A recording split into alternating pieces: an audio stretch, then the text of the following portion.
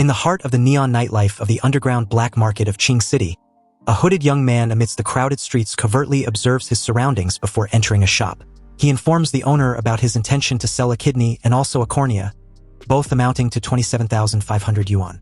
As the shop owner marks the items being purchased, he questioned the young man if he was serious.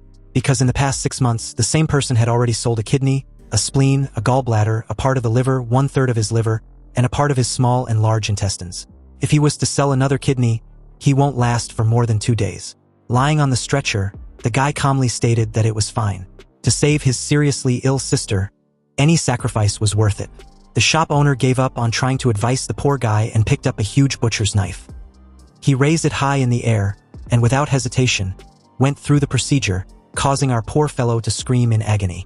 After that, the supposed deadman walking headed back home with a stick to guide his way. His eyes were covered with bandages. He removed the bandage and checked the people around. He smiled when he found out no one was paying enough attention to him to follow him. He then used a regeneration effect to heal his wounds.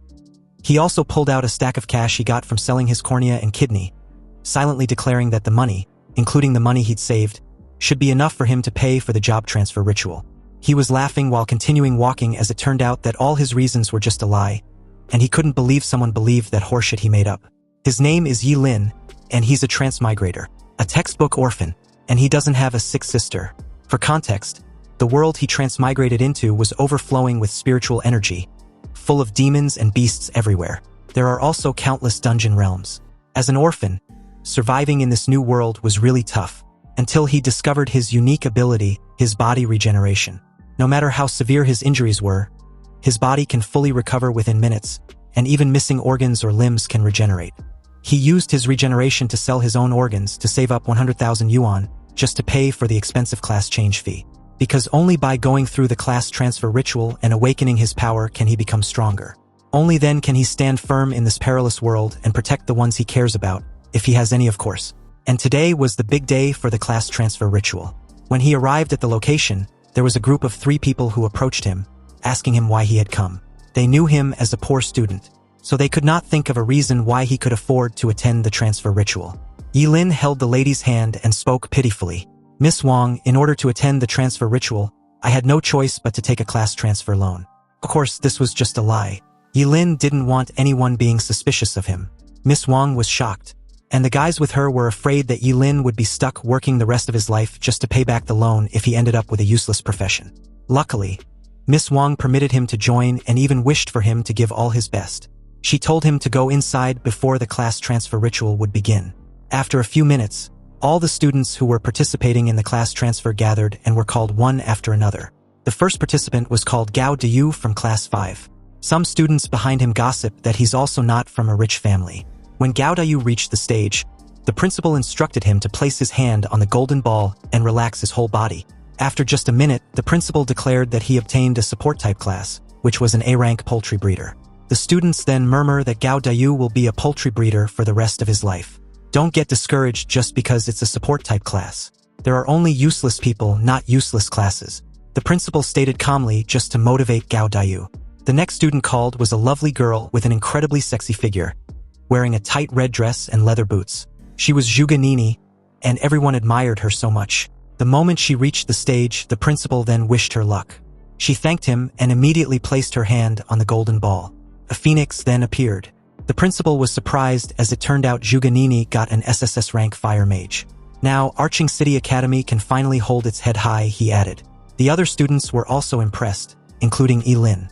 He knew that an SSS level fire mage could rival an entire army. After Zhuge Nini's class transfer, the principal then informed her he would discuss her training plan later with her since her SSS class was a big deal for their school. Zhuge Nini then went downstairs, and Ye Lin's name was called. While walking, Ye Lin heard everyone talking about him for getting a class change loan just for this ritual. Ye Lin slightly looked at Zhuge Nini and assured himself he was not going to be her or anyone's side character. Ye Lin positioned himself and put his hands on the golden ball. He has waited for this moment, wondering if he would still live a miserable life or defy fate. He was excited, waiting for his new class. Shockingly, a powerful azure dragon appeared. Ye Lin was shocked while staring at it, and a blue light wrapped his body, encasing him in a powerful glow. The students cannot believe that a student who got a class loan was lucky enough to get a powerful class. Zhuge Nini was also amazed, thinking that Ye Lin's class was another SSS rank. The principal was also glad, thinking that this was another anomaly. Ye Lin asked the principal about his class, and the principal then declared Ye Lin to be a combat class SSS level Forbidden Curse Master. Today, Ye Lin had also honored Qingqing Academy, and the academy was proud of him, the principal announced. However, before he could complete his words, he finally realized that Ye Lin had a Forbidden Curse Master profession. He was shocked as he really couldn't believe the poor student's rotten luck. The other students laughed at Ye Lin when they heard this news. You see, no Forbidden Curse Master, if any, had ever lived past the age of 25. Because the Forbidden Curse Master was the kind of profession that consumes one's own life to use a skill. Due to this, someone who has this profession always die young. Ye Lin's class was considered a trash class, and the mere thought of using a loan to acquire such a useless skill was truly tragic. Zhuge Nini decided to walk away. She sighed as she was disappointed with the class Ye Lin got.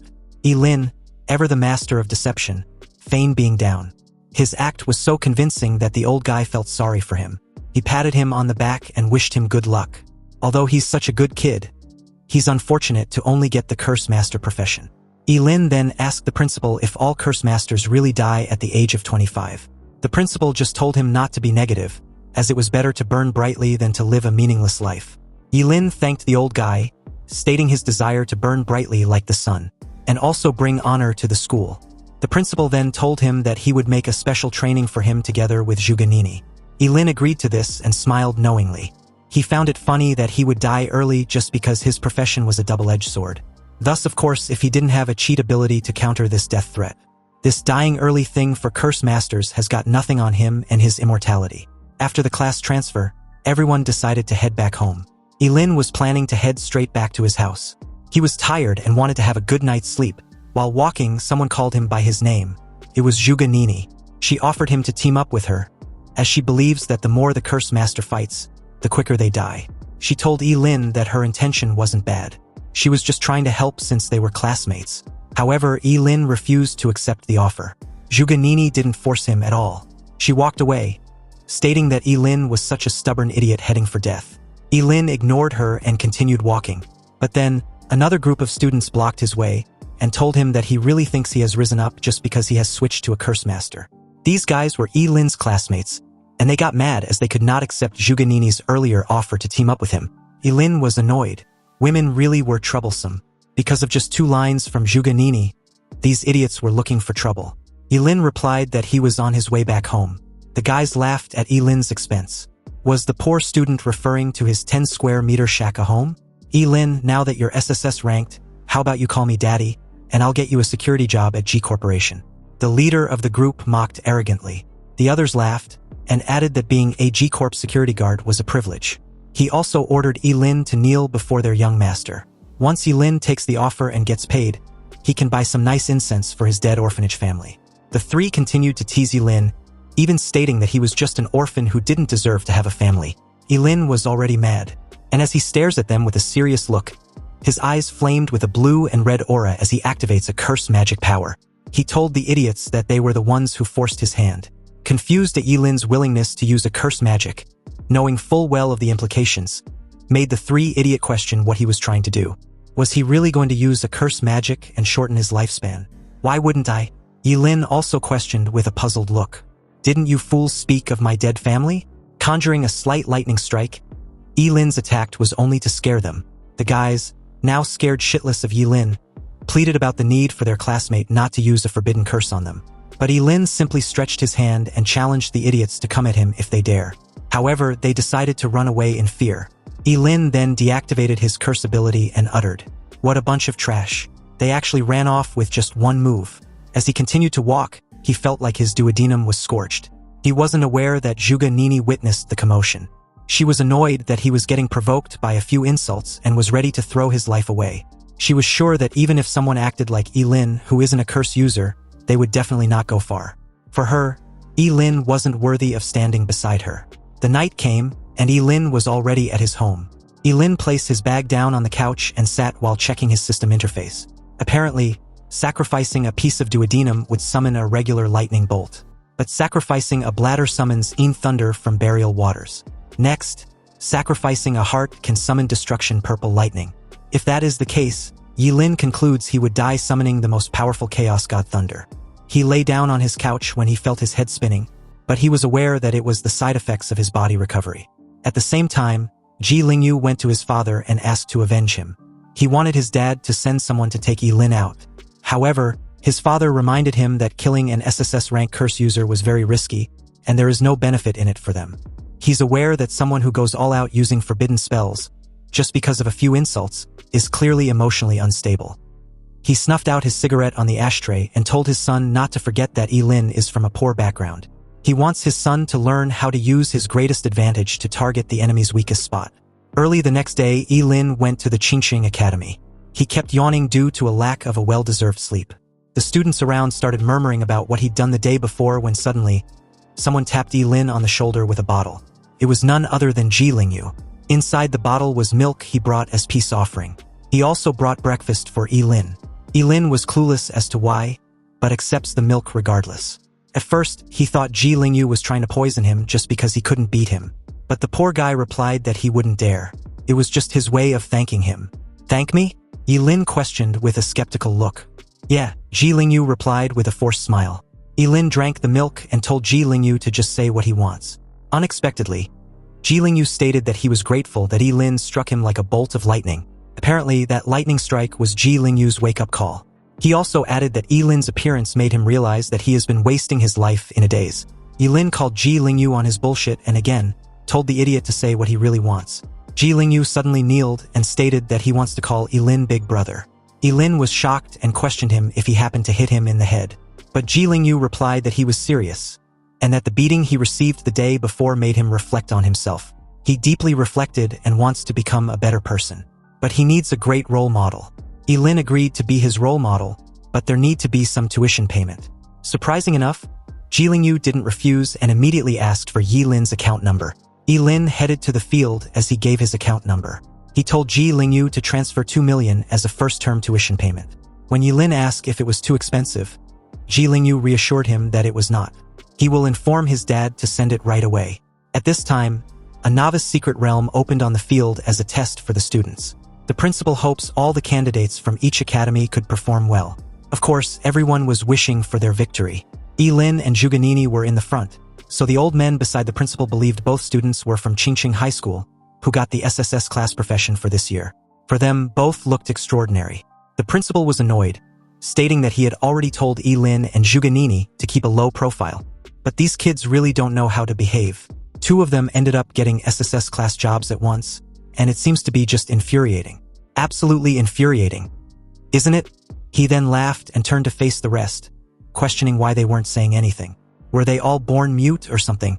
The 3 old guys walked away, saying they still had some things to do. As you might have guessed, it turns out they were annoyed by the principal for being full of himself and rubbing their faces in. Anyway, the moment entering the novice secret realm was issued, the examinees began to swamp the entrance like a tidal wave. Before Ye Lin could enter, Zhuganini asked him once again to team up with her. Still, Ye Lin refused, which made her think he was very arrogant. Since he was so eager to die, she won't stop him. Ye Lin ignored her and immediately entered the secret realm. As he landed, he noticed he was alone. No one was around, so he thought it was a random teleportation. A level 1 leopard cat then appeared. It roared, but Ye Lin wasn't scared at all, but rather excited. He believed it was a perfect enemy to test his forbidden spell. He then attacked it and instantly killed it without any struggle. Ye Lin was awarded 10 experience points, but he was disappointed, deeming it too little for him. He walked away while stating that it doesn't even justify the damage to his kidneys, and that he has to kill 100 of these leopard cat just to reach level 2, which is why he decided to figure something out. A while later, Ye Lin let 100 kinds of monsters chase him. As he ran, he couldn't stop smiling, believing this wave of monsters should be enough to give him a good amount of experience points. Some of these monsters have a human half-body. He stops running and turned to look at them, stating his desire to test his newly learned forbidden curse. He then casts his destructive surge. The curse was so terrifying that it increased Ye Lin's strength, agility, and spirit twofold. With burning reincarnation activated, he believes that even a level 10 monster probably couldn't withstand his full-powered world-ending thunderstrike. He then attacked some of the monsters, slashing them without any hesitation. He noticed he aged in just 5 minutes of using the skill, so he decided to stop using the Burning Reincarnation Forbidden Curse after about 1 minute at most, if he didn't want to reveal his undying body. He continued by using his Vitality Preservation. He sacrificed his left arm and tapped the ground as he activated his world-ending Fury Forbidden Curse. He killed a level 3 Grey Wolf and was rewarded with 30 experience points. Then a level 5 Two-Headed Snake and received 50 experience points. A level 6 Armored Scorpion and gained 60 experience points each for the 6 Centaur. And finally, a level 2 Killed Bee and gained 20 experience points. With that, he leveled up to level 3. He was satisfied and amazed with this development. He also learned a new forbidden curse, which was a Hellfire Scorches the Sky. An hour later, Zhuge Nini encountered the area where Ye Lin had killed all those monsters. She was shocked when she saw so many monsters incinerated to ash. She was in disbelief, wondering what had just happened. Then she noticed a hellfire. Confused, she checked it out regardless since she didn't know anyone who had the fire element in Qingqing besides her. But now there was such an intense fire element fluctuation. Also, the fire element wave might be even stronger than hers. She then saw something that gave her a hint that this commotion was surely caused by a human. Looks like Qingqing is full of hidden dragons. Zhuge Nini will definitely find out who you are. She vowed with determination. But at this moment nearby, Ye Lin was spending some time roasting some meat to eat. He was enjoying a three-eyed demon pig meat. He realized he was eating more than his usual since his body used up too much energy earlier. After eating, he then decided to head to a farther area and grind some more. When he was about to leave, Zhuge Nini suddenly appeared and called him. Ye Lin, what are you doing here? She asked. Ye Lin was annoyed that he'd ran into her. It was a hassle for him as he didn't want anyone to find out his secret. He smiled at her and replied that he was just casually roasting something to eat. Zhuge Nini then told him once more that a Forbidden Curse Masterclass was totally not suited for solo grinding. Ye Lin was annoyed when Zhuge Nini walked away, telling him it is too late for regrets now, and following her won't help him anymore. She really assumed Ye Lin was tagging along with her, so she told him she didn't have time to team up with him anymore. Ye Lin was thinking Zhuge Nini might be missing a few brain cells. Zhuge Nini, on the other hand, looked back at him and asked him if he had seen anyone else pass the area, and she stated that that person is extremely powerful, very skilled with fire element manipulation, and likely mastered Hellfire. Hellfire? Yeah, I saw him. He was a very handsome guy. He went that way, Ye Lin replied calmly. He knew he could not let Zhuge Nini cling to him, so he decided not to use the Hellfire spell anymore going forward. As Zhuge Nini continued walking, she blamed Ye Lin for wasting her time. Otherwise, she would have found the Hellfire user by now. She noticed a shadow looming above her, but when she raised her head, she was shocked to see a level 8 Dragonblood behemoth. She dodged when it tried to attack her.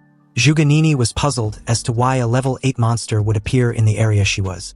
She looked behind her, deducing that Ye Lin might have run away far by now. She then attacked the monster with her Fireball Storm. However, it didn't deal much damage, not enough to kill the monster. The monster looked at her with anger. It charged toward her at a fast speed and bumped her, trashing her away. She fights back with her flame, but the monster roared, blowing the flame back at her. Zhuge Nini was dumbfounded as all the flames hit her. The monster stood there as the smoke settles.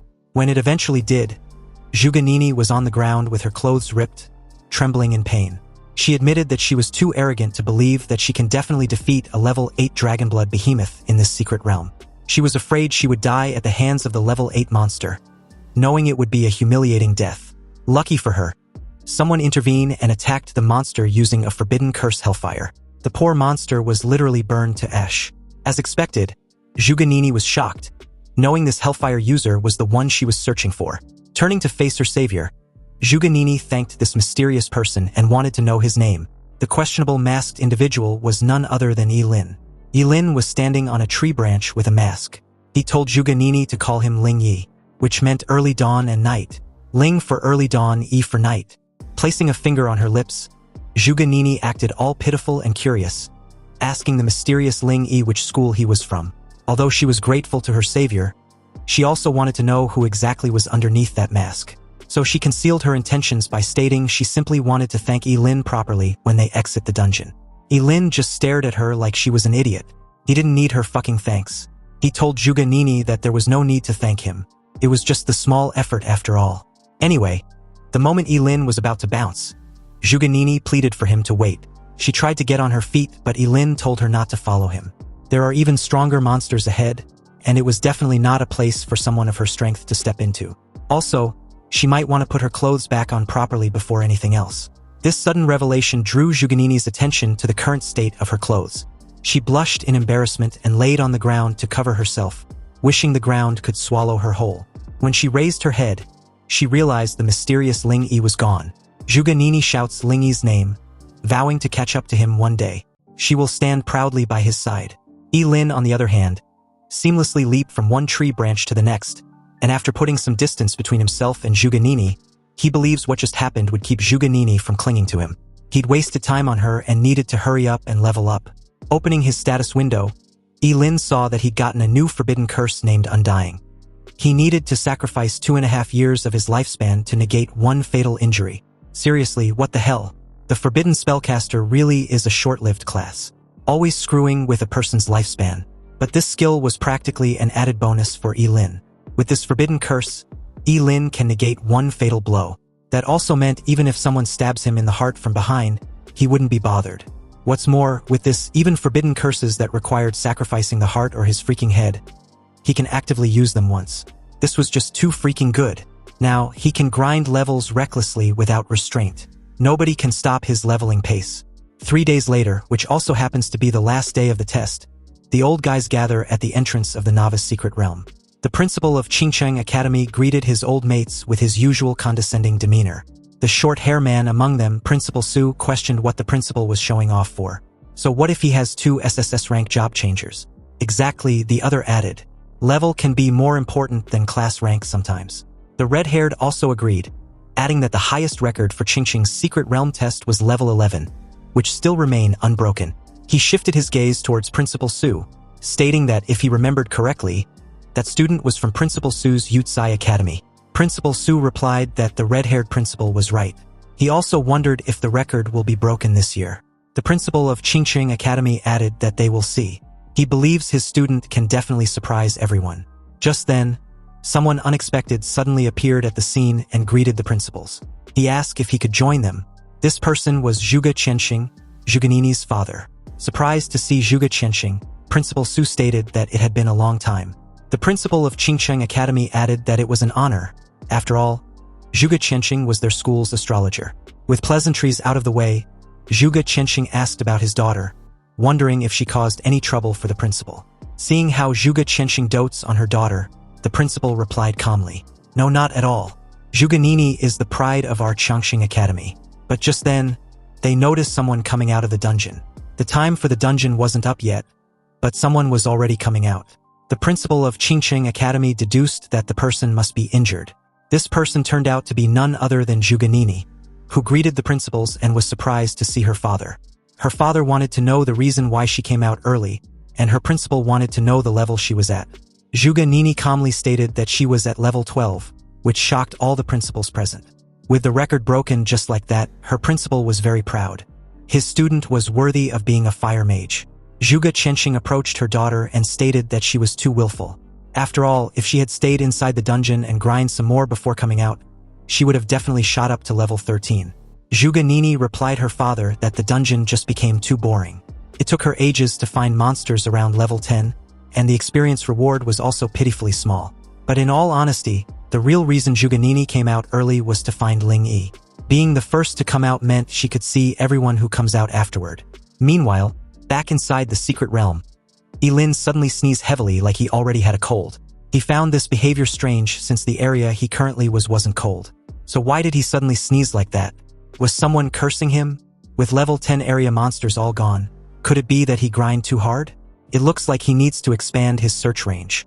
Ye Lin raised his hand and decided to try out another new forbidden curse he'd learned, instantaneous range. This forbidden curse casting sacrifices an organ based on the organ's importance.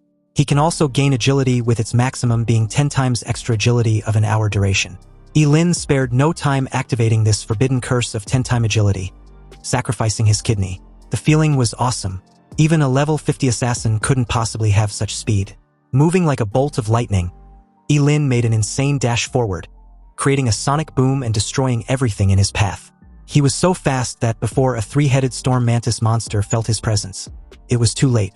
Ye Lin sacrificed his bladder, summoning a bolt of lightning which incinerated the monster into ash. This forbidden spell was the Ashen Fierce Thunder. Back at the entrance of the Novice Secret Realm, many students exit the dungeon in droves, some in excitement, and others in fear to finally escape with their lives. However, all this while, Zhuge had been patiently waiting at the entrance, hoping to see Ling Yi. But after a long while, she found it strange that he hadn't appeared yet. There was only 5 minutes left, and all the candidates who had completed the test were asked to return to their designated school area. With the test ending soon, it looks like the highest record this year would belong to Zhuge. This meant that Qingcheng Academy got really lucky this year besides the acquisition of 2 SSS rank students at a go. But speaking of Qingcheng Academy's SSS rank students, the other had yet to exit the secret realm, right? The countdown time had 3 minutes left, and the moment Zhuge heard this, she wondered if she had perhaps missed her target exiting the dungeon. But after briefly thinking it over, she found it to be impossible. She had been staring at the dungeon's entrance the moment she got out.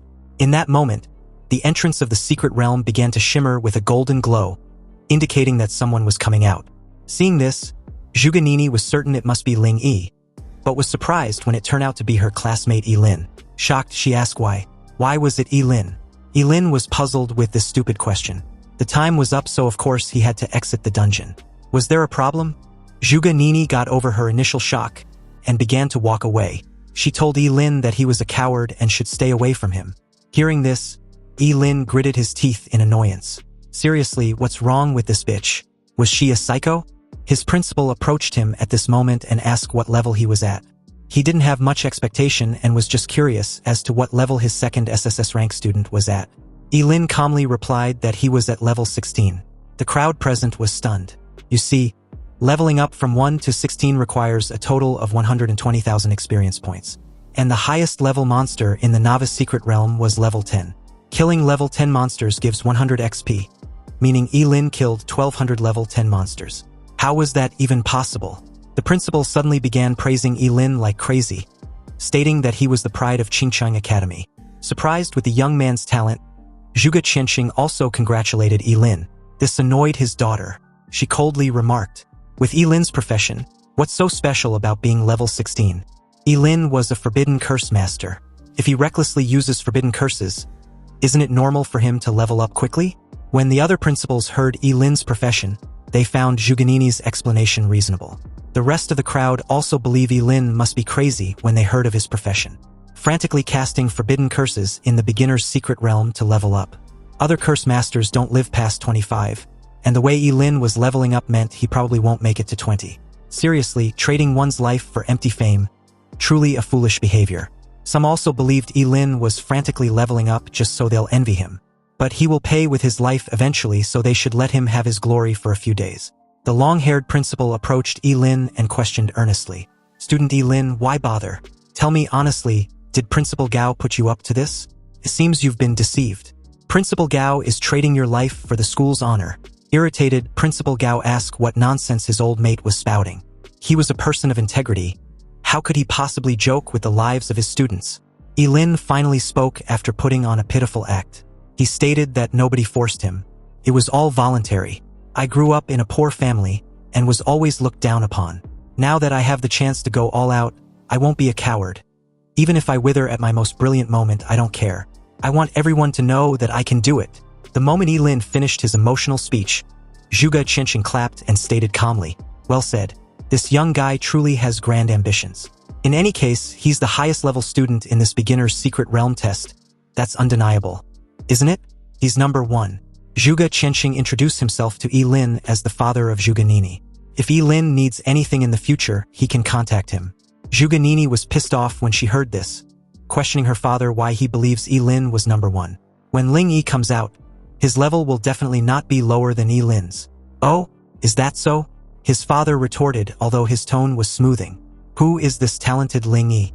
Hearing this question, the principals began asking themselves if any of them had a student by that name. However, none of them seemed to have heard of this student. But Zhuge still spoke confidently that Ling Yi was a true heaven's pride, and when he comes out of the dungeon, everything will be proven. Meanwhile, inwardly, Ye Lin was again insulting Zhuge as a stupid bitch. She just couldn't keep her freaking mouth shut. Having enough of this farce, Ye Lin said his goodbye to Principal Gao and Zhuge Qianqing before taking his leave. He wanted to go home and rest well. Shortly after that, the time was up and the novice secret realm test was over. But Zhuganini was puzzled with this outcome. Where was Ling Yi? Could it be that while I was talking to Ye Lin, Ling Yi quietly slipped away? Cursing, Zhuganini started blaming Ye Lin.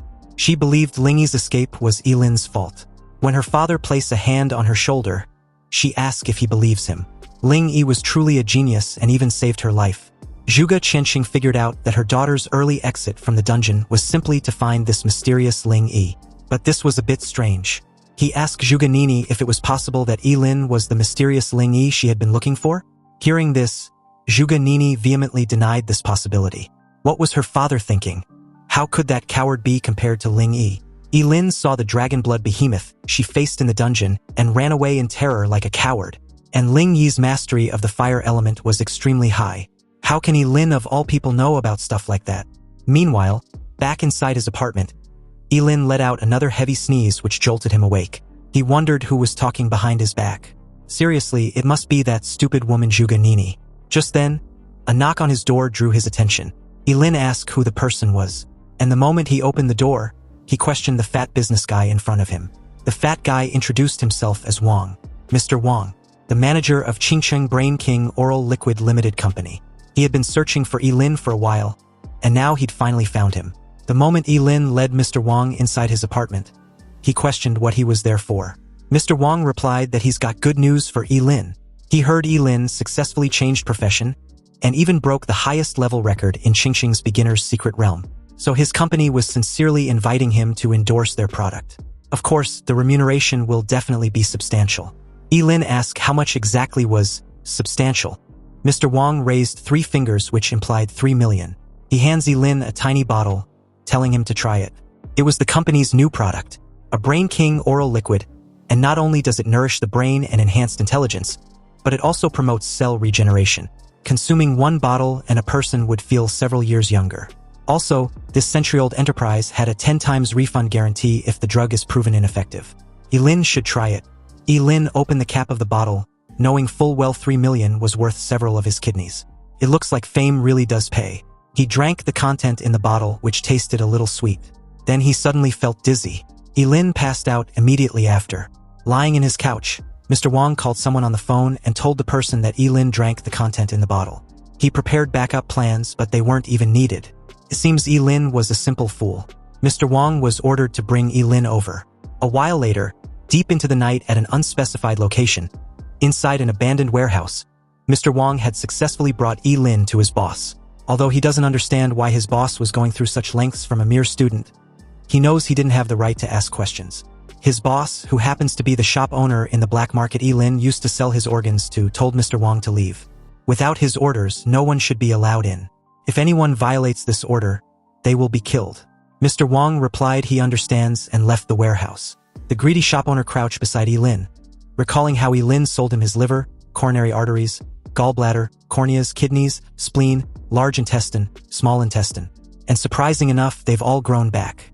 The organs Ye Lin previously sold to him have all regenerated. Incredible. This is simply incredible. With Ye Lin, he can master the secret of organ regeneration. As he got drunk on his delusional fantasies, someone added that the old bastard will have supreme power and wealth. Even the most powerful people will kneel before him. Hearing this, the old bastard Ji Yuzhen agreed. Exactly. But the moment he said this, he realized what just happened. Turning around, he was stunned to find Ye Lin casually sitting on a chair with his arms and leg crossed. Ji Yuzhen wondered how it was possible. How was Ye Lin awake this early? His sleeping drug could keep even an elephant unconscious for 6 hours. But Ye Lin was not concerned about the stupid sleeping potion. He was more curious about how Ji Yuzhen managed to track him down. Ji Yuzhen got over his initial shock, pointed his blade at Ye Lin, and stated that since his cash cow was awake, he won't be polite anymore. He should surrender obediently, and he will guarantee Ye Lin won't lose any limb. Ji Yuzhen's profession was currently a level 20 phantom blade. Ye Lin realized Geogans also had a job change with a higher level than his own. Left with no choice, he decided to get serious. He knew using fire element would easily burn this entire place down, so it was better not to cause too much commotion. Ye Lin decided to use his eternal freezing gaze. It was a forbidden curse that sacrifices his eyeballs to freeze everything within sight before becoming blind. Petrified, Ji Yuzhen was shocked to find the entire lower half of his body frozen. Ye Lin kept the spell active as the ice around Ji Yugen started extending. Ji Yugen wondered what's going on. What kind of spell was it? He plunged his blade into the ice around him, but was unable to break it. His eyes widened when the ice finally encased his entire body, leaving only his head. Ji Yugen kept muttering that it was impossible. Ye Lin was only at level 16 while he was at level 20. Even if Ye Lin was a forbidden curse master, he couldn't possibly defeat him in one strike. What kind of monster was he? Now that Ji Yugen was trapped in place, Ye Lin can have a proper chat with him. He asked Ji Yugen who else knew about his organ regeneration ability.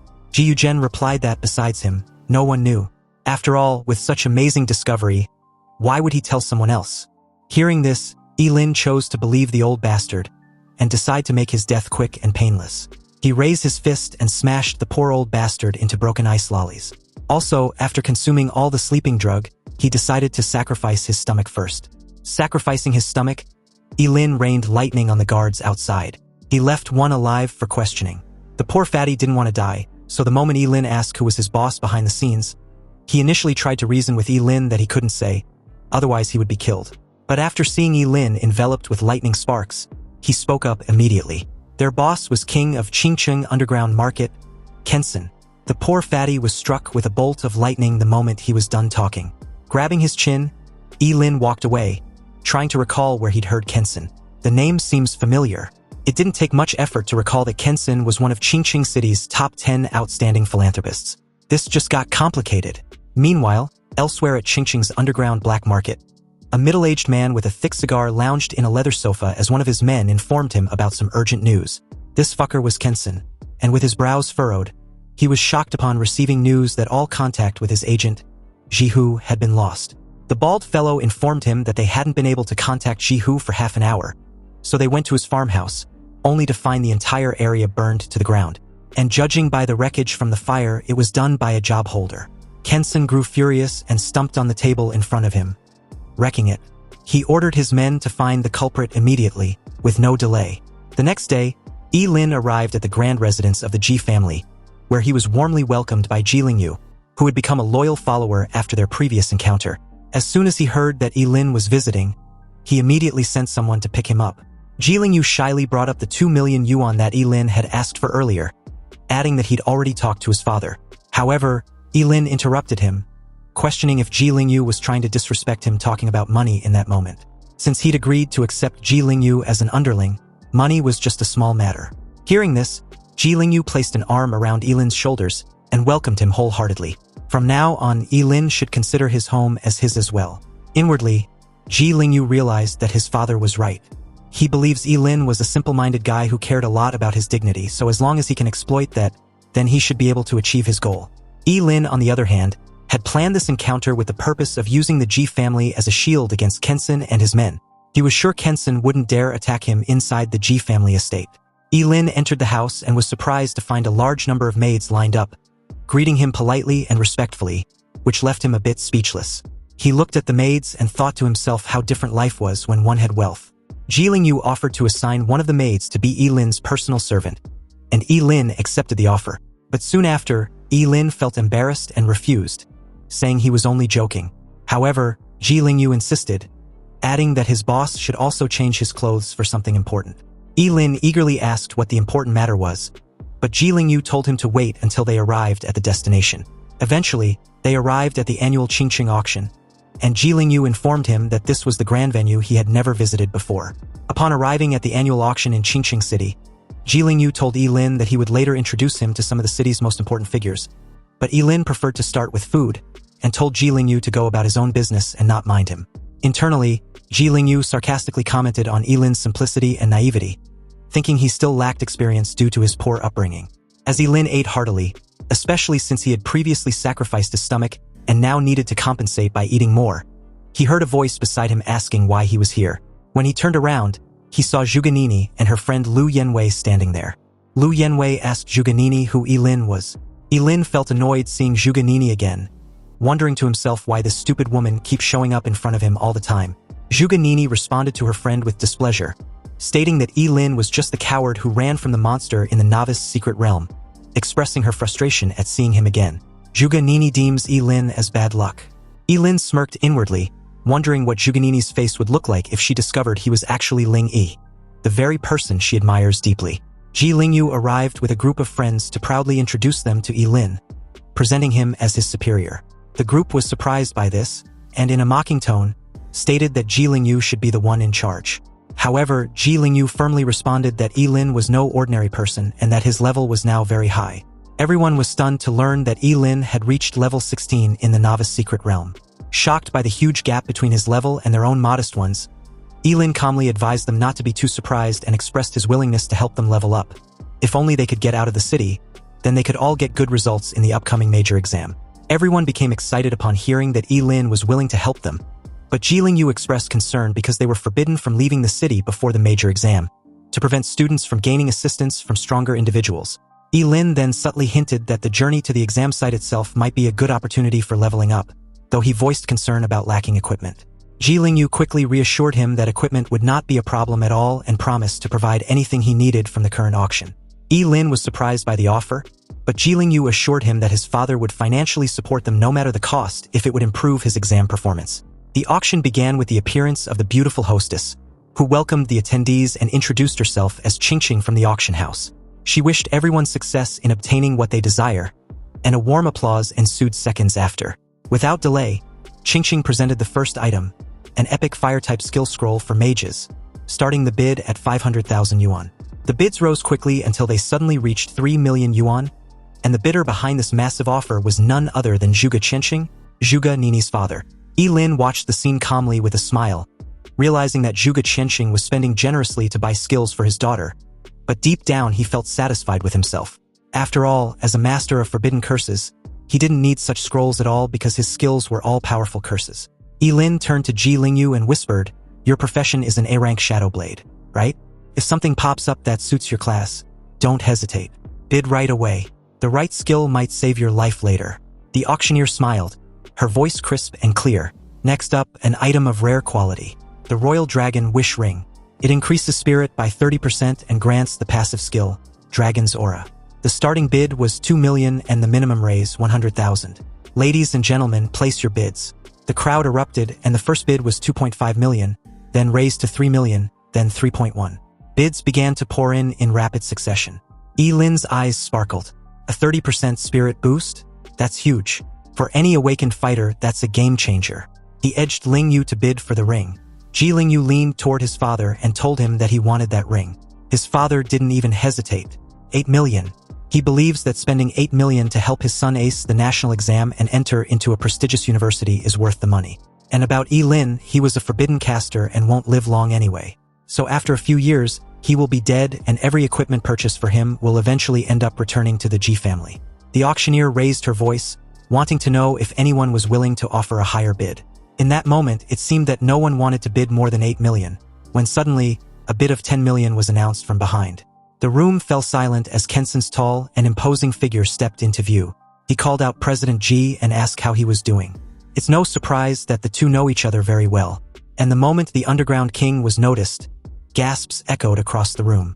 Everyone was curious as to why he was there since this wasn't his usual crowd.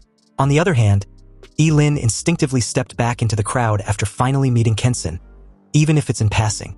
He can't be discovered. President Ji was curious to know what exactly his G group has done to offend Kenson. Kenson chuckled darkly and narrowed his eyes as he points a finger at President Ji. Kenson stated that President Ji had his men killed, and now he wants him to be polite about it. President Ji stayed calm and replied that he doesn't know what Kenson was talking about, but if he was looking for a fight, then his G group was not easy to bully. He then bids 12 million. Kenson's face twisted into a smile. He'd received the message loud and clear. They'll see who lasts until the very end. On his way out, he muttered to his assistant if he'd verified the car from the warehouse. The guy nodded and replied that there was no doubt that it was from G Group. They followed it straight back to G family's villa that evening.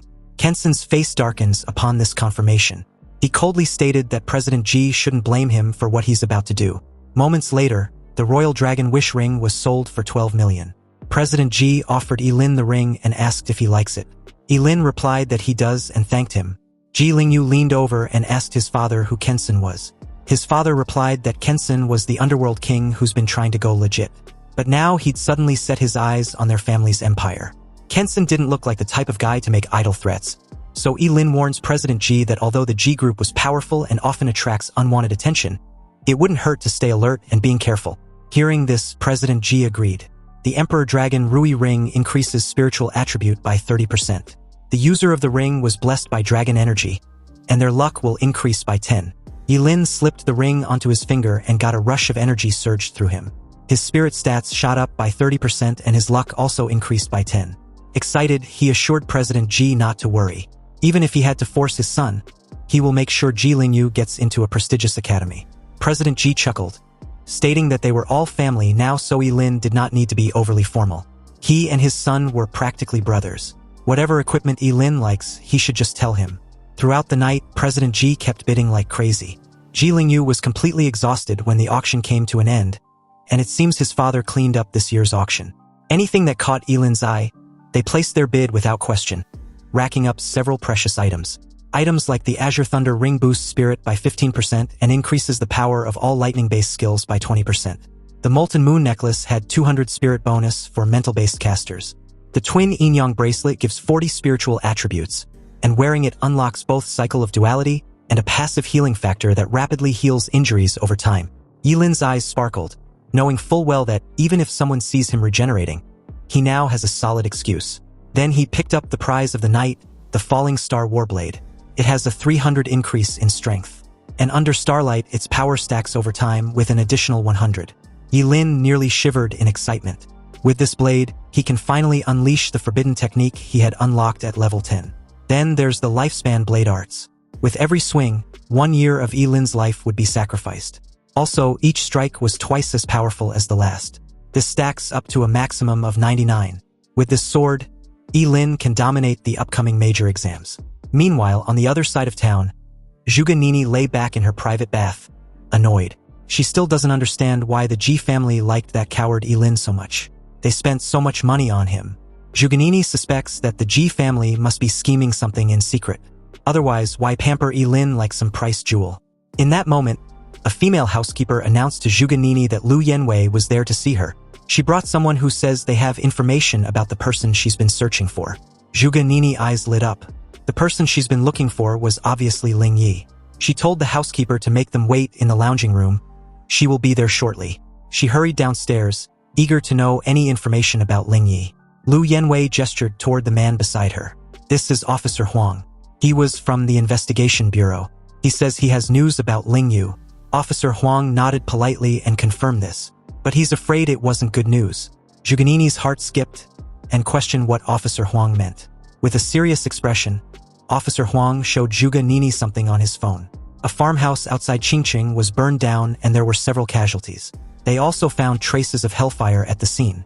And based on Zhuge Nini's previous description, they suspect the culprit might be the mysterious Ling Yi Zhuge Nini mentioned. The Bureau would like her to assist in the investigation. Hearing this, Zhuge Nini immediately jumped to Ling Yi's defense, shouting that he wasn't a killer. He saved her life. Zhuge Nini was not having it, and no one could make her believe that Ling Yi was a murderer without real evidence. Besides, why would a murderer risk his life to save her back then? Lu Yanwei quickly moved to calm her friend, and Officer Huang continued calmly. He understands her reaction, but the statement she gave was that Ling Yi used hellfire to obliterate an 8th-tier beast with a single attack. But during their investigation, there was no trace of anyone named Ling Yi. However, there's one individual who caught their attention. Officer Huang's tone dropped lower, and based on what they've gathered, this person may very well be her mysterious Ling Yi. Officer Huang added that their investigation also showed a high possibility that Ye Lin was Ling Yi. Zhuge Nini's eyes widened as the words sank in, but she immediately rejected this possibility. Ye Lin, that coward? No way.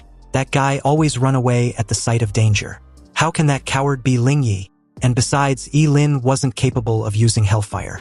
Activating his lie detection skill, Officer Huang's pupils shimmered with a faint blue light.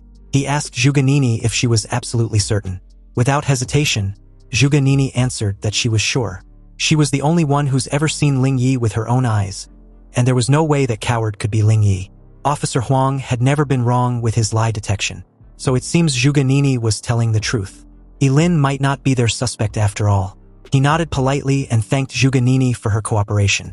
If anything else comes up, she should inform him immediately. Meanwhile, Ye Lin had other priorities. It was time to test his new gear. Ye Lin led him to the official Awakened Association Center, the central training facility in Qingcheng. A receptionist welcomed them and questioned if they would like to conduct a training for that evening. Ye Lin confirms this, adding that his boss wants to test his new equipment. Hearing this, she asked Ye Lin what his level was. Ye Lin replied confidently that he was level 16. The lady then explains that the facility has standard training room for under 20 awakeners, priced at 100,000 yuan per hour. It also includes basic force analysis and mana calibration. Ye Lin told her he wanted a training room for level 40 or below. The receptionist was stunned for a moment, then nodded in understanding. Ye Lin waited outside as the receptionist led Ye Lin into the training room. The training room was very spacious, as big as a basketball court, with a row of dummies in the middle. According to the lady, the training room was made of special materials and was built by an SS-level builder. It can withstand the full force attack of job changers below level 40. This also applies to the dummies. It's extremely difficult for job changers below level 40 to leave marks on the dummies. The moment the door was locked, Ye Lin walked around and carefully checked the training room, and after confirming that there were no surveillance cameras, he visibly relaxed, then drew out his falling star warblade. Ye Lin made a dash forward, deciding to try Yangshuo's sword technique, which consumes a year of his life with every strike. Ye Lin leaped high in the air, grasped the falling star warblade tightly, and instantly entered a mysterious state. The moment he swung the sword, his eyes became firm and deep. The first strike of the sword was followed by a deafening bang in the training room, as if something was completely torn apart. A bright light flashed on the blade of the falling star warblade, which was Ye Lin's burning life. After the first slash was made, the second slash that followed was even sharper and more powerful, and the air in the training room seemed like it's been slashed, forming an invisible sword energy. The third slash followed, then fourth and the fifth. Ye Lin's sword swinging speed was getting faster and faster, and each strike was more powerful than the last. When Ye Lin swung the sword for the 99th time, the entire training room seemed to be shaking, and strong energy fluctuations filled the air. At that moment, it was earth-shattering, and an unprecedented light burst out from the blade of the falling star warblade, illuminating the entire training room. An invisible blade energy gushed out from the blade and instantly slashed towards the dummies in front, tearing them apart. After stacking 99 layers of Yangshuo sword technique, each of his sword slash was extremely terrifying. At this moment, Ye Lin was like a god of war, after he'd slashed hundreds of times in succession. With a clang, the dummies that was said to be able to block the full force attack of job changers below level 40 laid broken on the floor. As Ye Lin carried on, testing the rest of the equipment together with his forbidden spells, a slight tremor could be felt outside. Ye Lin explained to the lady that there was a major exams approaching, so Ye Lin likes to get a little bit crazy when he starts training. The two were interrupted the moment Ye Lin walked out of the training room with satisfaction. With his two forbidden spells of Burning Reincarnation and Longevity Sword Technique, coupled with the sword and the rest of the equipment, he had a rough estimate of his current strength. Ye Lin was curious as to why Ye Lin came out so soon. Ye Lin replied that he was exhausted and needed to head back and rest. Also, he wanted to know if he doesn't need to pay for breaking things in the training room. The lady initially thought Ye Lin was joking. After all, the training room was suitable for job changers below level 40. And if Ye Lin, a level 16 job changer, can damage the things inside, then it means the quality is not up to standard. How can she ask him to pay for it? Relieved, Ye Lin quickly led Ye Lin out of there as the lady went into the training room to check. When she found out that almost everything in the training room was completely wrecked, she covered her mouth in shock. The dummies were slashed and charred, and not a single dummy was left standing. Meanwhile, back at the Ji family residence, the two guards stationed at the entrance were suddenly attacked by an unknown enemy. The neck of one of the guard was pierced with a thin needle coated in poison. As the guard clutched his neck in pain, the other, seeing this, was alarmed and asked what was wrong. Unbeknownst to him, a pair of hands suddenly emerged from the shadows behind him, and just like that, his neck was snapped horribly from behind. Screams and bloodshed followed shortly after as the scene pans to President Ji, who was currently at his study when he heard all the commotion outside. He wondered what was going on. But just then, the old housekeeper, a bit bloodied and bruised, opened the office door and told his master to run. He was about to explain when suddenly, a knife stabbed into his body along his lower back. He screamed in pain as his vitality quickly slipped away. The person responsible for this massacre finally came to view, and it was obviously none other than Kenson. "We meet again," he said, mocking President Ji. President Ji was furious as he took out his gun. But before he could even fire a shot, A long knife with a cold glow flashed by like lightning and under President Ji's incredulous gaze. His hands had already flown high into the air. Kensen smiled with disdain on his face. He called President Ji a fool for using a gun against a job changer. Seriously, was he having a brain glitch or something? You see, guns were okay in dealing with those who had just successfully changed jobs. But once their strength reached level 30 or above, guns were no different from toys in front of them. Kensen raised his sword and was ready to kill President Ji when suddenly, one of his men rushed over and informed him that the two boys were not at the villa. Although Kensen was annoyed upon hearing this, he decided to let President Ji live a little longer. After all, killing him would be equivalent to cutting off Ye Lin's weak spot. But if he doesn't annihilate everything about the Ji family, they will eventually come back and seek revenge in the future. Kensen plans to use President Ji to lure these two boys out and then eliminate them together. In less than half an hour, all the people in the Ji family villa, except Ye Lin's father, turned into cold corpses. When Ye Lin and Ye Lin returned to the residence of the Ji family, they instantly felt that something was off. The guards stationed outside were missing, the entire villa was eerie quiet, and even the lights were off like there was a power outage. Ye Lin suddenly smelled a strong stench of blood and immediately rushed inside with a sense of dread. He told Ye Lin to prepare himself mentally as he switched on the lights. Ye Lin was stunned, staring at the horrifying scene. The bodies of the job changers and servants hired by the Ji family were everywhere, with broken limbs and arms scattered all over the ground. Many people had fear written all over their faces, as if they had encountered the most terrifying evil spirit before they died. Ye Lin took a few steps back, his face ashen as he tried to deny the reality. They must have entered the wrong place. This wasn't his home. Ye Lin warned him to be careful as he screamed in fear, frantically rushing towards his father's study like a madman. There was a piece of paper on the table not far from Ye Lin. Picking it up, he called Ye Lin to come take a look. Ye Lin rushed over, seething with rage. The letter informs them that if Ye Lin wants to save his father, he should bring Ye Lin to the underground black market to find him. Also, with every 6 hours, he will cut a piece of flesh from his father.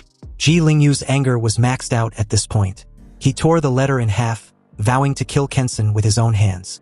Ye Lin was about to go find Kensen to fight him to the death when Ye Lin grabbed his shoulder. He stated that everything happened because of him, so he will go save President Ji while Ye Lin finds a place to hide. Ye Lin wasn't having it, so Ye Lin skillfully knocked him out. He apologized and promised to bring his father safely. Ye Lin laid the unconscious Ye Lin on the sofa and left the villa. Ye Lin promised to show Kensen how terrifying a cursed master who doesn't care about his freaking life is. Meanwhile, at the darkest heart of Qingcheng underground black market, Kensen's men were spread all over the place, alert and armed. A black shadow crossed the night sky like a ghost and landed silently without alerting any guard. Ye Lin was wearing black clothes and black shoes, and his face was wrapped in black cloth. Ye Lin completely blended into the night. Although the guards were many, if he could sneak in quietly and catch Kensen off guard, he might actually have a chance to kill him without any fuss. But just when Ye Lin was thinking about this, the next second, one of the guards suddenly turned in his direction, staring directly at him. Shocked, Ye Lin couldn't understand how. He had hidden perfectly, so why was he discovered so easily? The leader pointed his gun arrogantly at Ye Lin and informed him of the hidden camera above his head, also questioning which era Ye Lin was from to be hiding in the shadows like that. Apparently, the entire place had surveillance cameras with infrared night vision. Sure enough, Ye Lin was still a little careless. But it doesn't matter as long as he kills all these people. The guy told him that their boss had been waiting for him. As 3 of the guards approached him, Ye Lin, seeing no point in silently sneaking in, decided to just rush in directly. Since Ling Yi has already taken a lot of blame for his misdeeds, he was not afraid of him taking the blame for the assassination of Kensen as well. But this obviously needed to be under the premise that no one present could escape alive from the underground black market tonight. Otherwise, the secret of his immortality will be exposed. Also, since he's been discovered, he felt no need to disguise himself anymore. Ye Lin removed the mask covering his face and began to perform intricate signs with his left hand leisurely hidden from view. Then, very abruptly, he activated a forbidden spell, the Burning Reincarnation. With the support of 5 pieces of equipment with mental power boost, coupled with his own astonishing 1088 points, Ye Lin's mental power was currently at 2,176 points after activating the burning cycle.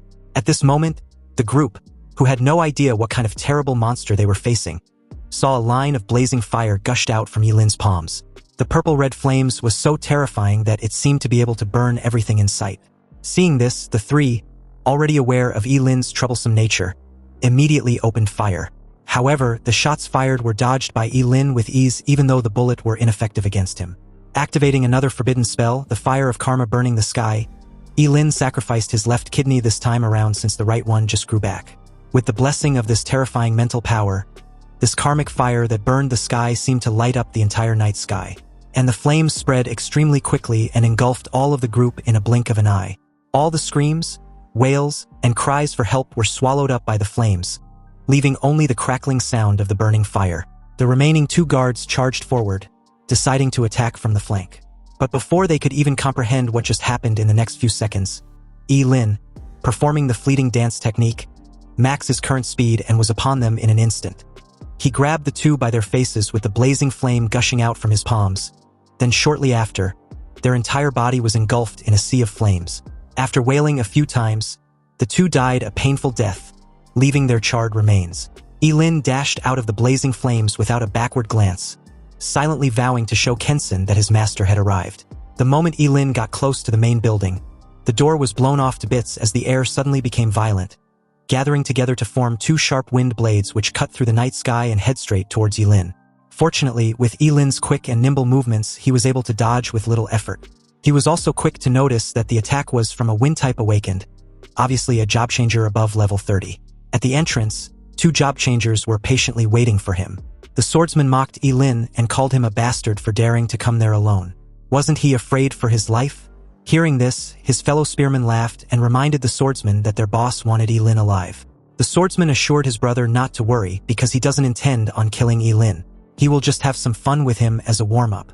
On the other hand, Ye Lin drew his falling star warblade, and in a cold tone, warned the 2 about their rotten luck. They were about to face him with his sword. The moment Ye Lin unsheathed his sword, the curse spell of the life sword was naturally activated. He told the 2 to come at him so he can see how many times he can slice them up. Activating his wind magic, the dragon pistol, the spearman launched toward Ye Lin, promising to wipe that arrogant expression off his face. Ye Lin blocked the attack and countered with his first sword. The moment he did, the swordsman suddenly appeared behind him with a powerful wind blade strike. Luckily, Ye Lin's fleeting dance was faster, so he was able to dodge and even counterattack with his second sword slash. Although Ye Lin was fast, his counterattacks were weak and could only manage to scrape their skin. The 2 mocked Ye Lin for his mediocre skills. However, Ye Lin, fully aware of the 99 stacking effect of the Yangshuo sword technique, told the 2 to be patient. They will soon learn of his sword skills. His third sword was blocked by the spearman, then the 4th sword slash was blocked by the 2 simultaneously. But at this point, they began to notice something strange. Ye Lin's attacks had become powerful and were difficult to block. On top of that, his swordsmanship was also becoming sharper and profound. The 5th sword soon followed with a deafening clunk, then the 6th sword and the 7th sword. On the 8th sword strike, the force was so powerful that it shattered the swordsman's weapon and trashed him a couple distance away.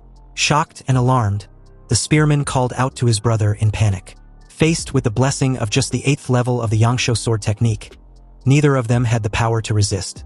Ye Lin, really feeling the intensity of the 8th strike, grabbed his chest in pain. But as he approached the spearman with an evident killing intent, the guy questioned him about what kind of sword technique he used, and how it was even possible that it became more and more powerful with each strike. Under the reflection of the wind blade, Ye Lin's expression looked extremely cold as he replied that the guy didn't need to know. The sound of a sharp blade cutting flesh was heard as blood spurted out like a fountain.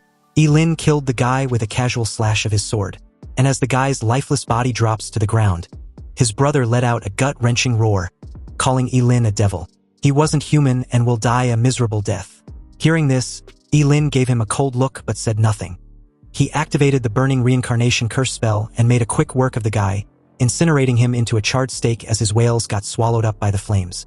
Ye Lin walked away with an aura of superiority, coldly reiterating his earlier statement that no one there could leave alive. He entered the huge building and wasted no time eliminating everyone on each floor. During this period, he encountered job changers above level 30, but facing a forbidden spellmaster who was impossible to kill, and whose curse spells flew all over the sky as soon as he attacked, even a job changer above level 30 was powerless. His life-for-life fighting style made it easier to eliminate job changers at level 30 or so. Of course, Ye Lin also paid a price. His body was covered with countless horrific wounds that were enough to kill him, and was pierced by countless weapons. He also had countless scars from ice and fire. But in those moments, Ye Lin was like a Shura who had crawled out of the underworld to claim their lives.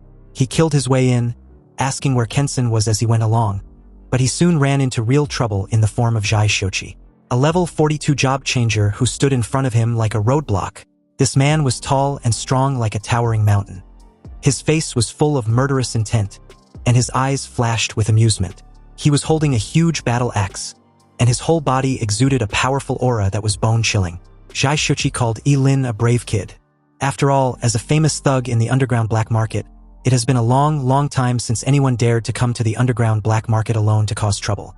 But looking at Ye Lin, whose body was covered with all kinds of knives, bullets, sticks, swords, and halberds, Zhai Shochi couldn't help but wonder why the kid wasn't dead yet.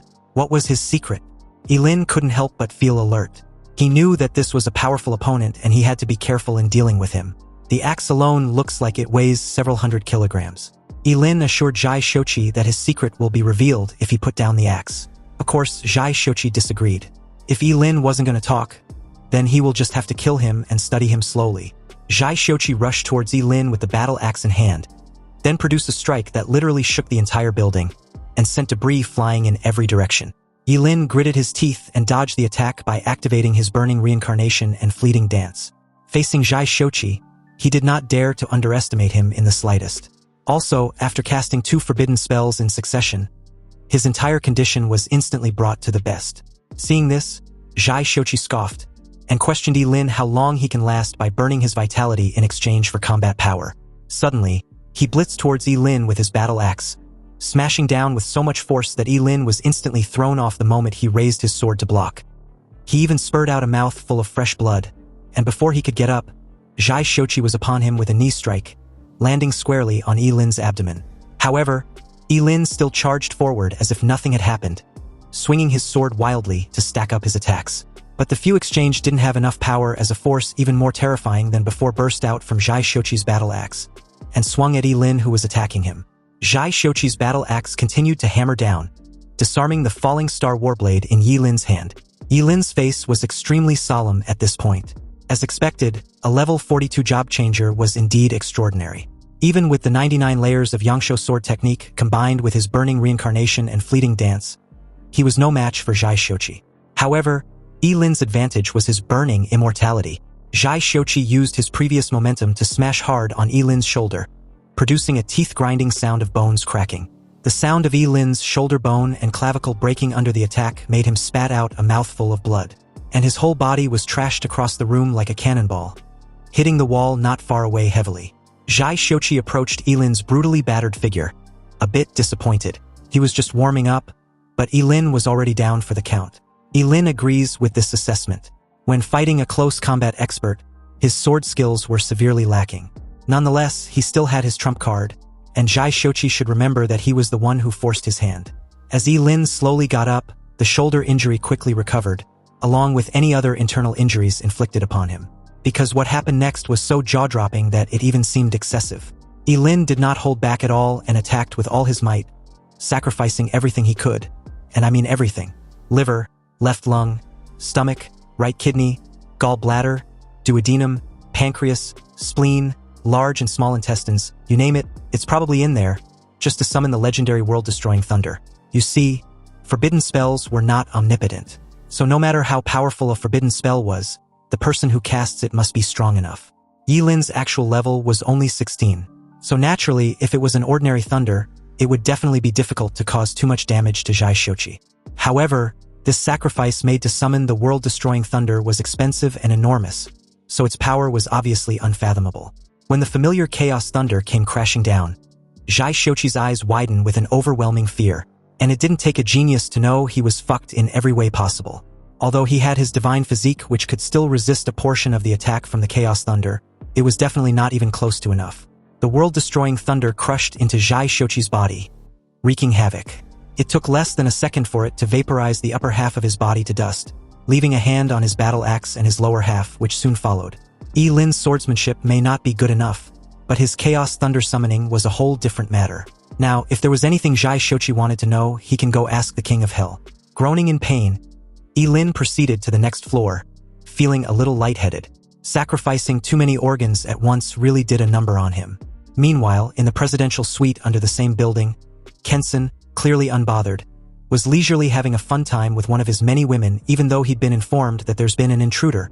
He believes Zhai Shochi, being a mini-boss, was more than enough to deal with whichever nutcase dares to come to his domain, after the intruder happens to defeat all the men in the building, of course. Anyway, the important matter at hand was whether his little plaything wants to have a taste of something delicious he's got for her. The woman, Miss Chen, caught on what Kensen was implying and was fully on board. But before the two could get all naughty, Ye Lin barged into the suite like an enraged bull, and like a Kensen's personal cockblocker, he spared no time demanding where President Ji was. Pissed off, Kensen got up and approached the little brat, a bit baffled that he was able to make his way to him. Kensen asked where Zhai Shochi was, but it was clear that Ye Lin was done with the idle talk. With his sword in hand, he leaped high in the air and swung it down, declaring that his precious little pet was dead and he was next. Kensen just laughed at the sheer audacity of this little brat, and casually grabbed the sword with his bare hands. After all, he wasn't the underground king of Qingcheng for show, and there was a long list of people wanting to kill him, but unfortunately, Ye Lin wasn't worthy. Kensen then grabbed Ye Lin by the neck and spared no time exerting his dominance. He told Ye Lin to learn an important lesson to never fuck with him in his next life. Kensen activated a heavy power skill named the Breaking Gasp and crushed Ye Lin's throat without breaking a sweat. He drops Ye Lin's lifeless body to the floor without a backward glance, annoyed for wasting his time dealing with such worthless inconvenience. However, to his shock, the little fucker wasn't dead, but even had the energy to get back up. And on top of that, all the injuries on his body seems to have been healed somehow. Kensen questioned how it was even possible.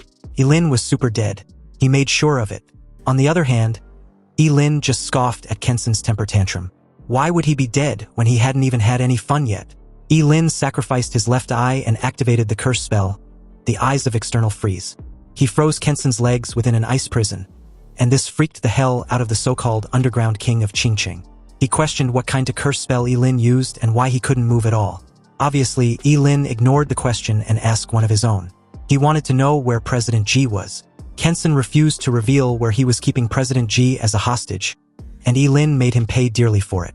Activating his burning reincarnation, Ye Lin set the poor bastard's arms on fire, and the flames burned them wildly as he wails like a woman in labor.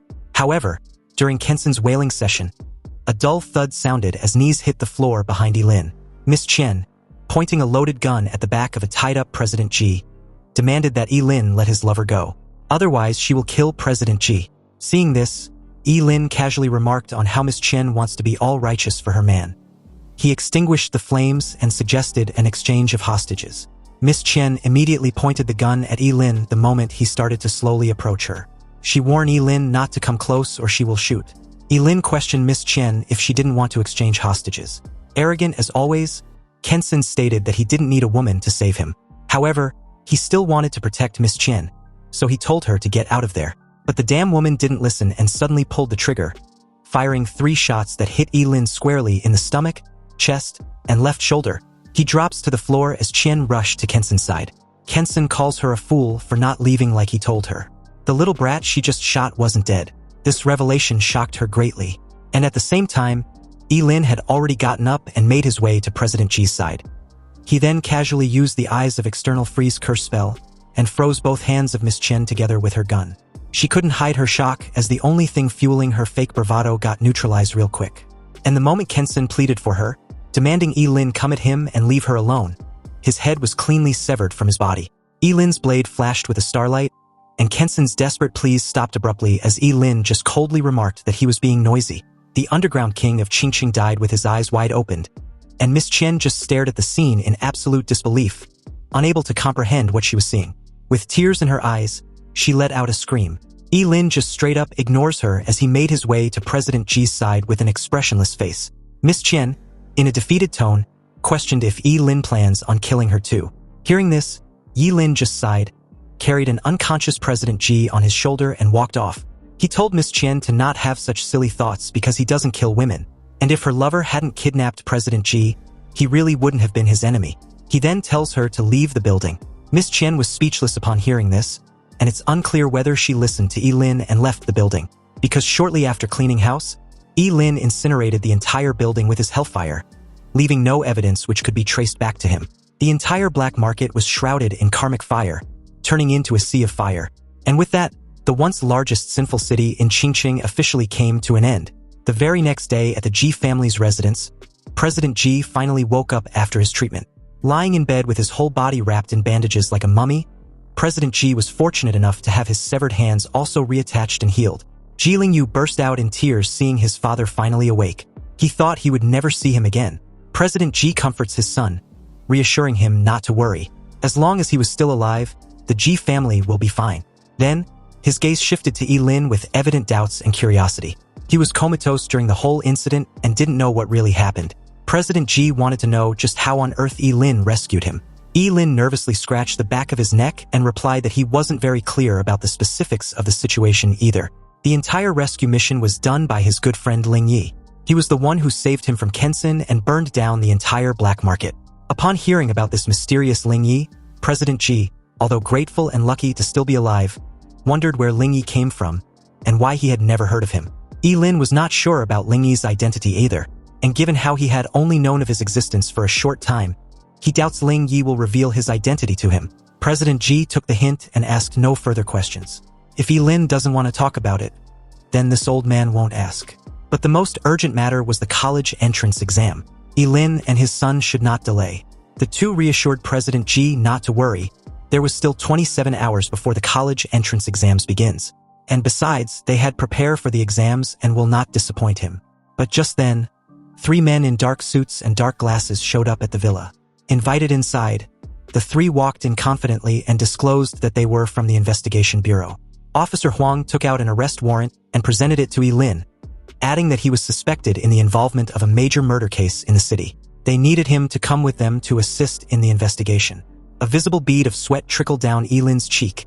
He didn't expect the investigation bureau to come so quickly. Nonetheless, it was too risky to openly resist arrest.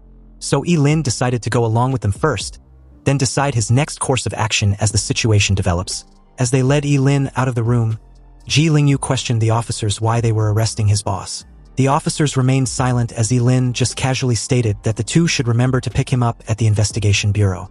President Ji reassured Ye Lin not to be afraid. He will find the best lawyer who can definitely get him out. Meanwhile, as the scene shifted the Zhuge family's villa, Zhuge Qianqing knocked and informed her daughter at the door that there has been another news about Ling Yi, the guy she has been damn near obsessing over. Hearing this, Zhuge Nini got all excited like she'd received the best news of her life. Her father had to even remind her to change clothes first before heading downstairs, where Officer Huang from the investigation bureau was waiting.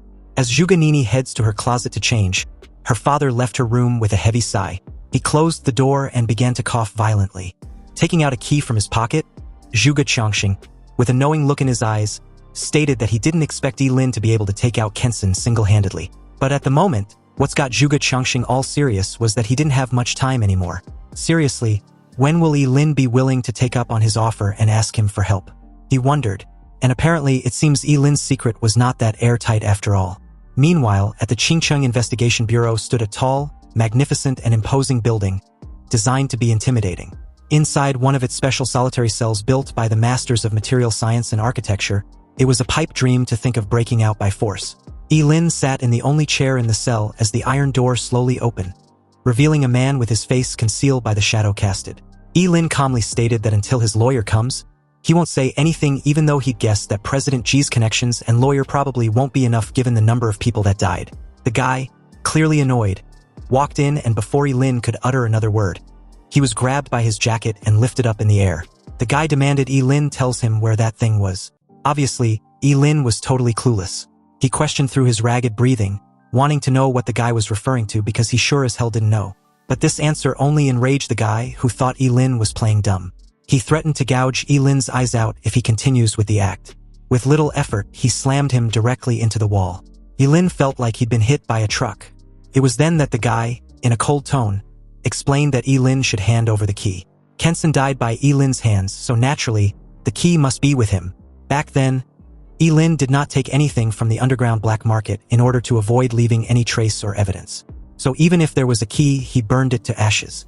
However, he couldn't show any abnormality, otherwise this guy would definitely take ruthless action against him, which would either expose the secret of his immortality or be blind for the rest of his life.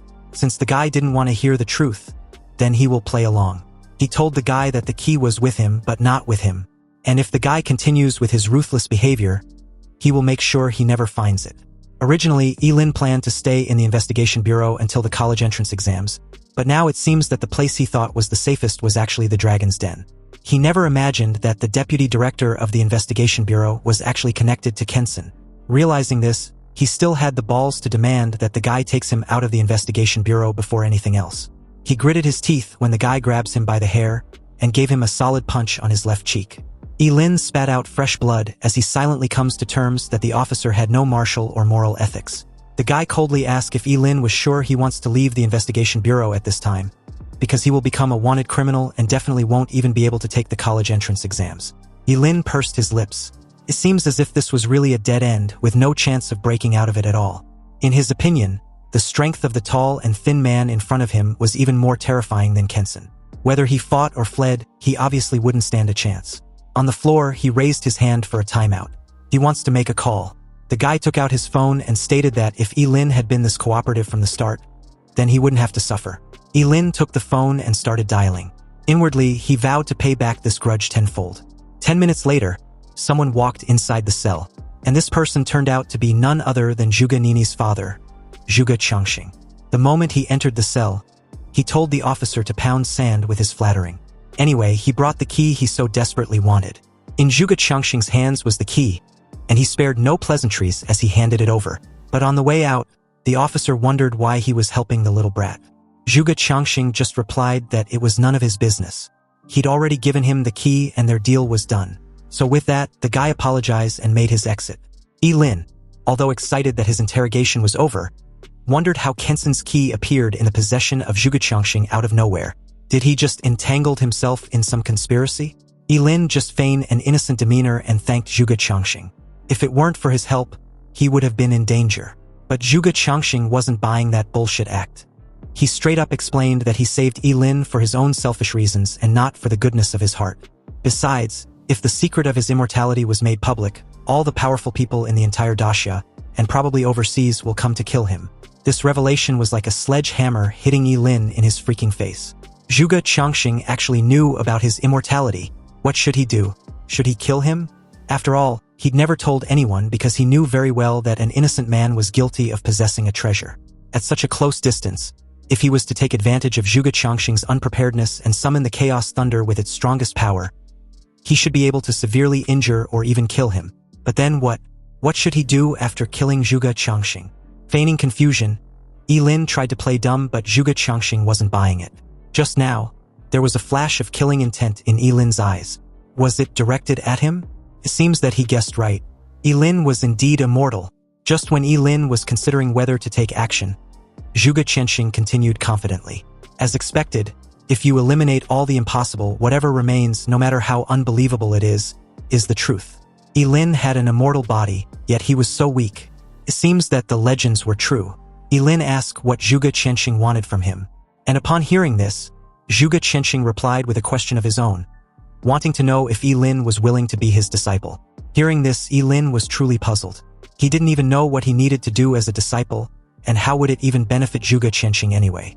Zhuge Changxing gave a slight cough and explained that he didn't have much time left, and wants to take in a disciple he can entrust some tasks before he takes a permanent nap. Curious, Ye Lin wanted to know what could be so important.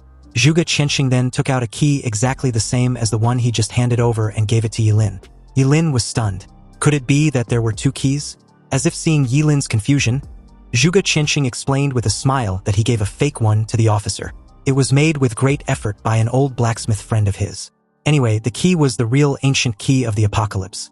Ye Lin couldn't help but look at the key in his hand.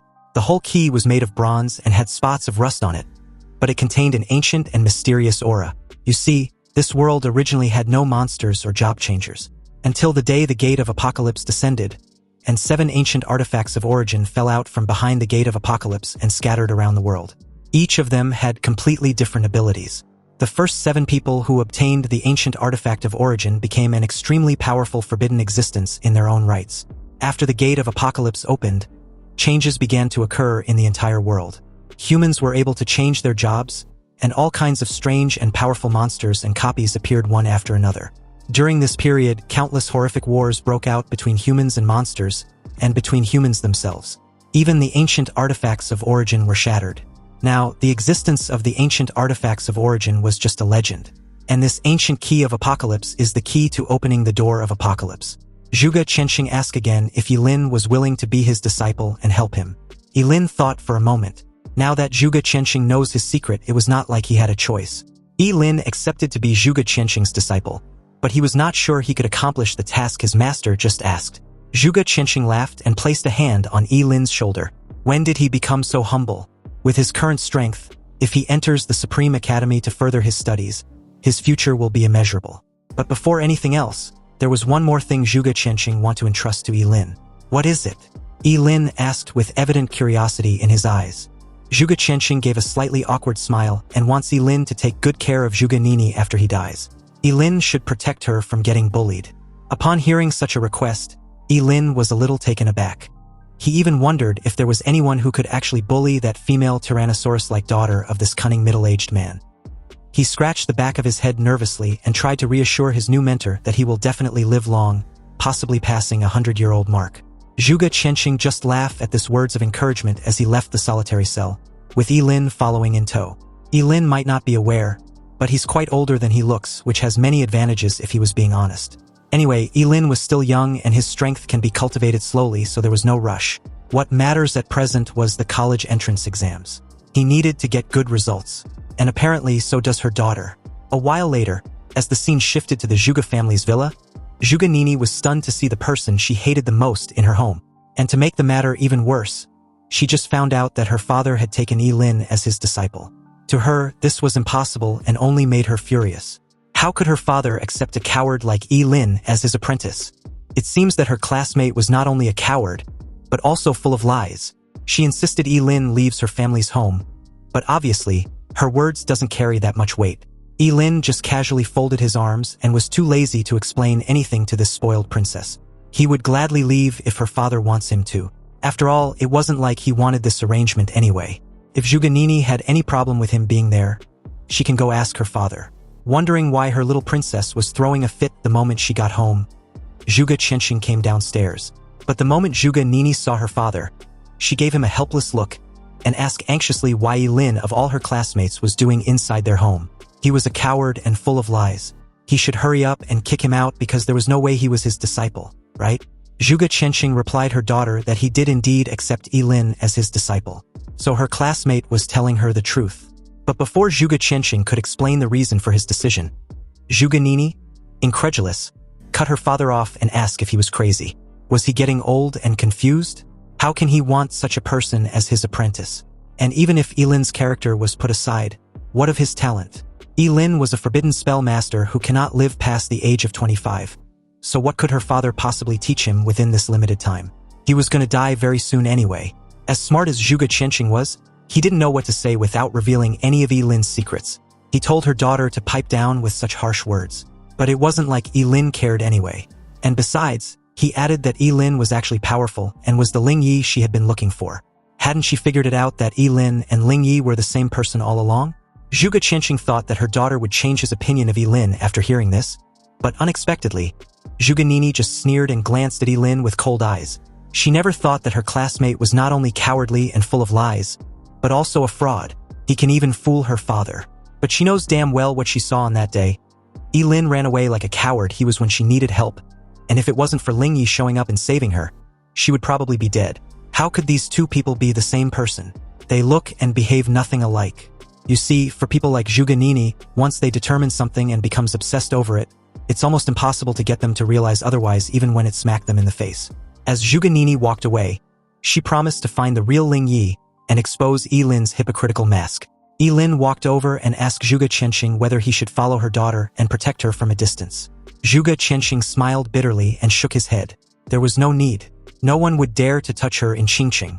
Also, Ye Lin shouldn't take her daughter's words to heart. She was not bad by nature, but a little paranoid. Zhuge Qianxing apologized on Zhuge Nini's behalf. This was also his fault for usually doting on her too much. Anyway, with the college entrance exams a few hours away, Zhuge Qianxing took out a wooden box and handed it to Ye Lin. Ye Lin opened the wooden box and found a mask as thin as a cicada's wing. Looking at the mask in the wooden box, Ye Lin felt his scalp tingling. This was not a mask at all, it was clearly a human face, a lifelike face, as if it had just been peeled off. Zhuge Qianxing called the mask the illusion face, a little item made by his old forger friend. As long as Ye Lin puts on the illusion face, he can become another person entirely, with both his voice and aura also becoming completely different. With this, if his disciple wants to attack with all his strength in the future, he can just put on the illusion face and go all out without the fear of being exposed. Ye Lin's eyes suddenly lit up. Although this item did not increase his combat power, it could indeed be of great use to him at critical moments. He thanked Zhuge Qianxing, and in that moment, Ye Lin felt that being a disciple wasn't so bad after all. The very next morning, which happens to be the day of the college entrance exams, Ye Lin walked into Qingqing Academy and came to the waiting area, an open field where all the candidates had gathered to be taken to the exit of the city gate by the school leaders. As soon as Ji Lingyu saw Ye Lin, he rushed over excitedly, relieved that his boss made it. Ever since Ye Lin saved his father, Ji Lingyu had fully and openly accepted Ye Lin as his boss and true friend. He also heard from his father that Ye Lin had become Zhuge Qianxing's disciple. To the public, Zhuge Qianxing had taken the blame for Kenson's demise and the destruction of his underground black market. When Zhuge Nini heard this a few distance away, she snorted coldly and glared at Ye Lin. She truly believed that her father was deceived by her classmate. Without a doubt, Ye Lin was just a fraud and a despicable guy. As soon as Zhuge Nini said this, the faces of the crowd changed, and the looks they gave Ye Lin became strange. Originally, they were envious of him for being a disciple of Zhuge Qianxing, who was a powerful astrologer and a famous figure in Daxia Kingdom. But now, based on what his daughter just implied, it seems that there was more to what they previously knew. Ji Lingyu frowned and pointed an accusatory finger at Zhuge Nini, questioning if she had any evidence to back up what she just said. She was not allowed to slander his boss without any proof. Also, how can she even openly disrespect her own father for choosing an apprentice? Was she more insightful than her father? For the first time, Zhuge Nini was put on the spot, but she still didn't back down. She may not have any evidence at present, but that doesn't mean Ye Lin wasn't a fraud who stole Ling Yi's name and was actually pretending to be him. Ye Lin should just wait, his fraudulent days are numbered. Once she finds Ling Yi during the exams, she will expose his true identity to the public and everything will be revealed. Just then, the transportation vehicles arrived. More than a dozen buses were neatly lined up in a row and parked in front of the gate of Qingqing Academy. These buses would take them to the city gate. The moment Principal Gao alighted, he welcomed and congratulated everyone for becoming a powerful job changer. Whether they can enter a good university will determine their future prospects. The rules of the college entrance exams were the same as in previous years. And although this exams was important, it was not worth their lives, which should always be their top priority. With that said, Principal Gao hopes each student gets good results. And the crowd immediately cheered and promised to do their best. They got inside the bus and arrived at the city gate half an hour later. A huge city wall with a massive gate dozens of meters high and wide enough for several buses to pass through simultaneously. It was majestic and solemn, with intricate lines and patterns carved on it. Every stroke looked deep and mysterious. Under the sunlight, the outline of the city wall was clearly visible in the sky, which made most of the students do a double take when they saw it for the first time. This was the Great Wall that separates Qingcheng from the wilderness, keeping all those powerful and terrifying monsters outside the city gate. Buses from several other high schools also arrived one after another. 10 minutes later, all the graduating students from the various high schools in Qingqing alighted from their respective buses and gathered at the city gate. The moment Ye Lin got out from the bus, he reminded Ji Lingyu to follow him and stick to their original plan. A guard stood in front of the crowd and reminded the students that the entrance to the exams was outside the city gate. Once the city gates are open, all the candidates needed to cross about 10 kilometers of uninhabited wilderness to reach the entrance to the college entrance main exams. If any of them encounter fierce monsters, how they can survive depends on their strength. However, if they can't resist any of these dangers during this period, they should remember to give up immediately. With a creaking sound, the huge city gate slowly opened to both sides like two walls, and as soon as the city gate was opened, many candidates rushed out impatiently, including Ye Lin and Ji Lingyu. In order to defeat Ye Lin and win a bet she made with her father, Zhuge Nini was among the first batch of candidates to rush ahead, as some of the candidates stayed at the back and waited quietly, not in a hurry at all. The first batch of candidates rushing out may not necessarily reach the entrance faster, but they will definitely encounter ferocious monsters sooner. Several principals of Qingqing stood on top of the city wall, looking at this group of candidates who were radiating vitality like the rising sun. One of them issued a challenge, which was to guess how many students from Qingqing will be admitted to Daxia College this year. There were 5 last year, so another guessed that there will be at least 7 this year. Apart from anything else, the 2 SSS-level students of Principal Gao will definitely be admitted to Daxia College unless something unexpected happens. Principal Gao stroked his short beard and laughed with pride, thanking Principal Wang for his insightful observation. Back on the open field outside the city wall, the group were greeted by a foul smell emanated from monsters. This stench was mixed with the smell of fermented blood. Many candidates even vomited when they smelled it for the first time. Suddenly, a roar of a monster resounded nearby, and with that sound, a giant lizard more than 3 meters tall, covered with hard red scales, suddenly appeared. It had bloodthirsty eyes, and its long tongue constantly moved in and out of its mouth. This was a level 11 bloodthirsty demon lizard. Most of the candidates were immediately frightened and panicked, running around in all directions, trying to avoid the monster. The bloodthirsty demon lizard was incredibly fast, so it could cover a distance of several meters with one leap. It caught up with several fleeing candidates in the blink of an eye. Its claws were as sharp as steel knives, and as it tore through the fearful crowd, blood splattered everywhere with just a single swing of its claws. Sharp screams echoed throughout the field. The principals on top of the city wall seemed extremely calm, staring at the candidates running away or being scared silly. They were a bit disappointed that their students were scared of just a level 11 bloodthirsty demon lizard, and started comparing them to subsequent years. With so many people, if everyone were to use a skill, the bloodthirsty demon lizard could be bombarded to death with an overwhelming attack. Anyway, it was in this moment that Ye Lin rushed towards the bloodthirsty demon lizard with the falling star warblade in his hand. He activated the Yangshuo sword technique, and 4 bright sword slash flashed in succession. The bloodthirsty demon lizard that had scared everyone and made them flee everywhere had its limbs cut off, turning it into a wriggling flesh worm. The principals were stunned upon seeing such a terrifying sword, which was at least a rare level equipment, and was even more amazed to see Ye Lin, the Forbidden Spellmaster, at just level 16 with a rare piece of equipment. He easily dealt with a level 11 bloodthirsty demon lizard. However, they were also curious as to why Ye Lin didn't kill the monster. Just when everyone was confused, Ye Lin calmly called Ji Lingyu over. Ji Lingyu rushed over excitedly with a sword in hand. Obviously, the bloodthirsty demon lizard had no ability to resist at all, and was killed by Ji Lingyu without any trouble. The two were rewarded with 40 experience points each for their combined effort to kill the 11th level bloodthirsty demon lizard. Everyone was stunned at the outrageous scene before them. They now understood why Ye Lin only cut off the limbs of the monster but did not kill it. Ye Lin had become Ji Lingyu's tool for leveling up. In that moment, most of the candidates had an impulse to rush up and hug Ye Lin's thighs tightly, and beg him if he needs another lackey. Under the envious gazes of the crowd, Ye Lin and Ji Lingyu did not rush into the college entrance examination training hall, but swept all the way to the right. Meanwhile, Zhuge Nini watched the two nearby with a calculative look. Since the experience points will be shared if a candidates choose to form a team, she was sure she could surpass Ye Lin this time around. In her opinion, the reason why she was crushed by Ye Lin in the novice secret realm was purely because she was not serious enough. But she would not give Ye Lin a second chance.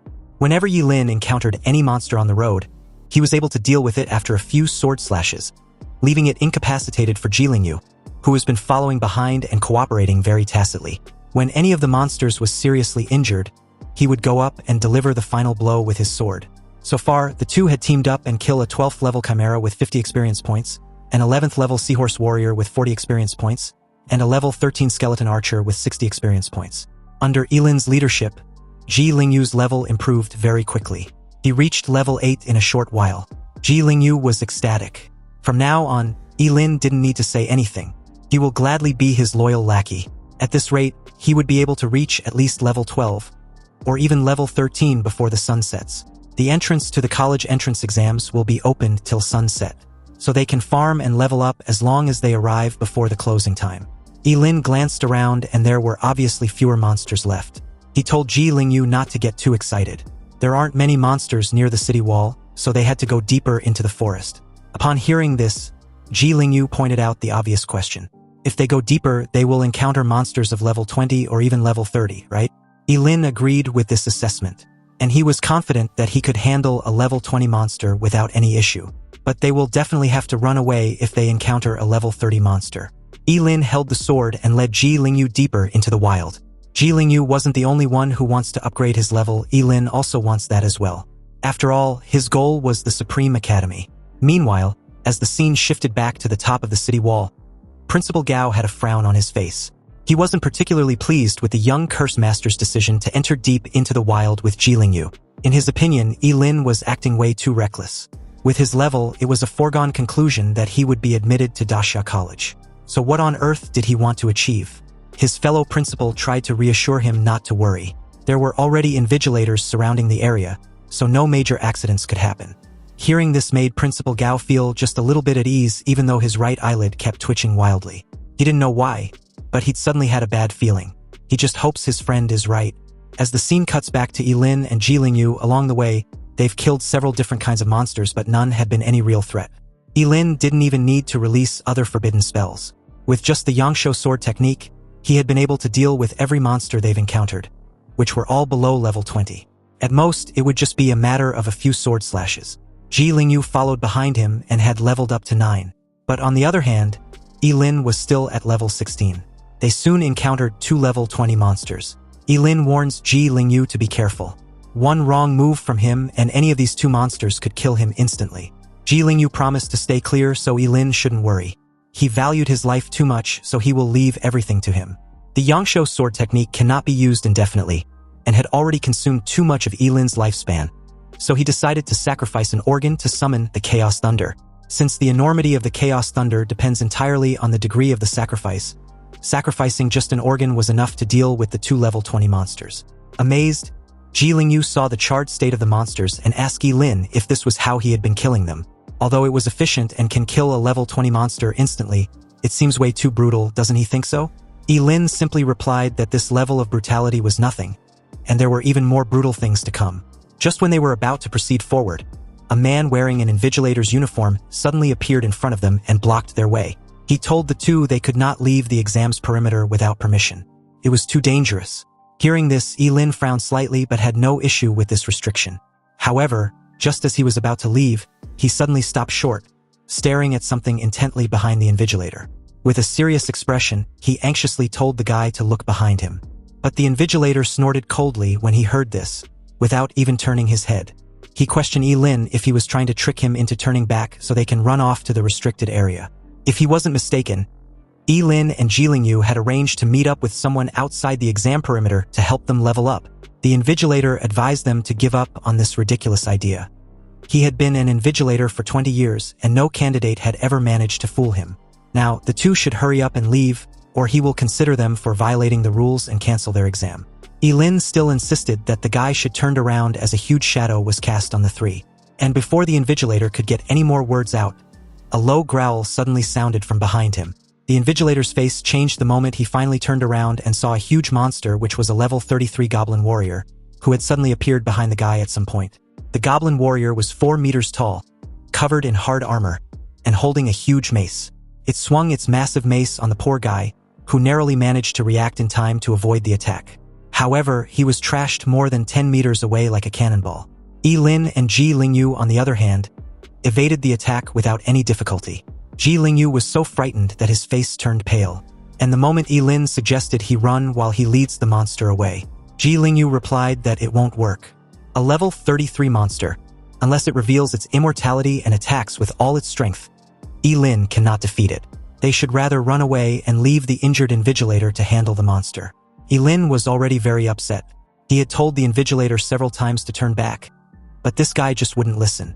And now, Ye Lin, out of concern, didn't want to listen to his instructions either. He's even faster than him, so what will he do if the goblin warrior decides to come after them instead? Ye Lin kicked Ye Lin on the butt, which sent him flying. And in that moment, the invigilator reappeared. Just as he was thinking of how difficult it was going to be to deal with the goblin warrior without being exposed, the huge mace loomed a few inches away from turning him into a meat paste. Ye Lin only sacrificed his appendix and a piece of large intestine in exchange for 3 times the agility, and effortlessly evaded the huge mace with his fleeting dance. The invigilator struggled to stand properly, and with a pale face, he instructed Ye Lin to leave the goblin warrior to him. He had already sent out a distress signal, and he doesn't plan on letting any student get hurt under his watch. Before the guy could insist on his earlier demand for the 2 to leave that place, the huge and heavy mace was upon him in an instant. Ye Lin had to save this blockhead for the 2nd time, and at this point he'd passed out. The invigilator had already been seriously injured by the goblin warrior's sneak attack, so the fact that he was still alive was a sign of his strong will. Fortunately, the distress signal had been received, and in that moment, 2 other invigilators suddenly appeared and rushed over to subdue the monster. Ye Lin observed everything under a calculative gaze. They instructed him to stay away to avoid any accidental injury, and he obediently obliged. He also told the 2 that their colleague had been injured, so he would carry him away from there. The 2 invigilators immediately started to deal with the goblin warrior. Under the siege of the 2, the goblin warrior had no ability to resist and was completely suppressed. At a safe distance and under the cover of the smoke and dust created, Ye Lin took out the illusion face from the wooden box and placed it on his face. The thin mask fit his face shape perfectly, and after putting it on, he perfectly turned into the middle-aged invigilator who was out cold beside him. He even had an identical injury the guy had on his face. Then, he stripped the guy of his uniform and quickly put them on. At this time, the goblin warrior was struggling to break free from his restraints. Although the 2 invigilators were barely suppressing that monster, it was also obvious that they've managed to seriously injure it.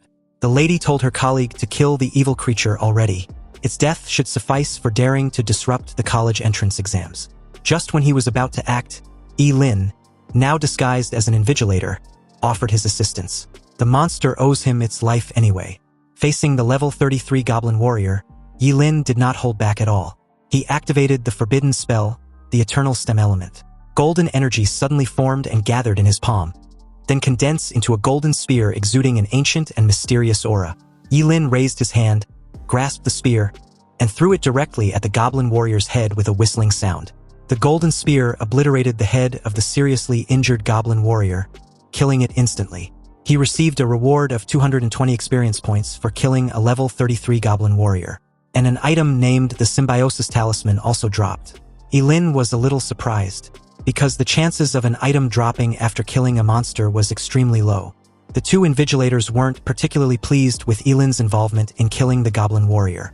They didn't fight the monster and subjugate it just for their fellow colleague to suddenly swoop in and steal their kill. It was simply outrageous. The guy questioned who the hell Ye Lin was, and which department he was from. How can he just steal his colleague's kill like that? Ye Lin simply replied that his act of kindness didn't warrant his name or info. The 2 should just call him a kind man and shouldn't beat themselves up. So with that, he walks off. The guy was still pissed off about the entire encounter when the lady told him to forget about it for now. They needed to maintain order until the exams was over. Then they can settle the score with him. Obviously, Ye Lin wasn't the least bit bothered when he overheard the 2. After all, they wouldn't be able to find him once he takes off the mask. Ye Lin's current location on the map's layout showed he was still deep within the uninhabited wilderness, with just about 1/3 of the journey to cover. He returned the clothes and exam certification badge to the unconscious invigilator, then changed into his usual outfit as he keeps reeling about how great the illusion face mask was.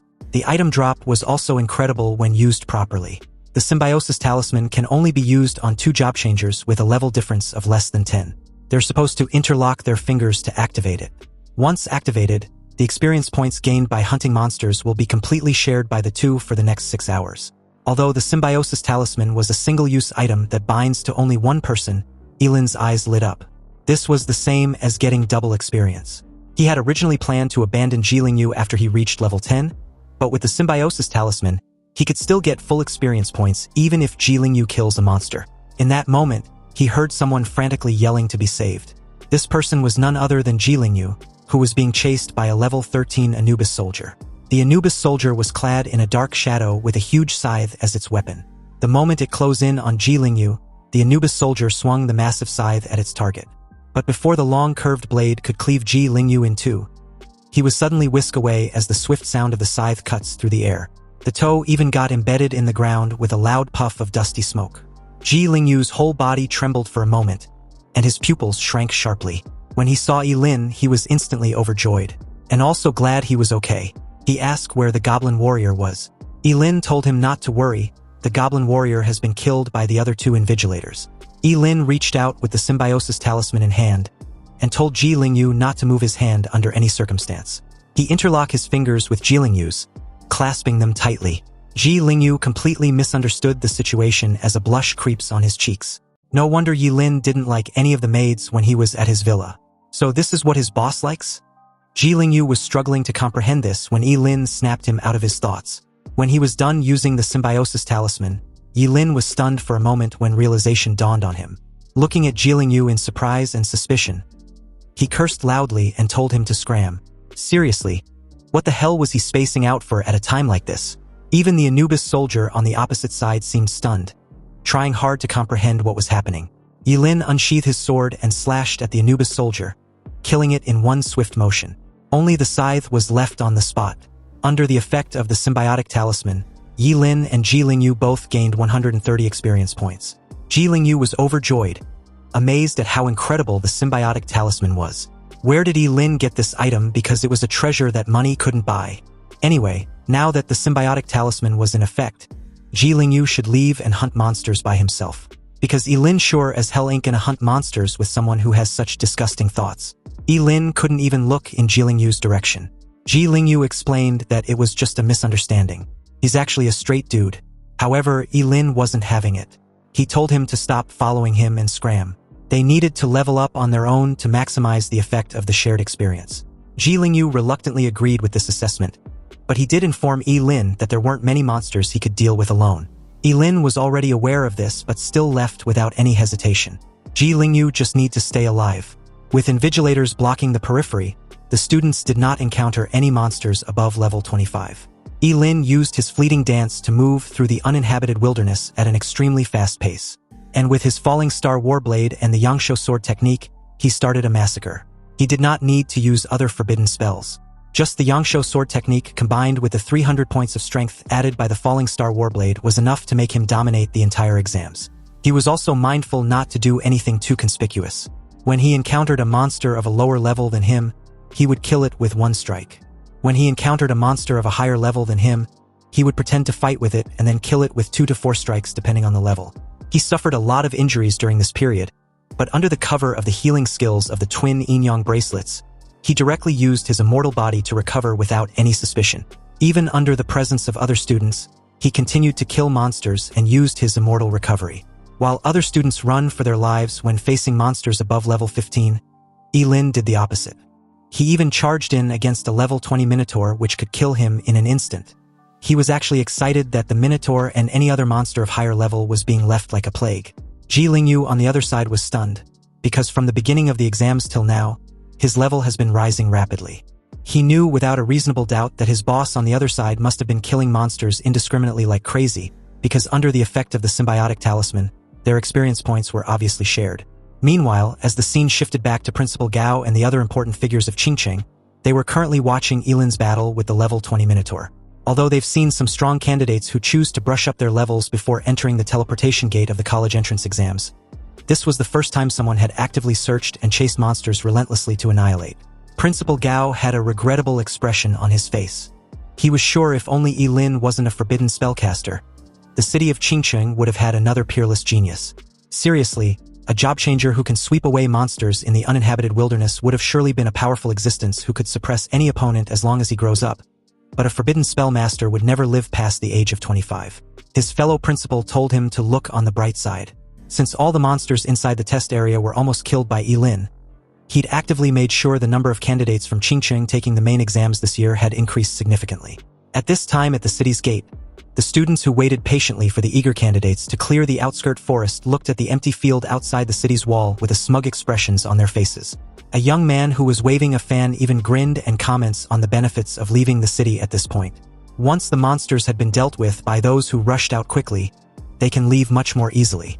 The entire journey from the city gate to the teleportation gate of the main exams was 10 kilometers. They had already walked halfway and had not run into any monster. Now, they just need to hurry and hope they don't encounter anything unexpected. Ye Lin, on the other side, was done hunting monsters when he failed to spot a single monster in sight. He decided to head inside the teleportation gate.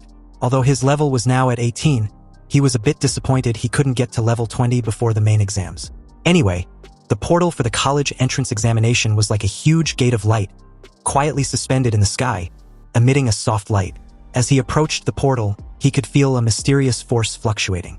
It was the fluctuation of space magic, which could instantly teleport anyone to another place. Ye Lin stepped in, and the scene in front of him disintegrated. When everything came back into view, he had appeared in a huge blue stone square. 10 towering stone pillars stand around the blue stone square, each of which is engraved with ancient runes, revealing a sense of vicissitudes and mystery. In the center of the square, there was a huge stone tablet with the words, College Entrance Examination Training Ground, largely engraved on it. The handwriting was simple and ancient. Ye Lin looked around and saw that the square was crowded with so many people. When Ji Lingyu saw Ye Lin, he rushed over, all excited, and even tried to hug him. Ye Lin immediately pushed him away with disgust. But Ji Lingyu didn't care. He was so excited that he was incoherent. His current level was 15. Ye Lin would always be his one and only dear boss.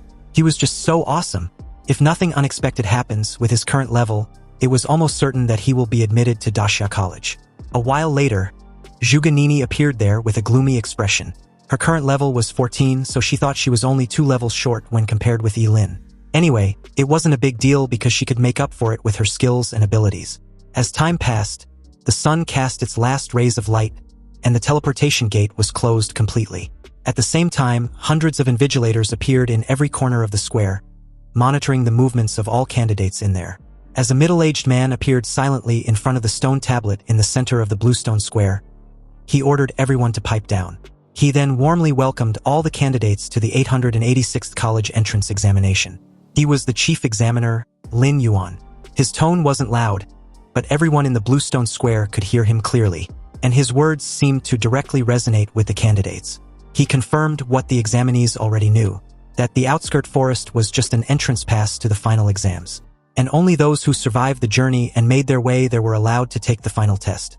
Anyway, the college entrance exams was divided into 2 parts, the comprehensive ability assessment and the ring battle, which will be carried out within the day. The comprehensive ability assessment has a total of 10 stages, and the maximum points for each stage was 10. Also, each candidate will be assigned different assessment content according to their profession. They can quit early or complete all of them. The examiner will give scores based on their performance in each level. Only candidates who have passed with a score of 85 points or above are eligible to participate in the ring battle.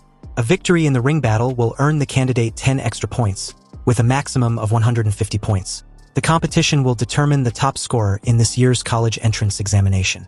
In the comprehensive ability assessment and the ring battle, they can use any equipment, but they are not allowed to use any special item. Also, any violators will be disqualified from the assessment, and that's all for the rules of this assessment. The expressions of all the candidates became extremely solemn as they queue up into groups of 10 and enter the assessment room. The comprehensive ability assessment was about to start. As soon as Lin Yuan was done, the 10 towering stone pillars standing on the blue stone square each opened a portal. All the candidates entered the stone pillar one by one. When it was Ye Lin's turn, he took a step forward and appeared in a closed all-metal room with numerous electric sparks sweeping across him. The time of the main exams had finally come, and it was up to him to write his fate how he chooses. The chief examiner, Lin Yuan, stood quietly on the blue stone square, looking at the 10 stone pillars. Behind him stood several middle-aged men with powerful auras. They were all deputy examiners of this year's college entrance exams. Among them was a woman in a blue long dress. Although she was old, the woman was well-maintained, with a slender figure and a short hair which gently fluttered in the wind. Her name was Su Changxin, and she was a supervisor from Daxia College. She walked over to Lin Yuan's side and apologized for being late. Lin Yuan smiled slightly, looked at the woman with respect, and replied that there was no need. She was just in time actually. Su Changxin asked if there has been any outstanding candidates so far. Lin Yuan replied that there's been a few, especially a student named Ye Lin who was already level 18. Lin Yuan pulled Ye Lin's info and showed it to Su Changxin. She was quite impressed with Ye Lin's level, and stated that he was already qualified to be enrolled into Daxia College. However, when she saw Ye Lin's profession, she couldn't help but frown. It was quite a shame. At level 18, even if the profession level was only A class, she could still be flexible with the conditions and allow the candidate to enter Daxia College. But that's not the case when it comes to Forbidden Spellmasters. Although it's an SSS level profession, everyone knows that a Forbidden Spellmaster will not live past the age of 25. Lin Yuan agrees with Su Changxin. It's indeed a shame. If Ye Lin wasn't a Forbidden Spellmaster, a real dragon would have appeared in Qingcheng. Just as the two were discussing Ye Lin's score, a mechanized voice announced that the candidate Ye Lin was done with the first stage of the comprehensive ability assessment. His level assessment was a full score. The second stage of the comprehensive ability assessment was the three-dimensional attribute assessment, and candidate Ye Lin was instructed to place his hand on the test ball. When he did, his strength was displayed as 480, agility of 270, and mental spirit of 1199. An examiner couldn't help but complain. He couldn't comprehend how a forbidden spellcaster had a strength of 480. He then wondered if Ye Lin had an equipment that increases his strength. And if he did, why would he need that much strength as a forbidden spellcaster? Did he want to brawl with other candidates? Another agreed that 480 points of strength was indeed weird because it already exceeds a lot of warrior class professions. Anyway, they'll know when Ye Lin reaches the third stage because he will have to use his attacks on that stage. The third stage of the comprehensive ability assessment was an attack assessment, and candidates were instructed to use their strongest attack skill they had. When Ye Lin heard this, his first reaction was to sacrifice all his organs to summon the world-destroying Chaos Thunder. But he knew that that godly performance was too shocking and would definitely expose himself. Besides, it was just a high-level exam, so it shouldn't be so exaggerated. But the power shouldn't be too small either, because he wanted to be enrolled into Dasha College with full marks in every stage. After thinking about it, Ye Lin made a decision and sacrificed his tonsils to summon the most ordinary thunder. A bolt of lightning struck, and the dummies were blown into pieces. This was already his least powerful forbidden spell, yet the dummies had been destroyed. He wondered if they were just too fragile. Meanwhile, back at the Bluestone Square, all the examiners were genuinely stunned to see the wrecked dummies which were capable of withstanding any attack from job changers below level 25. Ye Lin was just level 18, yet the dummies exploded from one hit just like that. It's obvious at this point that Ye Lin used a forbidden spell, and since forbidden spells were known to be powerful, it made sense that the dummies would be wrecked. Lin Yuan couldn't help widening his eyes. He believed Ye Lin was being too reckless with his life just to cast a forbidden spell in his final exams. Nonetheless, his performance deserves the full points. After he passed the third stage, the next 4 stages were assessments on agility, explosive power, sustained damage output, and escapability. But none of these stages could stop Ye Lin at all. Under the astonished gazes of the examiners, Ye Lin quickly passed all the stages with full marks. Lin Yuan continued to watch Ye Lin's performance with a regrettable expression. He was truly baffled that Ye Lin was still using forbidden spells like they were nothing. At this point, it will be a miracle if he even lives up to 20 years old. An examiner asked him if he wants to raise the difficulty level of the final stage for Ye Lin. Lin Yuan wanted Su Changxin's opinion on whether Dasha College will accept Ye Lin if he could get all full marks after increasing the difficulty. If Su Changxin agrees, then there will be no problem increasing the difficulty. Lin Yuan was even curious to see where Ye Lin's limit was, because he seems to be able to handle the exams with ease so far. However, Su Changxin was very cutthroat. She apologized to Lin Yuan, but she's not on board with that assessment when it comes to Ye Lin. From her perspective, Luo Jun, Wang Zhengguang, Zhu Ganini, and Ji Lingyu were more qualified to enter Dasha College. Her reason was simple: a forbidden spellcaster's strength is gained in exchange for his life, so Dasha College will just be wasting resources on him. Lin Yuan sighed in agreement. It was truly a shame. After passing the last level, Ye Lin came out from the comprehensive ability assessment chamber to find other candidates doing the same. The Bluestone Square was bustling with students who were so excited that they shared their test results with their friends. Ji Lingyu, excited to have score 96 points, couldn't wait to share the news when he spotted Ye Lin. According to this results, as long as he win 3 more matches in the ring, he was sure to enter Dasha College. Ye Lin, on the other hand, wasn't impressed. He asked why Ji Lingyu didn't get full marks.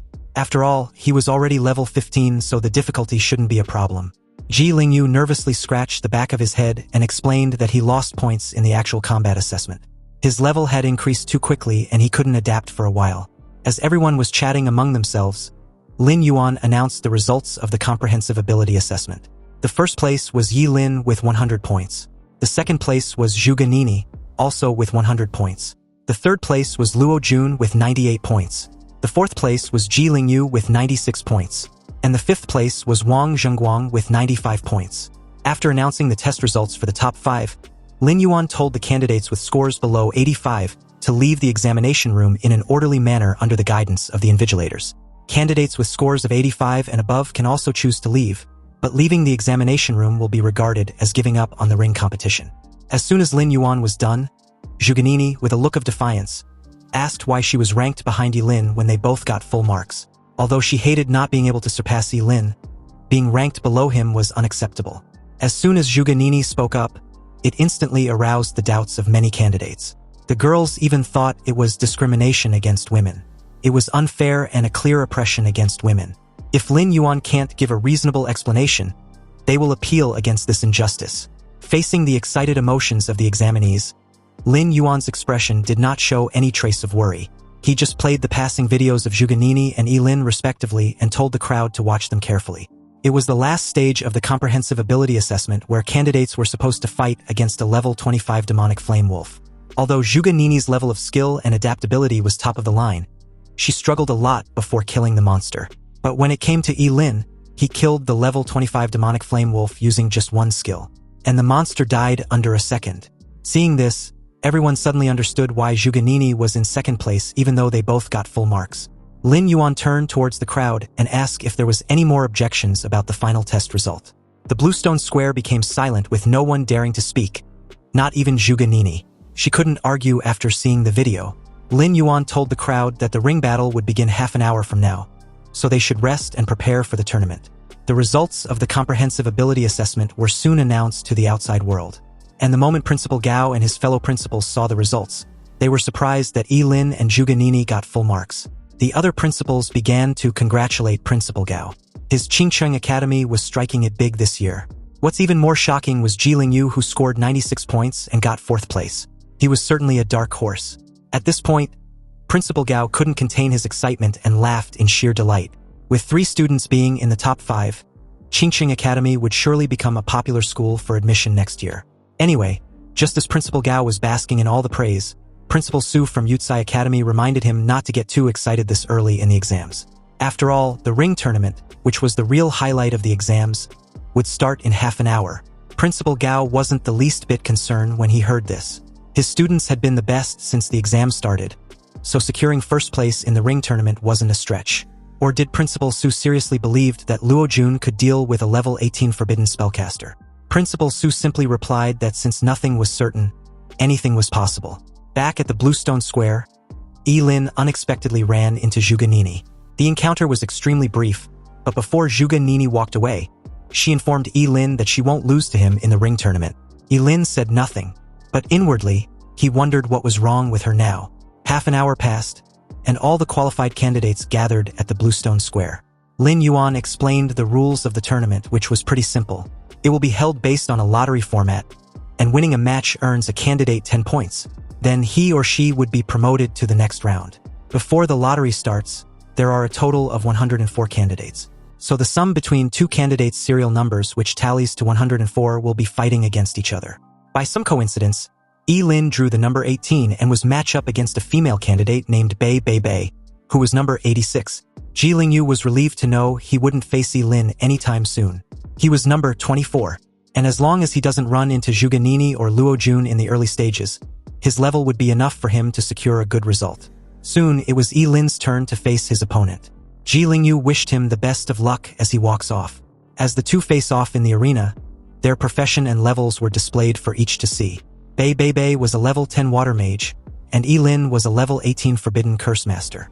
Before Lin Yuan announced the beginning of the battle, Ye Lin advised Bei Bei Bei to surrender. But of course, she didn't listen. She told Ye Lin that she won't surrender. Even though he was stronger than her, she won't be looked down upon. Bei Bei Bei's expression was very stubborn, and her palm-sized face was full of determination. Ye Lin just smiled and commended her for her bravery. After all, it's not easy for anyone to get a score of more than 85 in the comprehensive ability assessment. However, this was a fight she cannot win.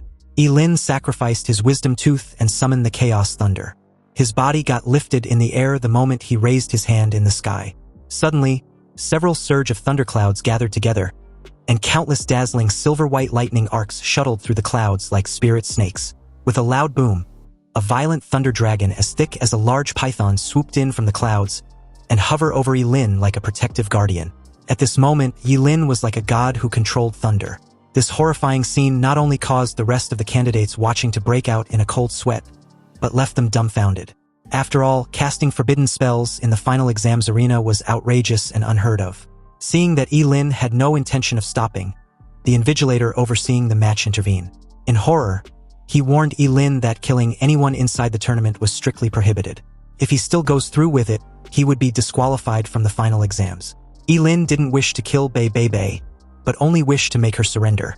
And about the issue with him casting forbidden spells, it's because he really didn't know any other spells except forbidden ones. Under this terrifying pressure, Bei Bei Bei was so scared that her legs went weak, and she slammed to the floor with a thump. The next second, she burst into tears, crying like a child. The other candidates, especially the guys, were outraged. They can't believe Ye Lin would go as far as make such a beautiful lady cry out of fear like that. He was simply an animal. Ye Lin ignored them and asked a sobbing Bei if she'd surrendered. In the end, she surrendered and was helped off the stage by an invigilator. The competition ended with Ye Lin as the victor. He made his way to the ground and was awarded 10 points for winning the first round. Ye Lin gave a helpless look. He also didn't expect Bei to have such a poor psychological endurance that she would be scared to tears. It seems he just have to be mindful in the upcoming rounds. Soon, the battle in the ring competition was in full swing. A thick book appeared in Juganini's hand, which was obviously some extremely powerful equipment. As the pages kept flipping, terrifyingly hot flames roared up and forced her opponent to retreat. Each of her skills was released with extreme precision, leaving no room for her opponent to operate. Soon Juganini defeated her opponent and won the first round. Luo Jun from Yutsai Academy held a black spear with a lifelike shadow dragon wrapped around the spear. Every time the spear was swung, the sound of a dragon's roar echoed throughout the arena. With dark, ominous eyes, he kept teasing his opponent before winning the matchup. Ji Lingyu was wielding a long sword, and with his current level facing a level 8 opponent, he felt no pressure at all. So after a few sword strikes, he made the opponent surrender on the spot. With an SSS level Rainbow Blade profession, Wang Zhengguang from Experimental Academy was as fast as a ghost and could easily defeat his opponent in a flash. After a 10-minute break, the second round of the competition officially began. In this round, Ye Lin's opponent was a sword cultivator with several long swords on his back. The guy, Chen Chengqin, had sharp eyebrows and bright eyes, a slender figure, and a weird temperament. But the moment he saw Ye Lin as his opponent, his expression changed slightly. He then narrowed his eyes and spoke softly as if muttering to himself. Chen Chengqin believed it might be a little tricky facing Ye Lin, but he was confident he could win. The moment he drew out a long sword from his back, Ye Lin's expression suddenly became serious. He didn't want to underestimate his opponent because the professions of job changers were all kinds of strange, and so was their skills. Their apparent level also do not represent their true combat prowess. Anyway, the way Chen Chengqin looked so confident, he must have extraordinary means. The moment the invigilator began the match, Chen Chengqin announced that he'd surrendered.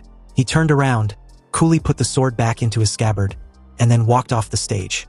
Ye Lin was stunned for a moment before asking Chen Chengqin about what he said just moments ago. Didn't he say he was confident that he could win? Yes, he did say that. However, Ye Lin misunderstood him when he said that. He's confident he will win against him, but not today and definitely not now. The invigilator had a strange look on his face when he announced Ye Lin's victory for the second time. This was the first time he'd encountered the easiest job as an invigilator. While his colleagues had to stay alert and pay attention to the candidate's combat situation at all times to prevent their lives from being in danger, he basically had nothing to do except reciting the rules. The crowd was stunned to see Ye Lin win again without fighting. Although the way Ye Lin's opponents surrendered might seem a bit too much, it was understandable. Like who would risk their own life just to defeat a short-lived Forbidden Spellcaster? Soon it was time for the third round. In light of the lessons learned from the previous two predecessors, it seems the next candidate had already made up his mind the moment he drew Ye Lin. Since he had no desire to fight against such a monster, he immediately surrendered. Recalling the scene in the first round, the guy knew it would be better for him to give up. At this point, Ye Lin was frustrated for not being able to do a damn thing. He had advanced to the fourth round without lifting a finger, and his score had also reached an astonishing 130 points. The dumbfounded crowd began to lose interest and decided to watch other test takers. Ye Lin's matchups were a total rip-off. He just used a forbidden spell in the first round, yet he had won 3 rounds in a row. Some even believed Ye Lin's final test was too easy, and wondered if he would get a perfect score without doing anything. The scene shifted to the match between Luo Jun and Wang Zhengguang, both of SSS level profession. Luo Jun had a level 14 Shadow Dragon Spear, and Wang Zhengguang had a level 13 Rainbow Blade. The moment the fight began, Wang Zhengguang, wielding 2 daggers, disappeared on the stage like a ghost. His speed and movements were that of an assassin, but Luo Jun's sharp eyes were able to easily keep up with his movements. He waved the black spear in his hand, which clashed with Wang Zhengguang's daggers with a reverberating clang. Then what soon followed was Wang Zhengguang's fast movements, the occasional dazzling sparks of their weapons, and the clanging sound of metal clashing repeatedly. Wang Zhengguang warned Luo Jun to prepare himself. He was going to be added to the list in the loser bracket, but Luo Jun scoffed at the absurdity. To him, Wang Zhengguang didn't have the strength to defeat him. The crowd gathered were terrified seeing the way the 2 SSS-level professionals were fighting each other. Luo Jun had no issue keeping up with Wang Zhengguang's movements, but the crowd couldn't see anything. It was obvious that none of them would have been able to last a second if they were facing either of them. Although they were both job changers, they can clearly see that those two were on a completely different level. Among the examiners captivated by this duel were the chief examiner and the supervisor of Daxia College. Lin Yuan asked Su Chengxin who she believes would win the duel. Without hesitation, Su Chengxin chose Luo Jun. She explained that although it might seem like Luo Jun was being suppressed, his defenses hadn't been breached even though Wang Zhengguang went all out from the start. Once Wang Zhengguang's stamina decreases, Luo Jun would obviously launch a counterattack. Sure enough, shortly after Su Chengxin expressed her judgment, the situation in the arena began to change. Maintaining high-speed movement for a long time was a considerable drain on Wang Zhengguang's stamina, and he couldn't help but slow down a little. And just as his speed slowed down, Luo Jun suddenly pounced on him like a long dormant tiger. Clenching his black spear tightly, Luo Jun leaped high in the air and swung directly down towards Wang Zhengguang. Wang Zhengguang had less than no time to dodge and could only raise his daggers to block. He was knocked down on his back. A loud cracking sound was heard as Luo Jun's black spear slashed Wang Zhengguang's chest after shattering the daggers. The match ended with a shrill scream from Wang Zhengguang. Meanwhile, Ye Lin's opponent in the 5th round also surrendered, leaving him quite bored with the whole tournament. At this point, it seems that only Zhuge Nini or Luo Jun would be willing to face him. But it was in this moment that Ye Lin saw something that immediately piqued his interest. It was a matchup between Zhuge Nini and Ji Lingyu. On the stage, Zhuge Nini was in the air, and as she stared at Ji Lingyu with a cold look, she wanted to know just what Ye Lin had given him to make him obey him so blindly. Zhuge Nini truly couldn't understand it. Ji Lingyu simply warned Zhuge Nini that she would regret it when she finally realized who Ye Lin really was. Zhuge Nini couldn't hide the obvious disdain of Ji Lingyu's admiration for Ye Lin. In her opinion, Ji Lingyu was just a fool who had been deceived by Ye Lin. She directly released her phoenix exploding flames the moment the Invigilator announced the start of the match. The book in her hand lit up as countless fireballs were hurled towards Ji Lingyu. Beads of sweat appeared on Ji Lingyu's face when he realized Zhuge Nini's elemental spells were instant casts. Ji Lingyu's figure flashed like a phantom as he leaped high in the air to dodge the fireballs. The fireballs exploded beneath him with a deafening bang. Since his opponent was a long-range attacker, he needed to avoid getting hit at all costs and find a way to get close. In the air, the book kept flipping as Zhuge Nini calmly raised her hand at Ji Lingyu. Suddenly, all the exploded flames merged into a massive sea of flames underneath Ji Lingyu and was directed towards him. Facing this indiscriminate attack, Ji Lingyu's eyes narrowed. He knew that this attack was unavoidable and he had to meet it head-on. He took a deep breath, grasped his sword tightly and raised it in the air. Using the slash sword skill, his sword energy flashed with a cold light as he cleaved through the incoming sea of flames. The violent flames was extinguished seconds after, forming a cloud of steam. Ji Lingyu was surrounded by the thick steam, panting heavily. It seems he was at his limit, yet he didn't want to surrender. He was determined to continue with the duel. Seeing this, Zhuge Nini called him an idiot. If Ji Lingyu wasn't going to surrender, then she wasn't going to hold back either. The book in Zhuge Nini's hand suddenly lit up in flames. And the moment she cast her next elemental spell, the red surging flame, an insurmountable wall of flames was summoned. The air in the arena suddenly became scorching hot. Ji Lingyu felt a horrible heat wave rushing towards him, almost suffocating him. Every time he took a breath, his nose felt like it was being burned. Ji Lingyu looked up and saw that Zhuge Nini was surrounded by flames. She then asked Ji Lingyu if he wants to surrender, but the fool still didn't want to. He even gave a subtle threat to which Zhuge Nini just brushed off as Ji Lingyu being overconfident. Ji Lingyu was clearly no match for Zhuge Nini, and everyone knows it at this point except him apparently. Su Chengxin calmly comments that Ji Lingyu was going to lose, but Lin Yuan was more concerned about his well-being. He instructed the medics to intervene when he saw that Ji Lingyu had no intention of backing down. Ji Lingyu's figure seemed extremely small as the massive flames engulfed him. The moment the flame touched his skin, he felt a sharp pain spread throughout his body, as if countless flaming blades were cutting his flesh. His clothes were ignited in an instant and turned into ashes, revealing his skin that was scorched by the flames. Yet he did not retreat. A charred figure rushed out from the massive flames, and in front of Zhuge Nini's astonished gaze, he stabbed at her with a sword. Zhuge Nini never expected that Ji Lingyu would continue to attack her despite his condition. However, she reacted quickly and dodged the attack. But Ji Lingyu's sword still nicked her left arm. Seeing Zhuge Nini's injury, Ji Lingyu sneered. At this time, he had been burned into a charred figure by the flames, but his left eye was still bright. He warned Zhuge Nini not to provoke him, because his boss was someone he respected the most besides his dad. If she dares to talk shit about his boss again, she shouldn't blame him for being ruthless. Ye Lin's injuries were severe, and he fainted the moment he was done with his threat.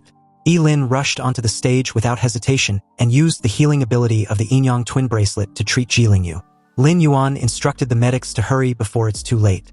Looking at Ye Lin's gloomy face, Zhuge Nini, a bit shaken by the scene, told him that she didn't know Ye Lin would go this far.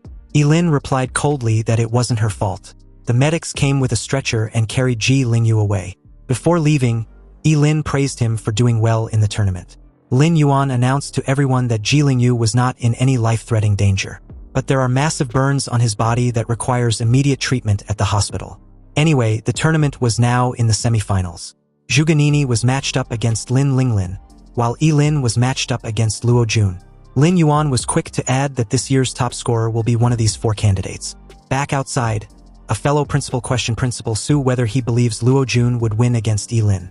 Principal Su replied that Luo Jun was a genius from Yutsai Academy, so he had full confidence in him to win. Another added that Yutsai Academy might get another top scorer this year. Principal Gao disagreed. He believes there's no way Luo Jun can win against Ye Lin, a level 18 Forbidden Spellcaster.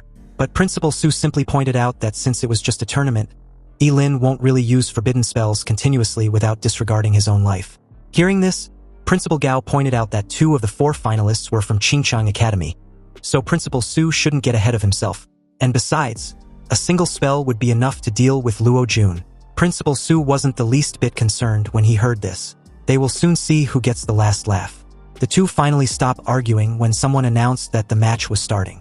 In the arena, Ye Lin and Luo Jun were about to face off. Luo Jun's dark eyes were full of surging fighting spirit, and the black spear in his hands shimmered with a faint dark aura, as if a real dragon was lurking around it.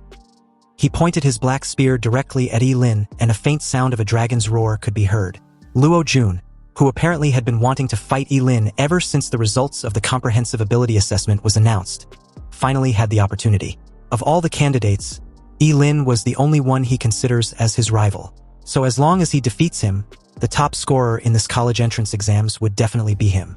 Of course, this was an insult to the other 2 remaining candidates, but Luo Jun didn't give a shit. Ye Lin just silently unsheathed his sword and readied himself. Luo Jun's figure suddenly dashed forward with an incredible speed, intending on landing a critical hit before Ye Lin could cast any forbidden spell. Unexpectedly, Ye Lin, who had decided not to use any forbidden spells but rather evaluate his sword proficiency, countered with a sword slash, his blade drawing a half-moon in the air. With his current level, it was not impossible to match Luo Jun's speed. Luo Jun, shell-shocked, was caught totally off guard by this. He had only seen Ye Lin use his Chaos Thunder, and was expecting something similar or another forbidden spell.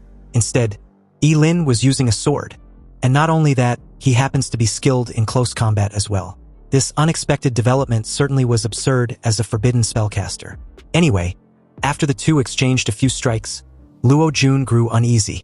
Although the Yangshuo's swordsmanship may seem simple, each of the sword strikes contains immense power, and this terrifying power was constantly accumulating. Ye Lin's warblade kept colliding with Luo Jun's black spear, creating a series of crisp metallic clang and sparks. Luo Jun's black spear had an absolute advantage in the beginning, but as Ye Lin swung his sword over and over, he felt more and more powerless as a cold sweat began to seep out of his forehead. The audience around the arena were stunned. The duel clearly didn't look like a forbidden spellcaster fighting against a warrior, but a warrior fighting against another warrior. One of them questioned if all forbidden spellcasters fight like Ye Lin, and another replied that they don't. Although Ye Lin was indeed not using any spells unlike what a forbidden spellcaster should, it was still unclear whether he planned on winning against Luo Jun with this strategy. They all expected Ye Lin to be casting forbidden spells like crazy, but the situation they were witnessing was so confusing that no one had an answer. Nonetheless, their curiosity was piqued. As the scene cuts back to the principals watching the live broadcast, they were also dumbfounded as the battle seemed to be different from what they had imagined. However, they also noticed something peculiar and wondered if Ye Lin's sword skill was a forbidden spell. Principal Gao informed the rest that Ye Lin's long knife was a lifespan sword. Basically, it consumes lifespan to make each strike stronger than the previous one. Shocked upon hearing this, Principal Su's expression was extremely ugly. He never thought Ye Lin would actually go as far as risking his already shortened lifespan. He asked Principal Gao how many times Ye Lin planned on swinging his sword, and whether winning the match was worth sacrificing his lifespan. Principal Gao calmly replied Principal Su, reminding him how he confidently stated that Luo Jun wouldn't lose. But judging from the current situation, it seems he was bound to. Principal Gao's arrogant tone made Principal Su advised his friend not to get too excited just yet. His tone carried a subtle threat to which Principal Gao brushed off. Back inside the arena, Ye Lin's Yangshuo swordsmanship has been superimposed to the 15th level, and each sword strike carried a terrifying force. Luo Jun began to feel an unprecedented pressure that even made his knuckles cracked and bled. The power of each sword slash had increased exponentially as if it was endless. A trace of panic flashed in Luo Jun's eyes because he was going to lose if the situation didn't change. So with the use of the skill, the Shadow Heavy Break, Luo Jun gripped the end of his black spear tightly and lashed it towards Ye Lin like a giant pillar. Ye Lin held his blade horizontally to block the strike with great effort, but was still pushed back repeatedly. Seeing that his attack was successful, a fierce look flashed in Luo Jun's eyes. He questioned Ye Lin if he believes he was the only one who knew forbidden spells.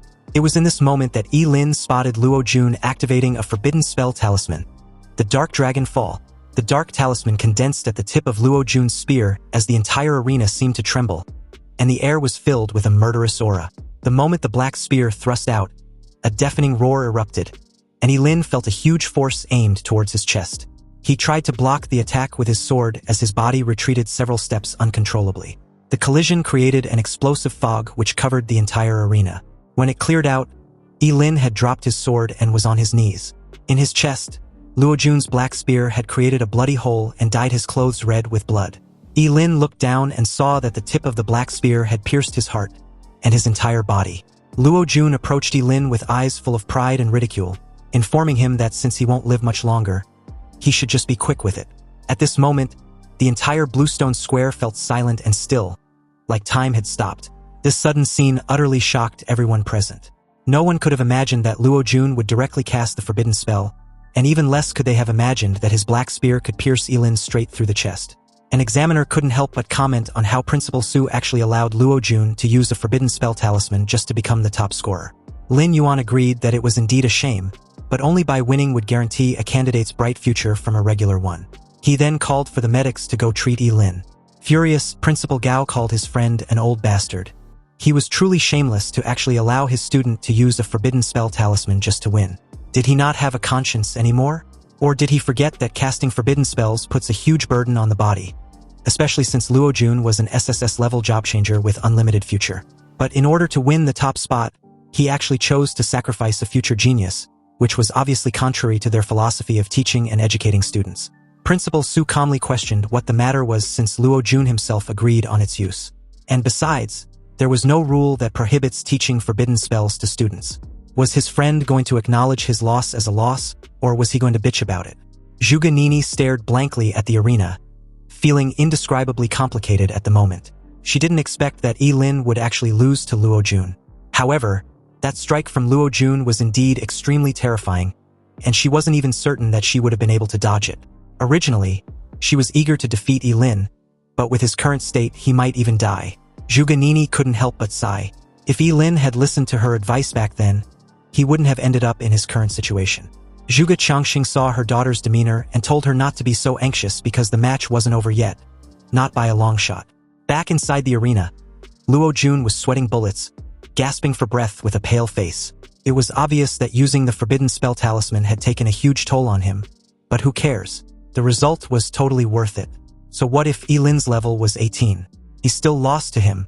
It was in this moment that Ye Lin raised his head and calmly asked the proud idiot what made him believe he had won. Seeing that fierce look in Ye Lin's eyes, Luo Jun was unable to comprehend what he just heard. Ye Lin's heart had been pierced, yet he was still acting tough. Pissed off, Ye Lin pulled the black spear from his freaking chest like it was nothing. It seems like a forbidden spellcaster hadn't appeared in so long that the world has forgotten how terrifying they really were. No one can kill them, and they can only die by their own forbidden spells. A mysterious power burst forth as Ye Lin cast a forbidden spell, Undying, and at the same time, the yin and yang bracelet on his wrist lit up, and a powerful energy started to rapidly restore his body. The bloody hole caused by the black spear healed at a speed visible to the naked eye until it disappeared completely. This sudden scene caused an uproar among everyone. They had never seen a job changer alive after being stabbed in the heart. Was this guy immortal? Only a few people figured out what was going on, including Lin Yuan and the other examiners. The undying forbidden spell had long been lost, and they were surprised that Ye Lin had learned it. They never thought they would see it with their own eyes in their lifetime. Seriously, Ye Lin definitely has great potential if he wasn't a forbidden spellcaster. Using his lifespan in exchange for immunity to a fatal injury, and an equipment to heal this injury, Ye Lin was too calm to the point that his demeanor was bone-chilling terrifying. In the air, Ye Lin raised his hand and coldly declared to Luo Jun that it was his turn. Since this fucker likes forbidden spells so much, he might as well show him what it's like to be at the receiving end. Summoning the world-destroying thunder, Ye Lin pressed his palm forward, and the sky was suddenly covered with dark clouds. Thunder flashed wildly, as if to submerge the entire arena. With a crackling boom, a thick bolt of lightning fell directly from the dark clouds and headed in Luo Jun's direction. This was clearly the same forbidden spell as before, but it seemed terrifyingly powerful. Scared shitless, Luo Jun realized too late that he fucked up. Ye Lin's heart was pierced, yet he still had such a terrifying strength after healing himself. He was truly a monster. Luo Jun tried desperately to dodge, but the lightning was so fast that he had no time to react. As the bolt of lightning struck him directly, Luo Jun screamed in agony like a pig being skewered alive. His entire body was charred black as the audience comments on how brutal the attack was. Staring at his miserable appearance, the sudden reversal felt unreal and left everyone at a loss as to how to react. Luo Jun was winning just moments ago. Then the very next second, he'd lost after being charred into charcoal. The invigilator officiating the match rushed over and called for the medics as Luo Jun's body slams to the floor. Ye Lin stood calmly in the arena. Then, as if he suddenly thought of something, he coughed up blood and fell to the ground, his face extremely pale. If he wants to put on an act, then he has to act convincingly to the very end. This scheming fucker had just released a powerful forbidden spell. If he acts like nothing happened, wouldn't that arouse suspicion? Back to the principals watching the live broadcast, except for Principal Su, the rest immediately got alarmed seeing Ye Lin's forbidden spell backfired. They believed his internal organs might have been damaged due to how powerful the spell was. Principal Su, who could not accept Luo Jun's defeat despite using a forbidden spell talisman, raised his hand and wanted to make a report. According to him, Ye Lin of Qingcheng Academy, who was a level 18 job changer, deliberately used a powerful forbidden spell against a level 14 job changer, intending on killing him. Principal Su wanted Ye Lin to be disqualified with all his scores cancelled because Ye Lin's forbidden spell directly falls under attempted murder. Principal Gao called his friend out for having no dignity. And besides, Luo Jun was the first to initiate the use of forbidden spells in the duel. If it was a different scenario, Luo Jun's miserable dying state would have definitely persuaded the crowd and the examiners. But when they thought about how ruthlessly he had just pierced Ye Lin's heart, no one was buying Principal Su's BS report. If anything, Luo Jun's case was the real attempted murder. Ye Lin would be crippled or probably dead if he wasn't a forbidden spellcaster. Principal Su gritted his teeth, then turned and left, unwilling to continue watching. Principal Gao stared at him as if he were a clown when he declared his intention to report the incident to the Ministry of Education. Anyway, back in the arena, Luo Jun's charred state was being carried away by the medical staff. The battle ended with Ye Lin's victory, and his score reached 140 points. Ye Lin was already bored with the whole exams and wanted it to be done already. According to him, it was more tiring than killing the underground king of Qingcheng. And to make matters even worse, he had to duel that annoying bitch in the final. Yup, you heard that right. Zhuge Nini won her match with ease and was up against Ye Lin in the final. Prideful as always, Zhuge Nini approached Ye Lin and offered him a moment of respite before their duel. Zhuge Nini didn't mind waiting until Ye Lin recovered. She didn't want to take advantage of his situation. Ye Lin reassured her that there was no need. The prideful bitch didn't know that Ye Lin's current predicament wasn't about his physical condition, but a way to defeat her without hurting her. It was bad enough that he couldn't use his sword to attack her, but also didn't know any forbidden spell which could do the job. And on top of that, he was keenly aware that the bitch wouldn't give up either, even when it's blatantly obvious she should. It didn't take long for 30 minutes to pass by like a bullet, and inside the main arena was the long-awaited final round of the college entrance exams. Obviously, the winner would become the top scorer of that year's final exams. The moment the invigilator officially announced the beginning of the duel, Zhuge Nini's book opened as she was lifted up in the air. The fight between Ye Lin and Luo Jun had made her realize that forbidden spells were extremely dangerous.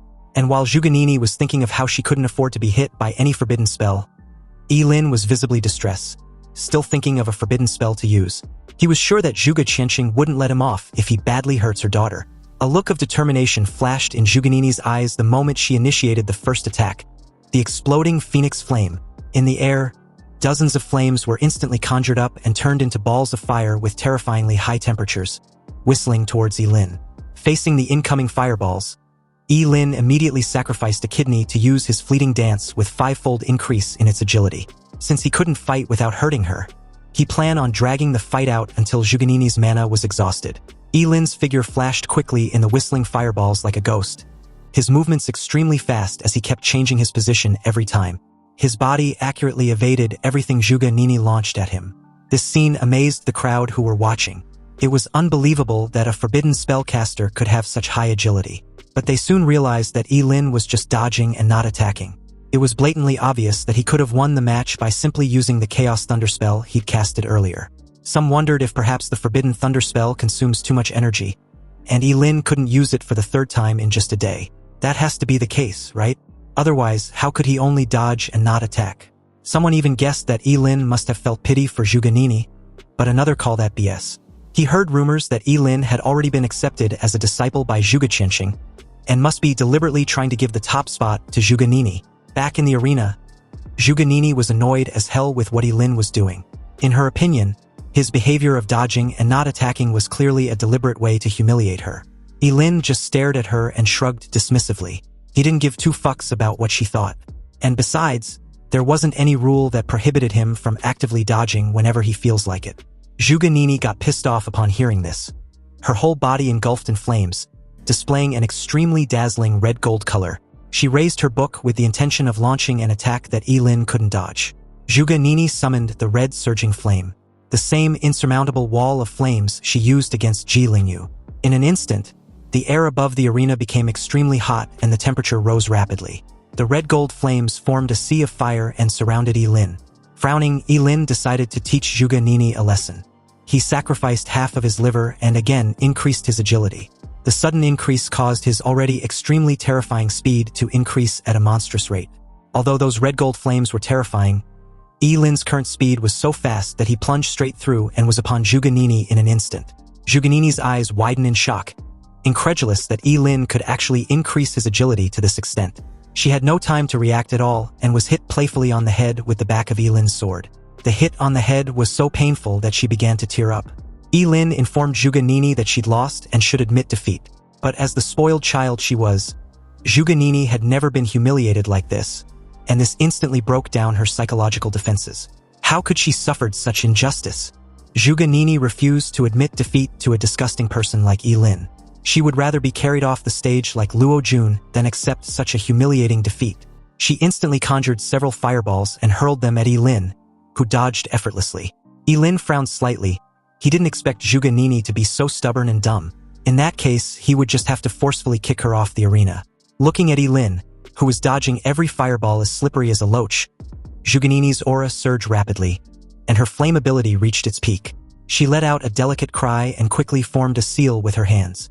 An even more powerful mana burst out from her body, and all the pages of the book in front of her suddenly got torn out and surrounded her. Above the arena, the air seemed to be distorted by a force as the crimson writings on the pages glowed ominously. Everyone, including Ye Lin, watched the scene in stunned silence, noticing the strong pressure created from just the spell activation.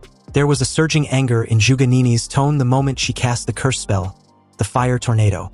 Zhuganini pushed her jade hands forward, and the pages instantly gathered into several huge fire tornadoes which rushed towards Ye Lin. These fire tornadoes were different from the previous flames summoned. They seemed to have a mind of their own as they danced wildly in the air. Every rotation released a terrifying high temperature, as if it wanted to burn everything to ashes. No matter how Ye Lin dodged, the fire tornadoes followed him closely like a thorn in his flesh. He realized that the spell had the ability to lock onto and follow a target. Zhuganini made her way to the ground with her face slightly pale and her dress already soaked with sweat. It was obvious that using this skill had exhausted her extremely. Her book had been destroyed, but as long as it can guarantee her win, it was all worth it. She firmly believed Ye Lin had nowhere to hide from the attack and should admit defeat. Upon hearing this, Ye Lin was baffled. Was this bitch really dumb as rocks? You see, Ye Lin had already thought of a solution the moment he realized the spell had a homing skill. With his incredible agility, he appeared behind Zhuganini in an instant. Zhuganini should have realized this simple truth when she casted her spell. Thus, releasing a spell with a homing skill without teammates to protect her when facing off against a fast opponent was tantamount to suicide as a mage. Had she not heard of this in class? Speechless, Zhuganini's eyes widen upon realization. And at this moment, the fire tornadoes were like raging storms, rushing towards them at a high speed. Ye Lin calmly instructed her to end the skill and admit defeat. But this bitch, with tears in her eyes, replied that she would do no such thing. She won't lose to Ye Lin, even if it means dying together. Instead of canceling the release of the curse spell, Zhuganini increased the output to the max, making the fire tornadoes even more violent. She truly intended on dying together with Ye Lin rather than being humiliated again. The moment the crowd realized what Zhuganini had just done, her father shouted desperately, pleading for her not to do something so stupid. At the same time, the invigilators and the medics rushed towards the arena with urgency. Ye Lin stretched out his hand and pulled Zhuganini to his side, then raised his hand as a terrifying force burst out from his palm. The arena under his feet trembled instantly with a deafening roar, and a stone wall suddenly rose from the ground between the two and the incoming torrent of flames. The stone wall, being one of the forbidden spells Ye Lin just unlocked after upgrading, had an ancient and ominous aura with complex mystery, as if it was not made of solid material. The effect of this skill was as straightforward as its name, the Wailing Wall. It can be summoned from the deepest depths of hell by sacrificing a lifespan. The Wailing Wall can nullify any attack if the attacker isn't 20 levels above the spellcaster. Anyway, like a gate of the abyss, the Wailing Wall opened up and swallowed the overwhelming torrent of raging tornadoes of flames without making any sound. Some of the audience recognized the Wailing Wall and was shocked that an examinee was actually able to cast such a forbidden spell. The Wailing Wall dissipated shortly after as Ye Lin thanked the heavens for being lucky to have unlocked this defensive curse spell. Otherwise, he really wouldn't have known what else to do. In an affectionate manner, Ye Lin brushed Zhuganini's messed up hair in place and gave her a reassuring smile which snapped her out of her daze. Although Zhuganini finally realized how terrifying their gap in strength was, she also couldn't stop blushing. Zhuganini felt her heart beating way too fast than her normal heart rate, especially when she also realized that Ye Lin might not be as bad as she initially thought. The crowd watched the heartwarming scene on the stage and couldn't help but smile. They felt that something was going on between the two and were interested to know more about their relationship. They were convinced that Ye Lin was just afraid of hurting Zhuganini, hence why he never attacked but kept dodging.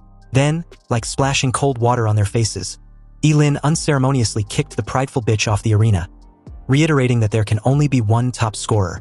Zhuganini, who was completely unprepared, fell headfirst onto the ground with a dull thud. There was even a large shoe print on her perky behind to which the live broadcast gave a close-up shot. The speechless crowd just watched in stunned silence. How can a sweet hormonal atmosphere a second ago turned into an abrupt ass-kicking the next? Although Zhuge Qianqing was relieved that her daughter was okay, he couldn't help feeling embarrassed by the whole situation. Zhuganini sat up and declared her intentions to get back at Ye Lin for this humiliation. The Invigilator announced Ye Lin as the winner of the final round of the ring tournament, totaling his points to be 150 and declaring him as Qingqing's champion. As the crowd praised and congratulated him, Ye Lin hoped these achievements would be enough to enter the Supreme Academy. A lady among the crowd asked Ye Lin which academy he planned on attending. Ye Lin's answer was obviously the Supreme Academy, and the crowd shared his excitement and enthusiasm. But as the supervisor of the Supreme Academy made her way inside the arena with Principal Gao and Lin Yuan, she apologized and informed Ye Lin that he'd been rejected. Principal Gao and Lin Yuan, already aware of Su Chengxin's decision, remained silent with a gloomy expression. Although Ye Lin had a fair idea of the reason, he couldn't help asking why. The reason was his profession as a forbidden spellcaster. Since the appearance of job changers, there has been 11 forbidden spellcasters, and their average lifespan was 22 years. The longest-lived forbidden spellcaster died at the age of 24. These 11 predecessors only proved that forbidden spellcasters have no value to be trained. Investing resources in them would be like throwing money into the sea. Su Chengxin was extremely blunt, but it was the truth. Ye Lin understood this, of course, and so did the crowd. Universities train a job changer for 4 years, and Ye Lin was already at the age of 18, which meant he would be exactly 22 when he graduates, tallying with the average life expectancy of a forbidden spellcaster. For a moment, there was a hint of pity in the eyes of the crowd as they stared at Ye Lin. A figure suddenly appeared beside him with a familiar windbreaker, gold-rimmed glasses, and an elegant temperament. Zhuge Qianqing informed Su Chengxin and the examiners that he might have already found a solution about Ye Lin's situation. Hearing this, Su Chengxin asked him to elaborate. Since Ye Lin was his disciple, Zhuge Qianxing explained that he had developed a method that greatly reduced the impact of casting forbidden spells on his disciple. But if any of them didn't believe him, they can do a physical examination on Ye Lin's body. With the exception of Su Changxin, everyone, especially Lin Yuan and Principal Gao, were shocked. If Zhuge Qianxing can really reduce the impact of casting forbidden spells on the Forbidden Spellcaster, then Ye Lin will really become a rising star. Su Changxin was doubtful. Sure, Zhuge Qianxing was a skilled astrologist, but he's now claiming to have knowledge about job changers. Was Zhuge Qianxing as skilled as the professors at the Supreme Academy? If Ye Lin still didn't live past the age of 25, would Zhuge Qianxing compensate for the lost resources? Faced with Su Changxin's aggressive questioning, Zhuge Qianxing frowned slightly, then pleaded with her to put her personal emotions aside and just do the checkup. She shouldn't ruin a genius's future because of him. Su Changxin explained that her decision was not based on her personal feelings, but the will of the Supreme Academy. They just can't accept a forbidden spellcaster. At this moment, gossip gleamed in the eyes of the countless people. No matter how dumb they were, they could clearly see that there was a story between Zhuge Qianxing and Su Changxin. Ye Lin interjected, not wanting his teacher to embarrass himself any further. He told him to just drop the matter. It was fine if he didn't attend the Supreme Academy. After all, it was just a school. But in that precise moment, Ye Lin made his resolve known to Zhuge Qianxing. A teasing voice suddenly called him arrogant for the casual dismissal. Zhuge Qianxing saw the attack and warned Ye Lin, but it was too close for him to dodge. So he used his arm to block the attack. A powerful aura then burst out instantly from this hooded figure, intending on suppressing Ye Lin. Ye Lin could clearly feel the pressure, and deemed it not weaker than Kenson's. Ye Lin clutched the injury on his arm tightly and questioned who the guy was. The scrawny-looking fucker scoffed and introduced himself as Yun Guanlu, the person who just defeated Ye Lin and a freshman at the Supreme Academy. Yun Guanlu explained that the Supreme Academy was more than just a school, and Ye Lin's careless dismissal only proved how arrogant he was. Su Changxin warned the scrawny-looking fucker not to dare harm anyone again. Otherwise, she would make him write an apology letter when they return. Yun Guanlu replied that he was just saying hello and didn't mean to hurt anyone, but who knew the top scorer of Qingqing was so weak. Lin Yuan and Principal Gao rushed toward Ye Lin and asked of his injury. Ye Lin reassured them that he was fine, but knowing how scheming this guy was, it wasn't a stretch to think he wouldn't make something out of this disappointment. Ye Lin's expression turned cold as he approached Yun Guanlu, vowing to remember what happened just now. Seeing Ye Lin still acting tough and even daring to give him a cold stare, the corner of Yun Guanlu's mouth raised slightly. If the top scorer of Qingqing wasn't convinced, he was welcome to challenge him at any time. Anyway, if Ye Lin were to go all out regardless of the consequences, then there's a high probability of him defeating Yun Guanlu and even killing him. But for now, there was too many audience, so he will let things slide. However, Yun Guanlu shouldn't make no mistake about his threat. He will definitely get his revenge another time, one way or the other. Yun Guanlu, incredulous for a moment there, started laughing in sheer disdain. Was Ye Lin seriously threatening him just now because he sure as hell didn't notice? And talk about a loser, did he really think he would amount to anything that was worth his attention? Or did he think just because he attacked and talked to him, he cared? Ye Lin should quit with his empty threats because he wouldn't be able to beat him in his lifetime. Yun Guanlu then proceeded to belittle Zhuge Qianxing, which crossed the bottom line of what Ye Lin could tolerate. This idiot could insult him for all he cared, but disrespecting his teacher because of him, that's something he wouldn't let it slide. And since Yun Guanlu was confident he couldn't beat his arrogant ass, Ye Lin proposed a bet. He dared Yun Guanlu to accept his challenge in a life-and-death match in a year's time. This stunned the crowd into silence. They had never expected Ye Lin to be so bold as to sign a deathmatch agreement with Yun Guanlu, whose level was already close to 45. And it wasn't impossible to estimate him breaking through to level 50 and even reaching level 60 in a year's time. Zhuge Qianxing, on the other hand, wasn't worried that Ye Lin might lose, but was rather alarmed that he might accidentally expose the secret of his immortality. He warned him not to be impulsive, but Ye Lin reassured him that he wasn't. He was very much aware that Yun Guanlu, although arrogant and infuriating, had the strength to back it up. But it wouldn't matter in the long run. Yun Guanlu agreed to the challenge, but was also dismissive about it. With the deal set, Ye Lin coolly walked off the stage. To him, this death duel is to determine who's better, and he intended on using it to crush the pride of the Supreme Academy. He even felt an adrenaline rush just thinking of how interesting it would be. As the principal of Qingqing Academy, Gao Jinyu personally congratulated Ye Lin for becoming the top scorer, and in front of the cheering crowd, he thanked his student for finally elevating his school to new heights. Anyway, as the scene shifted to Zhuge family's villa that very afternoon, Ye Lin expressed his concern about Zhuge Nini, wanting to know if she was alright. Zhuge Qianxing replied that she was. Her daughter was just feeling down because she lost to him, but she'll bounce back in no time. Ye Lin then moved to the next obvious and a bit intrusive question. He was curious about the relationship between Zhuge Qianxing and Su Qingxin. Zhuge Qianxing was already expecting this question, so he wasn't exactly caught off guard with this open secret. He explained that Su Qingxin was his first love.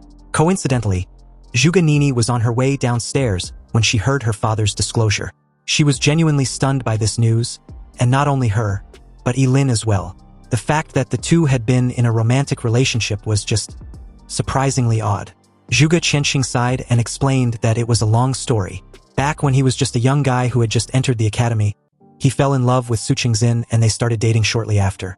But after a while, they broke up due to their differences in personalities. Apparently, Su Qingxin likes to play mind games type shit in relationships. And what's even worse, she believes she's always in the right and her actions are completely justified.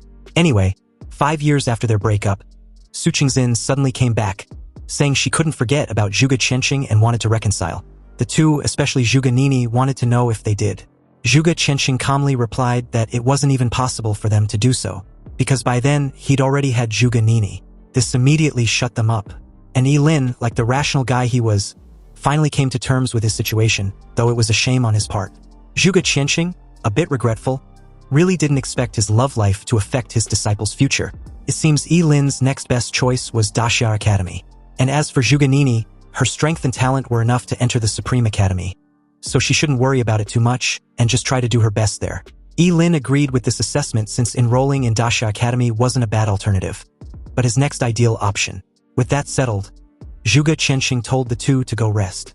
The various admission officers would probably be waiting for them at school early the next day. Ye Lin and Zhuge Nini did as Zhuge Qianxing suggested and got some needed rest, because the very next morning, the entire Qingqing Academy was abuzz with excitement, and Principal Gao couldn't help showing off the two geniuses of his academy to the press. But the surprising thing was the presence of the City Lord and the Supreme Academy's supervisor. After exchanging pleasantries, Su Qingxin officially invited Zhuge Nini to become a member of the Supreme Academy.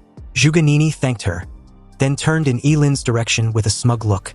Inwardly, Zhuge Nini was excited to have finally gotten one over Ye Lin. She didn't give a shit about how ridiculously unfair her win was. Anyway, Principal Gao, still on cloud 9, suddenly clasped Ye Lin's shoulder and guided him towards the City Lord, Huang. It was time for him to receive his 5 million yuan prize. Upon hearing such an amount for a prize, Ye Lin, visibly shocked, rushed over and shook Huang's hand. Huang then praised Ye Lin for his exceptional temperament as a top scorer, and the press were eating all this publicity up like they were having a field day. Anyway, like the money-hungry hyena he was, Ye Lin couldn't help asking when he was supposed to receive his 5 million. And although Huang reassured him that not a penny less would be given to him, Ye Lin still informed the media of how he was scared of still being poor after living in the slums for years. So everyone should bear witness to his reward. But to his amazement, the 5 million was just one of the many rewards. There were also skill scrolls. Hu Wang, as a representative of Qingqing, not only prepared 5 million but also an epic grade self-selection skill scroll for Ye Lin. And on top of that, a precious admission qualification for the top scorer realm, which was the secret realm only the top scorer from each city could enter. At this point, Ye Lin couldn't believe his luck. Although the epic grade skill scroll was useless to him as a forbidden spellcaster, the admission to participate in the top scorer realm was like hitting the jackpot. You see, this secret realm was special because it grants anyone immunity to all damages when entered, meaning the participants can ignore everything else and focus on killing monsters. Not that it's any huge advantage for Ye Lin, but the idea of challenging any monster regardless of the level was an edge he might need to raise his level to 99 before leaving. Upon hearing this, Principal Gao informed Ye Lin that even though the top scorer realm is not that exaggerated, the monsters inside were limited. But immunity to all damages were indeed suitable for him. The City Lord then mentions how they have high hopes for him. Apparently, the top scorer realm was also a test for Ye Lin to excel. Scoring first place would grant him the title of the national top scorer. Ye Lin, who initially had no idea such a title exists, was assured by his principal that there's indeed such a title, meaning the champion of Xia Nation. If he obtains the highest level from the top scorer realm, then he would be the nation's top scorer. Excited and confident as hell, Ye Lin told everyone to rest assured. He'll definitely become the nation's top scorer. So with that, the three took a group photo to commemorate their city's top scorer for the year. When everything was said and done, Zhuge Qianxing and his disciple went for a walk. When they were finally alone, he informed Ye Lin of a crucial detail he needed to keep in mind when he participate in the top scorer realm. Zhuge Qianxing warns Ye Lin to never use any of his lifespan-consuming skills inside the top scorer's secret realm. But surprising enough, Ye Lin had figured this out a while ago, so he was very much aware of this predicament. And the reason was simple. Although the secret realm gives immunity to damages, it can't stop age progression. Zhuge Qianxing confirmed this assessment. Ye Lin was indeed a smart kid. Zhuge Qianxing informed Ye Lin that he has other urgent priorities to deal with in Qingcheng, so Ye Lin would have to be careful on his own. Also, he should return to Qingcheng the very moment he comes out of the top scorer's secret realm. Zhuge Qianxing was recently informed that those researchers may soon find the Gate of Apocalypse. With the help of the city's teleportation array, Ye Lin arrived in the city of Shenzhen without any hitch. But as he traversed through the streets of this big city, he couldn't help being amazed as to how different and refreshing everything seems. This was his first time outside the city of Qingcheng, and it was a shame he didn't have time to explore. Ye Lin made his way to the registration building to report in. There, at the entrance, he met a female receptionist who introduced herself as Bai Lin. After confirming Ye Lin's identity, Bai Lin instructed him to follow her. Hu Wang had already made preparations. On the way, Ye Lin was informed that the top scorer realm hadn't been opened yet, so he had time to rest. Also, if he encounters any problems during his stay, he can contact her at any time. Bai Lin brought Ye Lin to a high-rise building where he completed his registration and check-in procedures at the front desk. Shortly after, he found his room and flopped onto his bed with his skill scroll in hand. Since the top scorer realm hadn't been opened yet, he might as well go and explore this city he had never been to before. But in that very moment, a sudden noise and muffled voices at the door reached his ears. This person, whoever it was, kept whining on the other side about how strange it was that the room's keycard wasn't working. Ye Lin made his way to the door, wondering who was trying to barge into his room. Or perhaps the rooms were meant to be shared. He didn't even get a word out before the door was forcefully pushed open with a bang, destroying the locks and startling him. Then an innocent-looking petite girl wearing a blue dress appeared at the door. She carried a teddy bear backpack, and her blonde hair was tied with 2 cute bows. She blinked her big eyes and stared at Ye Lin with confusion, questioning who he was. And why was he in her room? Ye Lin was left dumbfounded. Shouldn't he be the one asking her these questions? But upon seeing Ye Lin's shocked expression, this petite girl suddenly misjudged him as a pervert. She'd even convinced herself on the spot that Ye Lin was hiding in her room after targeting her as an easy mark. Suddenly, with bulging veins, her arms instantly swelled up as she threw a punch in Ye Lin's direction. Ye Lin reacted quickly with his fleeting dance, sidestepping to the side and narrowly dodging this terrifying punch. Just the whistling wind from the release was enough to rattle the windows. Ye Lin, shell-shocked, was a bit incredulous that this little loli actually had such powerful strength. He hurriedly explained that he wasn't a pervert. But the little loli refuses to believe him. She claims that a pervert wouldn't actively admit to being a pervert, so Ye Lin was spouting lies. At this point, Ye Lin realized that he's left with no choice but to take action. He sacrificed his appendix and summoned the realm of woods. In the small room, countless woody vines emerged very abruptly and wrapped around the girl's fist like tentacles. She tried to break free with brute force, but the vines were so resilient that all her struggles were for naught. You see, the Descent of the Wood Realm was a forbidden spell that mainly restrained forceful movements, so it took a while for the girl, Manhwa, to finally relent. Ye Lin then took out his room card and showed it to her. But upon seeing the matching number 6099, Manhwa couldn't help exclaiming that it was impossible. Her room card was also 6099. Ye Lin released her from the spell and demanded she show her room card. Manhwa, although puzzled, confidently took out her room card from her bag and showed it to Ye Lin. But to her dismay, the card number turned out to be 6609. At this point, it was obvious that she turned the card upside down and got the number wrong. So with the misunderstanding out of the way, Manhwa started apologizing profusely for acting the way she did. But Ye Lin was more concerned about reminding her not to forget about informing the staff to fix the door on her way out. Manhwa nodded in understanding, but still insisted of treating Ye Lin to a meal as a form of compensation. Ye Lin replied that there was no need. However, since she's still insistent, how about she accompany him for a walk down the streets? So as the two explore the streets outside, Ye Lin learned Manhwa's name and her profession. She was an SSS-Class berserker, which explains her sudden explosive strength. Manhwa was the top scorer of Haiqing. Ye Lin then informed her of being from Qingcheng, and of course he was also a top scorer. Since Ye Lin was able to subdue her with a terrifying skill, Mi Shui believed Ye Lin must have been admitted into the Supreme Academy. Hearing of the Supreme Academy, Ye Lin calmly explained that that's where he initially planned on attending, but unfortunately, the Academy rejected him. Mi Shui's excitement turned into confusion. She couldn't comprehend why. With the strength Ye Lin had just shown, getting in should be easy. But Ye Lin shrugged dismissively and stated that his fate was decided elsewhere. And to clear her confusion, he added that he was a forbidden spellcaster. So with his short lifespan side effect of a sort, it's understandable. Hearing this, the guilt in Mi Shui's eyes became evident. A forbidden spell master had a short life to begin with, yet not only did she unknowingly made him use a forbidden spell, but she tore down his door, mistook him for a pervert, and tried to beat him up. She really needs to make things right. And the first thing they needed to do was to stop talking about such depressing stuff. Mi Shui grabbed Ye Lin's hand and dragged him along. She'd heard of a place nearby with amazing food. It was Xinqing's most famous restaurant, a well-established place with amazing view and high-end service. Ye Lin took a good look around and was impressed. The place indeed looks amazing, but just before the two could find a spot to take a seat, someone suddenly called out to Mi Shui and coldly remarked about how a brute like her was able to find a guy to eat with. Mi Shui's face suddenly darkened the moment she turned and saw Ye Ning, her half-sister.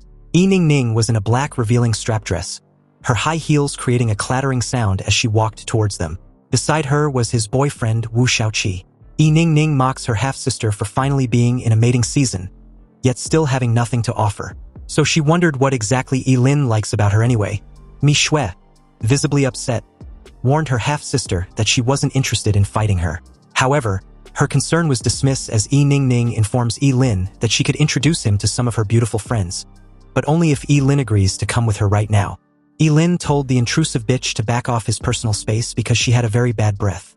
Mi Shui had to hold back her laugh upon hearing this, whereas her half-sister kept murmuring what she just heard on repeat. Seething with rage, Ye Ning couldn't fathom the sheer audacity of someone she deemed as a nobody humiliating her like that. Moving past Ye Ning, Ye Lin suggests they go eat somewhere else. A place that wasn't suddenly smelly like the one they were in now. Mi Shui agreed in sheer delight, but before the two could proceed further, someone blocked their path. Wu Xiaoqi, pissed off, declared that the two didn't get his permission to leave. The level 22 Angel Paladin demanded they apologize to his woman, not forgetting to add that he hated poor losers from small cities the most. Ye Lin might be treated as a treasure there, but in the city of Shenzhen, he was nothing but filth. Anyway, as Ye Ning urged her man to teach them a lesson, Mi Shui, visibly worried, admits that they were no match for Wu Xiaoqi. Ye Lin brushed this off, highlighting how much of a coincidence this entire farce was, because he also happens to hate rich punks such as Wu Xiaoqi who reek just as bad. Wu Xiaoqi's aura suddenly condensed, and a powerful pressure emanated from him, instantly filling the entire restaurant. Behind him, a brilliant angelic figure slowly condensed into shape, bathed in holy aura.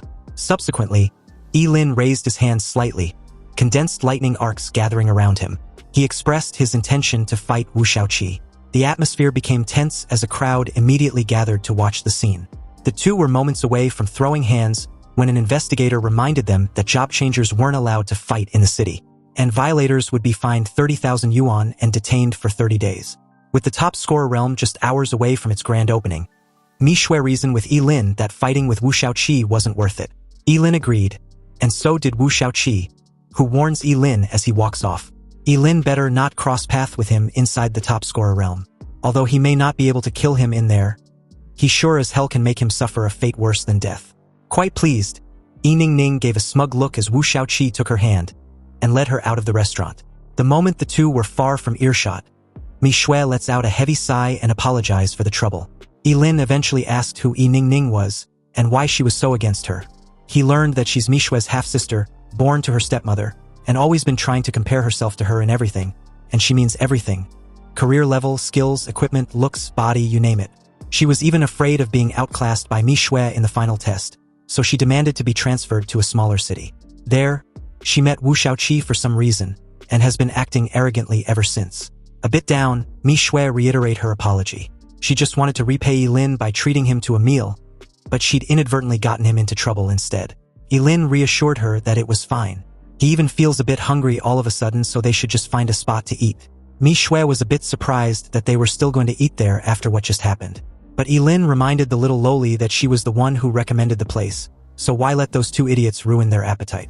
Early the next day, all the top scorers in the entire province gathered at a massive square near the outskirt of Shenxing City. There, an enormous red gate about 40 feet loomed over everything, and the entire event was being monitored with dozens of drones. On the platform, a middle-aged man introduced himself as Zhang Kenqi, the supervisor for this year's top scorer realm, which would be opening soon. Zhang Kenqi welcomed and urged everyone to ready themselves. Somewhere amidst the crowd was Ye Lin and Mi Shui, who were busy doing a last-minute checkup. Ye Lin checked his backpack to find it full with so many food. When she asked Mi Shui about it, she replied that since they were staying inside the secret realm for a few days, she thought it was best to pack everything they could eat in case of any emergencies.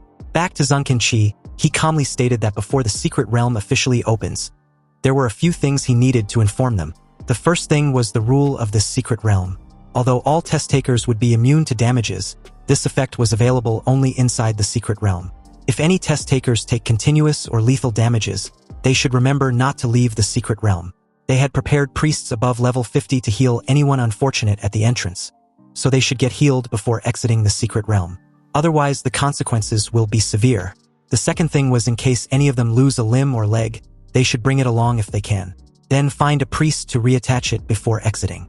This was far better and less difficult than finding the means to regrow a new limb or leg. The third thing was to remember not to get eaten by a demonic monster, because having their torso get digested was not a pleasant feeling to have. Just the imagination was unpleasant, and the very idea of it was very terrifyingly painful to think about. However, from this intel, Ye Lin deduced that their body would just be immune to all damage taken inside the secret realm, not blocking it. Zhang Kenqi then proceeded to wish all the top scorers to come back safely with good grades. He instructed for the teleportation portal to be opened.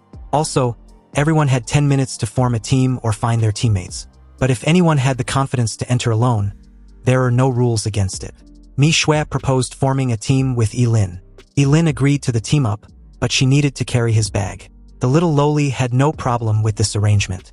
After all, such light weight was nothing to her as a berserker. A guy nearby saw this scene and accused Ye Lin of being ungentlemanly. How could Ye Lin make such a cute little girl carry a heavy load for him? He then offered to team up with Mi Shui. With him, she definitely won't be doing menial work.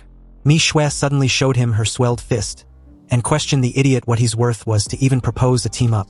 He should scram before she beat him into a pulp. Nearby, Wu Shaoqi proudly showed off his profession and level as Yi Ningning announced that they were accepting job changers above level 20. So anyone who wants to live should join them. They soon spot Ye Lin and Mi Shui and approached with their minions in tow. In earshot, Wu Shaoqi informed Ye Lin that he had had him investigated. And he's got to say, it's quite rare for a job changer to reach level 18 from a small county town like Qingqing. But a redneck will always be a redneck because he won't be able to climb any higher. Wu Shaoqi offered Ye Lin one last chance to kneel down and kowtow to him 3 times. Only then will he forgive him for what happened the day before. Otherwise, when they enter the secret realm, who knows what will happen. Ye Lin just laughed and basically told the idiot to fuck off. Pissed off, Wu Shaoqi was about to throw hands when Zhang Kenqi appeared from nowhere and intervened. He warned Wu Shaoqi that they weren't in the Wu family, so if he dares to cause any trouble, his examination qualification would be revoked immediately. Zhang Kenqi raised his voice and reiterated what he said about breaking the rules to all the test takers. With the secret realm now opened, any violation would immediately get the culprit disqualified. Wu Shaoqi walked off with a murderous look, vowing to settle the score with Ye Lin eventually. Anyway, as countless top scorers rushed inside the red gate in an orderly fashion, Mi Shui warns Yi of Wu Shaoqi's recklessness. And from the looks of it, they would have to be extra careful once they enter the secret realm. Ye Lin assured her not to worry. He's already aware and knows what he's doing. Soon, it was their turn to enter, and the moment they did, Ye Lin and Mi Shui arrived in a completely new world. The top scorer realm was located in a forest, surrounded by towering ancient trees, singing birds and fragrant flowers. But beneath this alluring scenery lies countless deadly threats hidden in plain sight. And speaking of these threats, a level 20 gargoyle suddenly rushed out of a fog nearby and pounced towards the two with a hungry gleam in its eyes. Ye Lin warned Mi Shui to be careful and was just about to release a forbidden spell when she dashed forward with her muscles bulged all over, creating a strong contrast with her cute face. The gargoyle let out a deafening roar, but this didn't do shit as Mi Shui tried to punch its face in. Luckily for the ugly bastard, it managed to block the punch with its hand. Stone chips flew all over as the gargoyle's hand got completely destroyed. Evidently, it was only a matter of time before Mi Shui killed the gargoyle, But this strategy in killing monsters was way too slow for Ye Lin, so he decided to intervene to speed things up. Suddenly, the sky was covered with dark clouds, and a thick bolt of lightning struck down, directly blasting the gargoyle into stone fragments. Seeing this, Mi Shui gasped in surprise, her eyes full of shock. After all, instantly killing a level 20 monster was only possible by a level 25 job changer or above. The two received 70 experience points for defeating a level 20 gargoyle. Mi Shui turned in Ye Lin's direction, wondering how his magic skills was so powerful. But the answer to this question was pretty obvious, wasn't it? He was a forbidden spellcaster. Ye Lin then feigned being slightly in pain and added how it was pretty convenient that he had damage immunity in the top scorer realm. Otherwise, his kidneys wouldn't survive that spell. Mi Shui was completely sold with the act after being reminded how brutal forbidden spells casted through sacrifice were. Anyhow, time was short, so Ye Lin suggested they head deeper into the secret realm. But this only made Mi Shui a bit worried. Instantly killing a level 20 gargoyle was pretty cool and all, but what about stronger monsters? Because that's exactly what they would be up against the deeper they head into the forest. They would also need to be alert at all times. Ye Lin, once again, reassured her not to worry. She only needed to stick close. Thinking of how powerful and confident Ye Lin was, Mi Shui felt that it was quite a shame the Supreme Academy rejected him.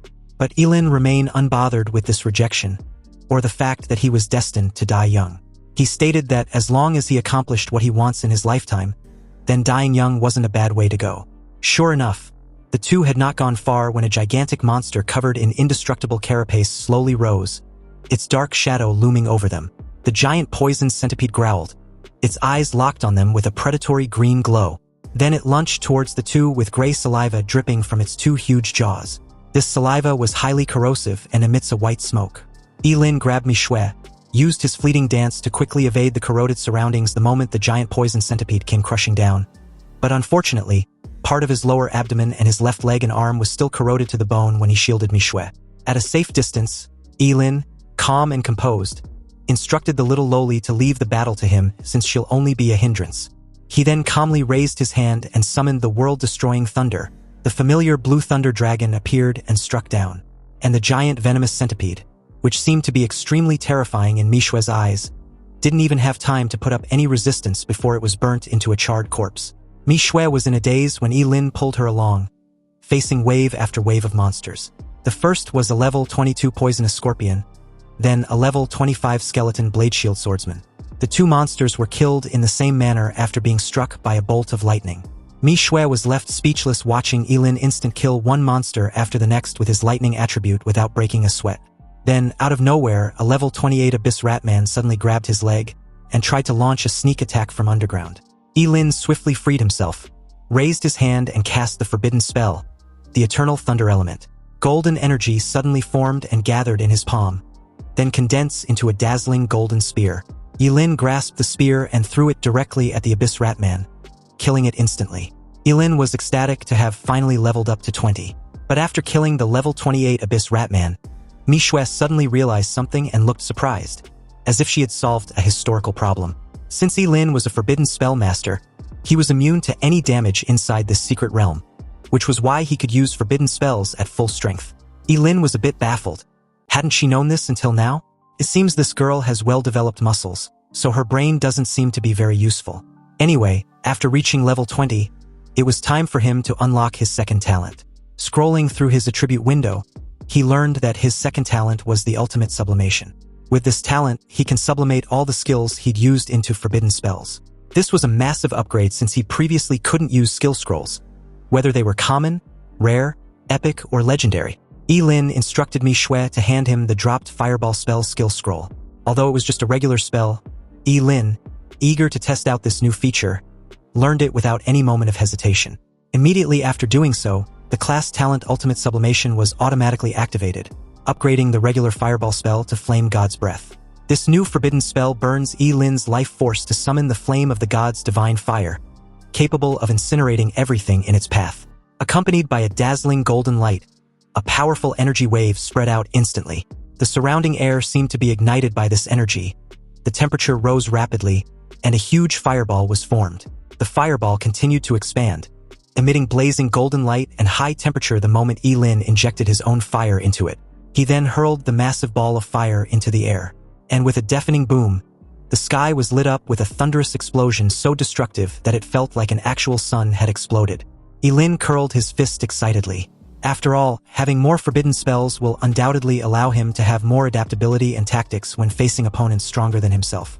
And now, with this new talent, no matter what type of forbidden spell he wants, he can just find the corresponding type of low-level skill scroll which cost a few thousand yuan. In a good mood, Ye Lin and Mi Shui left that place to continue leveling up. Meanwhile, on a massive tree branch somewhere nearby, Yi Ningning and Wu Shaoqi saw the explosion and were baffled. When Yi Ningning questioned what skill could cause such an explosion, Wu Shaoqi guessed that it might be an invigilator, because there wasn't anyone else among them who had a skill of that magnitude. Elsewhere, Zhengqinqi was also watching the explosion through his monitoring screen, wondering what could have happened to trigger a skill with such destructive strength. It was soon nightfall, and Ye Lin proposed they find a place to settle and eat. Hearing this, Mi Shui had no issue with this suggestion since she was basically the one responsible for everything else besides hunting monsters. Nonetheless, she enjoyed her role since she'd been leveling up like crazy. Anyway, in the meantime, Ye Lin, still fully alert of any possible danger, decided to scout around when he spotted something that made his eyes widen with a hint of excitement and shock. In a whisper, he called Mi Shui over to take a look. Not far away was a clear spring with its water constantly flowing in like a small waterfall. And on a huge black rock beside the spring was a golden toad. Its skin sparkled brightly in the nightlight, as if it was coated with a golden thin layer. This extremely large monster was the treasure toad. It was about 4 or 5 meters tall with a pair of bright vertical pupils. And its specialty was hoarding treasures in its stomach. The higher the level of the toad, the more valuable the treasures it contains. And luckily enough, this treasure toad was level 25, so it would definitely drop good rewards if caught. Ye Lin motioned for Mi Shui to be extremely quiet. They couldn't risk scaring it off. Ye Lin planned to approach it quietly and control its movement to Mi Shui to catch it. It took about half an hour for the two to silently make their way behind the treasure toad. But just as they were about to enact on their plan, a sinister voice suddenly came from behind them, arrogantly declaring how annoying it had been in searching for Ye Lin. Wu Shaoqi and his group's sudden appearance alerted the treasure toad. And by the time Ye Lin tried to restrain it by summoning the realm of woods, it was too late. The treasure toad had already fled away. Ye Lin's face darkened as he cursed through his gritted teeth. The idiot had ruined their plans. And to make matters even worse, he was still running his mouth. Wu Shaoqi informed Ye Lin that it was time for him to settle his debts. He was going to make sure Ye Lin experienced a life worse than death. A crowd nearby heard the exchange and pitted Wu Shaoqi's nest victim. In their eyes, Ye Lin was unfortunate to run into Wu Shaoqi and his minions even though the secret realm was vast. They also blamed him for bringing this misfortune upon himself. However, at this moment, Ye Lin's facial expression was extremely cold with no trace of fear. He was on his last nerve, so he sure as hell wasn't going to let this slide. If a life worse than death was what these fools were expecting, then they should rest assured because that was exactly what he planned on letting them experience. Ye Lin calmly raised his hand and summoned a fireball. But upon seeing this, one of Wu Shaoqi's minions smiled even more disdainfully. After all, fireballs were the lowest and most common skill, and anyone who changes their job can learn it. But Ye Lin actually wants to use a fireball to deal with them, which was simply a pipe dream. However, his smile froze on his face the moment Ye Lin raised his finger slightly. The seemingly ordinary fireball suddenly expanded several times, turning into a dark golden sun several meters in size. It carried a terrifying high temperature as Ye Lin hurled it towards the minion beside Wu Shaoqi. The guy didn't even have time to scream before he was turned into a charred corpse, barely clinging to life. This sudden scene left everyone stunned with their mouths wide open, not knowing what to say. With horror, Wu Shaoqi reluctantly pieced together the person responsible for the massive explosion a while ago. But how was it possible? Yi Ningning, realizing the shit they were in, pleaded with Ye Lin. They were all future of Daxia prospects after all. Plus, he wouldn't dare make an enemy of the Wu family, right? Ye Lin picked up another skill scroll in his hand, and at the same time, replied calmly that he was a fair guy and won't stand any impartiality. He believed in equality for all, so they would soon be able to experience what the guy just experienced. And like the fireball, the other skill scroll, the ice vortex spell, was also a very common skill. Specifically, it condenses a sharp spiral ice cone and spins it towards the enemy. But in Ye Lin's hands, the ice spin curse instantly underwent earth-shaking changes. Countless sharp ice spikes hundreds of feet thick formed in the air, like crystal-clear pillars, emitting a biting cold. They spun rapidly in the air, like a huge ice-colored gyroscope, carrying a destructive power, and shot towards Wu Shaoqi and his group who were still in shock. Wu Shaoqi was reeling in shock, wondering how it was possible for a regular spell to have such destructive power. Whereas a puzzled Ye Ning couldn't comprehend how Ye Lin was able to use both fire and ice spells. Wu Shaoqi immediately used his professional angel paladin and raised the holy shield emitting golden light high to resist the attack of the ice spikes. But after blocking just the first attack, countless spiderweb-like cracks appeared on his golden shield. When the second ice spike hit, the golden shield shattered on the spot. Wu Shaoqi's face changed drastically, and he immediately used his most powerful move. A golden sword condensed in his hand and slashed towards the ice spikes in the sky in a cross shape. Wu Shaoqi instructed his group to attack together, believing Ye Lin couldn't deal with them at the same time. The crowd initially thought Ye Lin was an elemental mage, but soon realized from their exchange that he was rather a forbidden spellcaster. However, the obvious conclusion was them figuring out the reason for his outburst without any regard to his health and lifespan. And although Wu Shaoqi was strong, he was completely powerless in the face of a forbidden spellmaster in the top scorer realm. After learning yet another low-level spell, the rockfall technique, Ye Lin raised his hand and summoned a rock to fall from the sky towards his target. However, what fell from the sky was no longer an ordinary rock, but a massive freaking boulder like a meteor, and smashed straight towards Wu Shaoqi and the others. Everyone seems to recognize the forbidden spell that Ye Lin had just casted, and their face turned pale instantly. They tried desperately to resist, but the weight of about 1,000 pounds pressing them down directly left no room for it. The fallen rock left Wu Shaoqi and his group completely battered and broken without a single ounce of resistance left. At this point, Wu Shaoqi could only bring up his family background once again, warning Ye Lin whether he plans on going against his Wu family. But Ye Lin simply assured him to relax. He wasn't going to kill him, and since his Wu family was so powerful, then he would just have to endure a bit of pain. Ye Lin raised his hand and summoned another boulder which came crushing down, shocking the crowd who could only watch. Ye Ning tried reasoning with Ye Lin. Even if he wasn't afraid of the Wu family, what about the Supreme Academy? Wu Shaoqi nodded slightly, adding that they were all students of the Supreme Academy. So was he really going to be this extreme to his own colleagues? But unexpectedly, hearing the Supreme Academy only managed to inflame Ye Lin's frustration even further. The Supreme Academy had rejected him, so there was no way in hell they were going to be colleagues in the future. The moment he was done talking, he waved his hand and dropped the massive boulder. A loud bang reverberated through the forest, as if the sky had fallen, splitting the earth apart. The entire scene was so terrifying that the crowd kept wondering if Ye Lin was even human.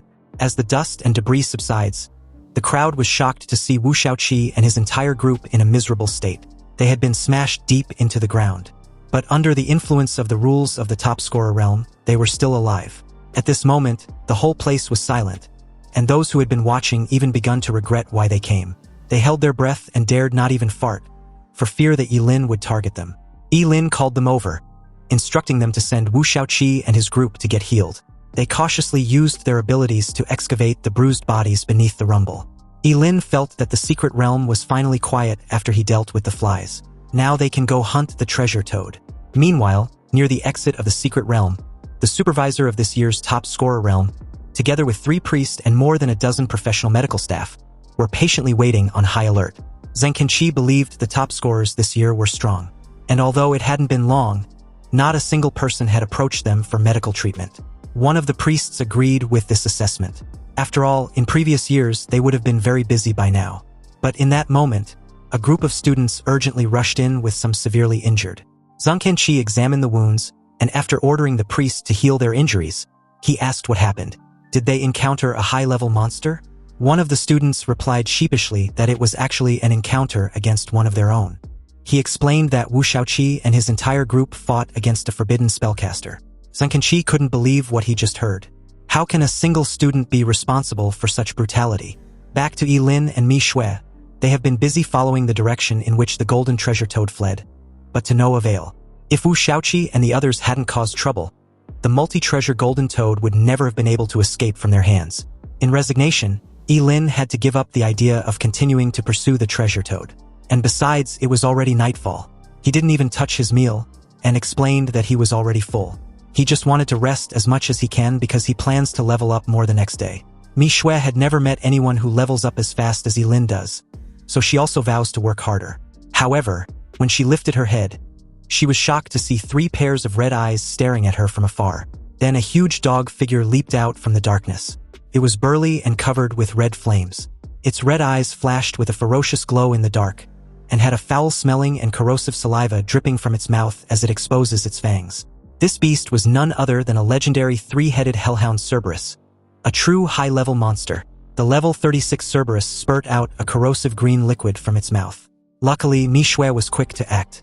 She grabbed Ye Lin's arm and dragged his sleeping figure out of the way. Ye Lin was a bit stunned to have encountered such a high-level monster for the first time, and didn't expect it to be this terrifying. Ye Lin took the lead and directly used his Flame God's Breath skill. A huge dark golden flame was hurled towards the three-headed dog of hell. But the middle head of the hellhound opened its mouth wide and bit the dark golden sun released by Ye Lin. And with a gulp, it actually swallowed it. Both Ye Lin and Manhwa couldn't help but gasp. The freaking beast swallowed the forbidden spell in one gulp. There was even a hint of mockery in the eyes of the three-headed hellhound as the first head opened its mouth and spewed a thick green foul-smelling liquid towards them. The two managed to dodge to the side as the extremely corrosive fluid destroyed everything it touched. Ye Lin suddenly felt an attack from behind and quickly leaped sideways with his fleeting dance activated. He barely avoided the fatal blow, and while in the air, he raised his hand as bits of golden light gathered in his palm, condensing into a bright and dazzling golden spear. The golden spear was like a meteor streaking across the night sky, stabbing fiercely at the three-headed dog of hell with unstoppable power. The three-headed hellhound growled, then opened its bloody mouth and spew out green foul-smelling liquid, trying to resist the attack. However, the spear penetrated the corrosive fluid and pierced into the bloody mouth of the hellhound, taking one of its head off. A shrill scream was heard, and the hellhound's body trembled violently, as if it was suffering unimaginable pain. Completely enraged, the first head of the now two-headed dog of hell opened its bloody mouth and spewed out yet another extremely thick green foul-smelling liquid. Only this time around it covered a vast range. Ye Lin raised his hand and quickly summoned the Wailing Wall. Since the level difference between the beast and himself was below 20, the Wailing Wall blocked the corrosive flames effortlessly. He then countered with another dazzling spear, hurling it and piercing the first head of the Cerberus. With only a head left, the beast could only let out a painful roar before Ye Lin summoned the world-destroying thunder. With a loud boom, the three-headed hellhound was struck by lightning and left in a charred and a sorry state. However, it wasn't dead, and the moment Manhwa questioned Ye Lin about it, he realized that something was wrong. Alarmed, he instructed Manhwa to make a run for it. Ye Lin had to grab her hand and bolt for cover because apparently, the Cerberus was about to self-destruct. And if they're caught within the explosion of its corrosive fluids, the damage might be unimaginable. It didn't take long for the explosion to cover a vast range of the forest. But fortunately, the two were fast enough to escape the blast range. Anyway, the reward for killing a level 36 high-grade Cerberus was 720 experience points. And unexpectedly, it seems they weren't the only one within that vicinity that escaped. Apparently, the infamous treasure toad they've been chasing all day just happens to cross path with them. And unlike last time, they have no intention of letting this treasure trove escape for the second time.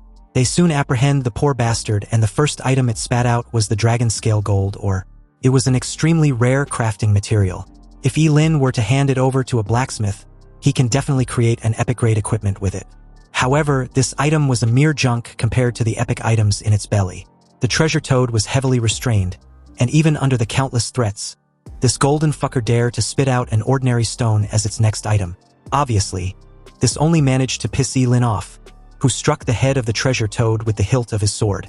Back at the medical center near the Secret Realm's exit, Zhang Kanqi was patiently waiting when the three priests came out of the tent and announced delightedly that the surgery was a success.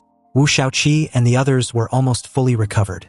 Expressing his gratitude, Zhang Kanqi assured them not to worry.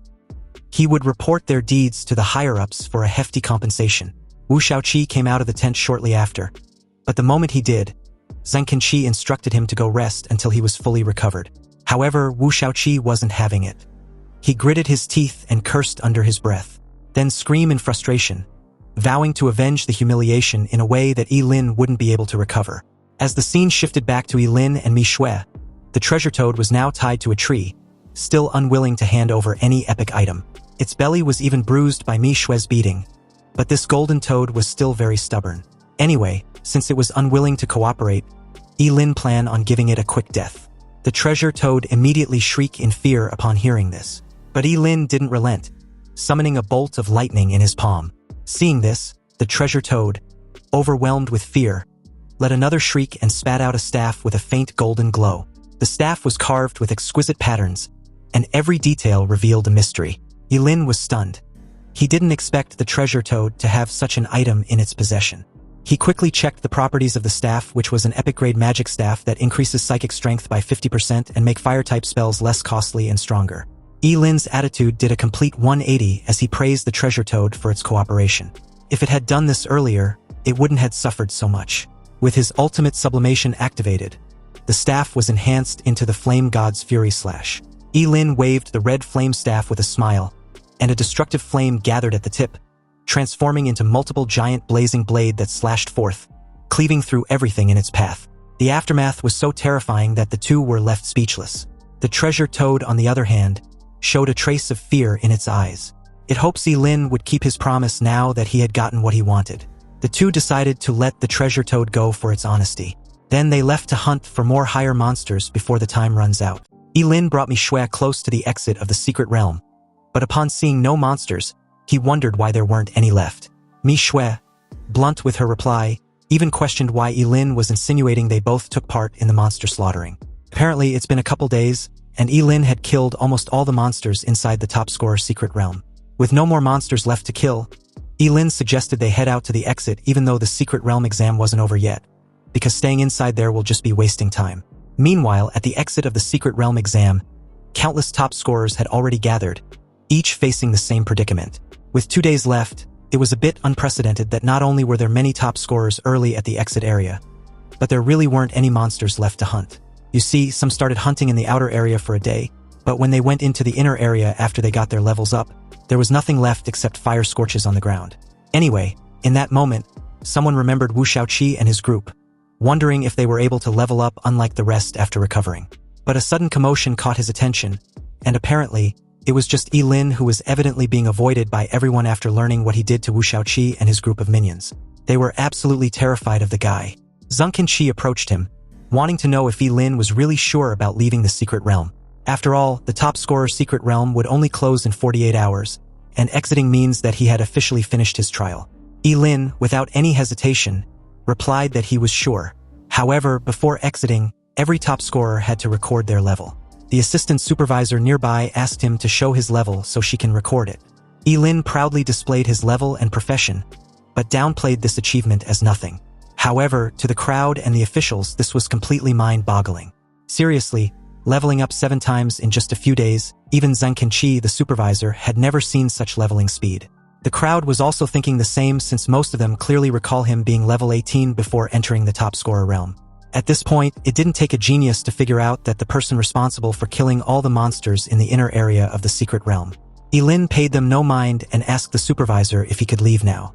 But Zhengqianqi unexpectedly replied that he couldn't, and the reason was simply his level.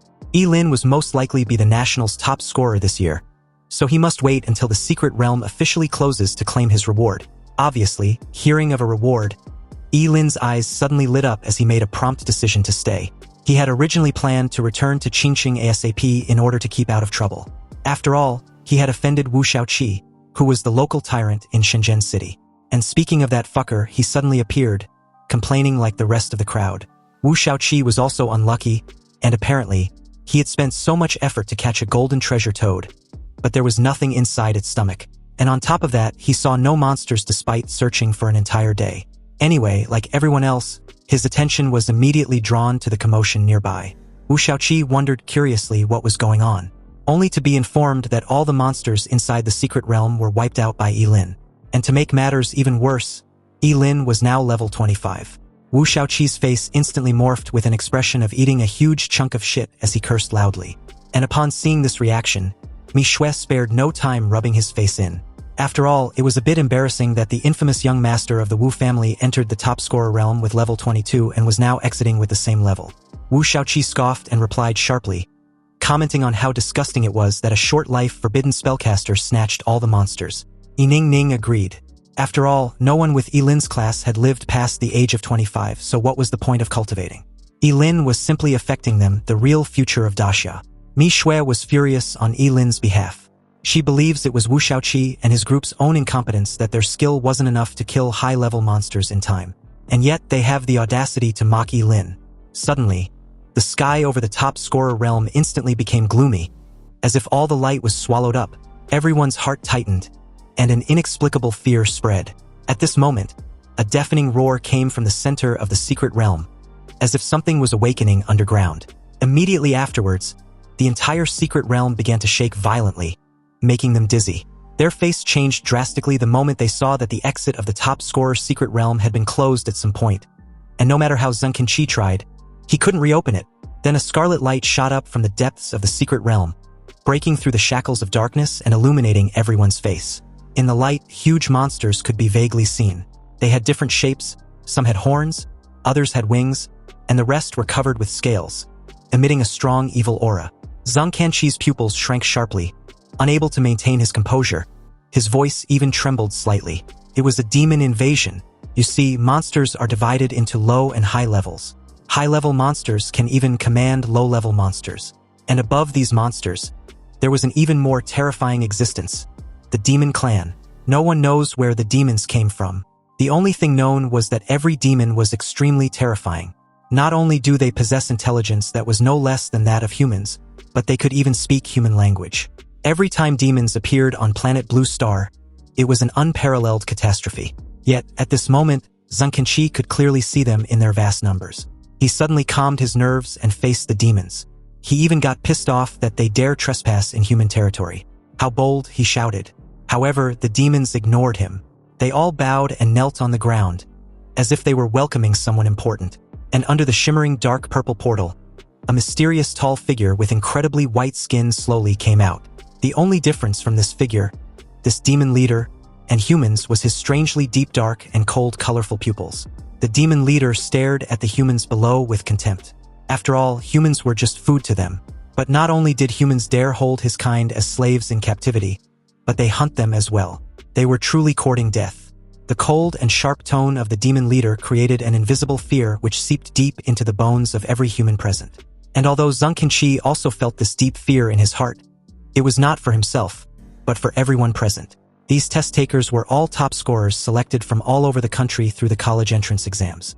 So if they all die in this secret realm, it would definitely be a devastating blow for the entire daxia. Zheng Qi instructed them to stay behind him. The abnormality in the secret realm must have already been noticed by Xincheng. They might even be on their way by now. Suddenly, a figure as tall as an iron tower appeared before him very abruptly. Then a devastating punch soon followed as Zheng Qi was forced to block. Zheng Qi, a level 70 job changer, was effortlessly forced back a couple of steps. The demon leader casually dismissed the human and instructed the towering monster, Luta, to deal with Zheng Qi. Luta muffled a response as Zheng Qi desperately threatened the demon leader, wanting to keep his attention on him. But the pale bastard ignored his threats and just made his way in front of the test takers. Then reassured them not to worry. He just wants to play with them. The demon leader showed his level to be 20, and explained he had heard they were the strongest humans selected this year. And according to humans' leveling system, since he was just level 20 at most, he was someone they can deal with, right? The demon leader wants them to fight him, and if they win, he would let them leave the secret realm. In confusion, the test takers stared intently and found that the aura emanating from the demon leader was indeed not far from that of a level 20 monster. They initially thought the demon leader was an invincible and terrifying enemy, but upon realizing his level, they started wondering what was there to be scared of. Suddenly, the top scorer of Chao City, Lin Zian, boldly walked out of the crowd. He was a level 21 divine knight with short hair and clear muscle lines.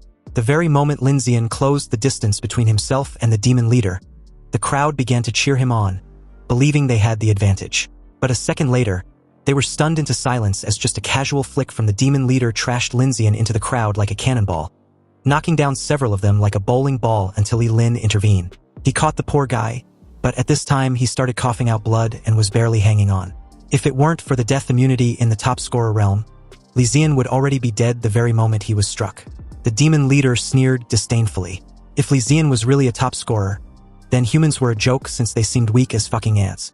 Staring at the stunned and scared crowd, the demon leader reiterated his challenge. However, when no one made a move, he questioned if they were so afraid that no one dares to come up to him. He then mocked how humans were nothing but cowards. Weren't they running their mouths just seconds ago? In that very moment, Wu Shaoqi seemed to suddenly have an idea and turned in Ye Lin's direction. He then called him out, questioning what he was waiting for. This fucker even threw in the "With great power comes with great responsibilities" line for emphasis. And this immediately shifted everyone's attention to the Forbidden Spellcaster. With Wu Shaoqi taking the lead, the crowd also began to morally blackmail Ye Lin. But Mi Shui, almost fuming with anger, pointed at the large crowd and cursed. They were all just mocking Ye Lin just moments ago, and now they're trying to pressure him to risk his life to save them. Aren't they disgusted with themselves? And as for Wu Shaoqi, seriously, how shameless can he possibly be? Wu Shaoqi countered with a rebuttal of his own. He stated that if Ye Lin hadn't injured them and killed all the monsters, preventing them from leveling up, they wouldn't be in this situation where he's the only one capable of facing the demon leader. Ye Lin, cool and composed, walked up to Wu Shaoqi and replied that he was fine facing the demon leader. But his equipment, on the other hand, wasn't on par, so how about Wu Shaoqi and his group hand theirs over? They can give him their high-grade equipment to increase his chances of winning. Wu Shaoqi didn't like this suggestion and replied that Ye Lin was asking for too much. Ye Lin simply asked if risking his life to fight a demon leader wasn't already considered asking too much of him, yet Wu Shaoqi wasn't even willing to give him a high-grade equipment. Cornered, Wu Shaoqi agreed to the request, and even advised Ye Lin not to be too cocky. They were handing their high-grade equipment over, but whether Ye Lin would live to use it was a different matter. After gathering all the high-grade equipment, Ye Lin entrusted them to Mi Shui and made his way to the demon leader, who was patiently waiting for the entire farce to end. He scoffed, a bit baffled at the humans who he sees as nothing but food, were actually having an internal strife even at a moment like this. Well, that's the nature of humans. They were really interesting, and from his experience, there's always at least a rotten apple among them that stirs up a conflict. The challengers from the two races, the demon leader with an amused look and Ye Lin with an expressionless face, stared at each other for a moment too long. Perhaps the previous match ended way too quickly, so the demon leader was waiting for Ye Lin to make the first move. Ye Lin raised the red flame staff, concentrated his mental power at the tip and conjured a fireball. But the moment the fireball spell was released, the crowd couldn't hold back their shock. They were puzzled that Ye Lin didn't cast a forbidden spell, but used a lowly fireball spell. Wasn't he already aware that the demon was incredibly powerful? Even the demon leader couldn't help smirking as the fireball whizzed past him. The damn pathetic spell wasn't even aimed right, and the demon leader just couldn't help himself. He started laughing. Ye Lin was really a whimsical to use a fireball spell against him, and although the demon leader seemed to be caught off guard, he effortlessly blocked Ye Lin's sneak attack with his falling star warblade. However, the smirk on Ye Lin's face made him wonder if he'd missed something. The demon leader turned to his left, only to see the originally small fireball suddenly expand violently into a red-gold sun, hurling towards him. With a deafening boom, the temperature around him rose rapidly as it directly submerged him. The surging heat wave could even be felt by the crowd below. They were stunned and puzzled upon seeing just how different and powerful Ye Lin's fireballs were. Only Wu Shaoqi and his group had gloomy expressions. After all, they had witnessed this horror firsthand just a few days ago. Anyway, after a moment of stunned silence, everyone was pleasantly surprised, believing Ye Lin had won. But just as everyone was immersed in the joy of victory, the blazing flames disappeared without a trace, as if instantly swallowed up by a black hole. The demon leader, slightly irritated, appeared to be slightly burned on his left arm. Then, in just a few breaths, his left arm was restored to its original state. He admits to be interested in Ye Lin after seeing how he was different from the rest, and for that, he would grant him the honor of becoming his dog. This damn demon leader wanted to recruit the Forbidden Spellcaster, but Ye Lin countered with an offer of his own. Ye Lin replied that he also admired the demon leader, so why don't he become his son? When he becomes the emperor, the demon leader would be crowned as the prince of bootlicking. Realizing that there was no point in talking, the demon leader decided to just kill Ye Lin. The very moment Ye Lin used the spell, Illumination, the demon leader was upon him in an instant, interrupting him. Stunned, Ye Lin sacrificed his left kidney and used his fleeting dance to dodge the attack, which left a large crater on the ground.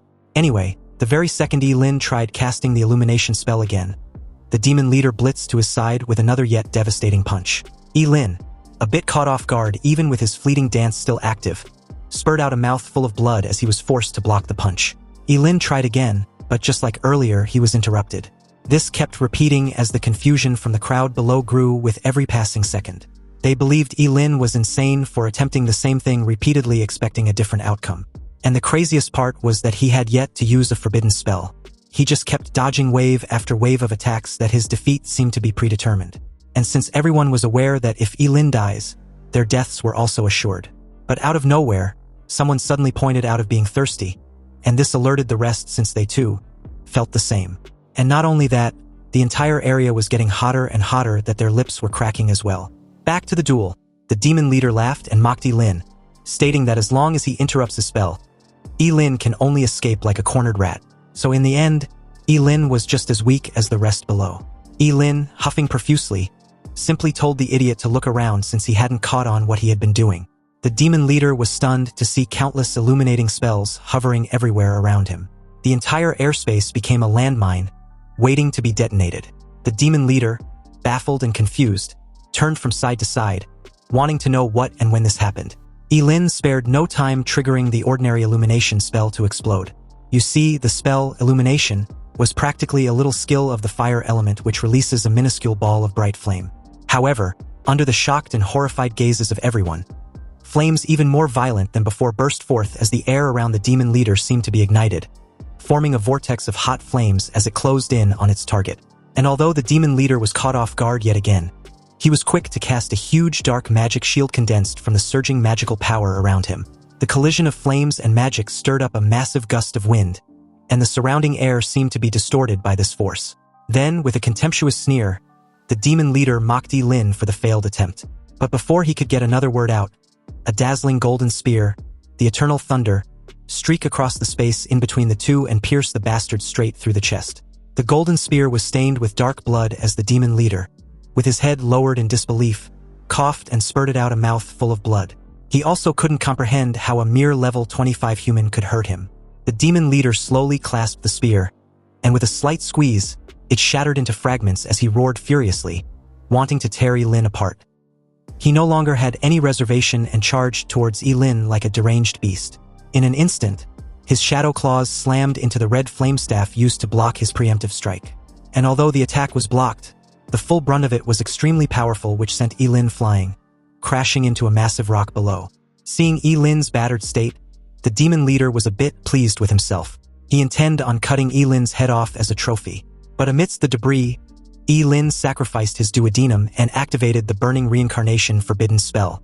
With the 50% fire elemental amplification of the red flame staff and the active burning karma status enhancement, Ye Lin held nothing back and went all out, daring the fucking bastard to withstand his next attack like he did previously. He again used an elemental fire spell, the illumination spell, only this time around, countless number of them were summoned at once. Then the very next second, they exploded with an extremely terrifying power. A trace of fear flashed in the eyes of the demon leader as he hurriedly condensed his magic power into an indestructible magic shield for the second time. However, the flames seemed to be beyond his expectation.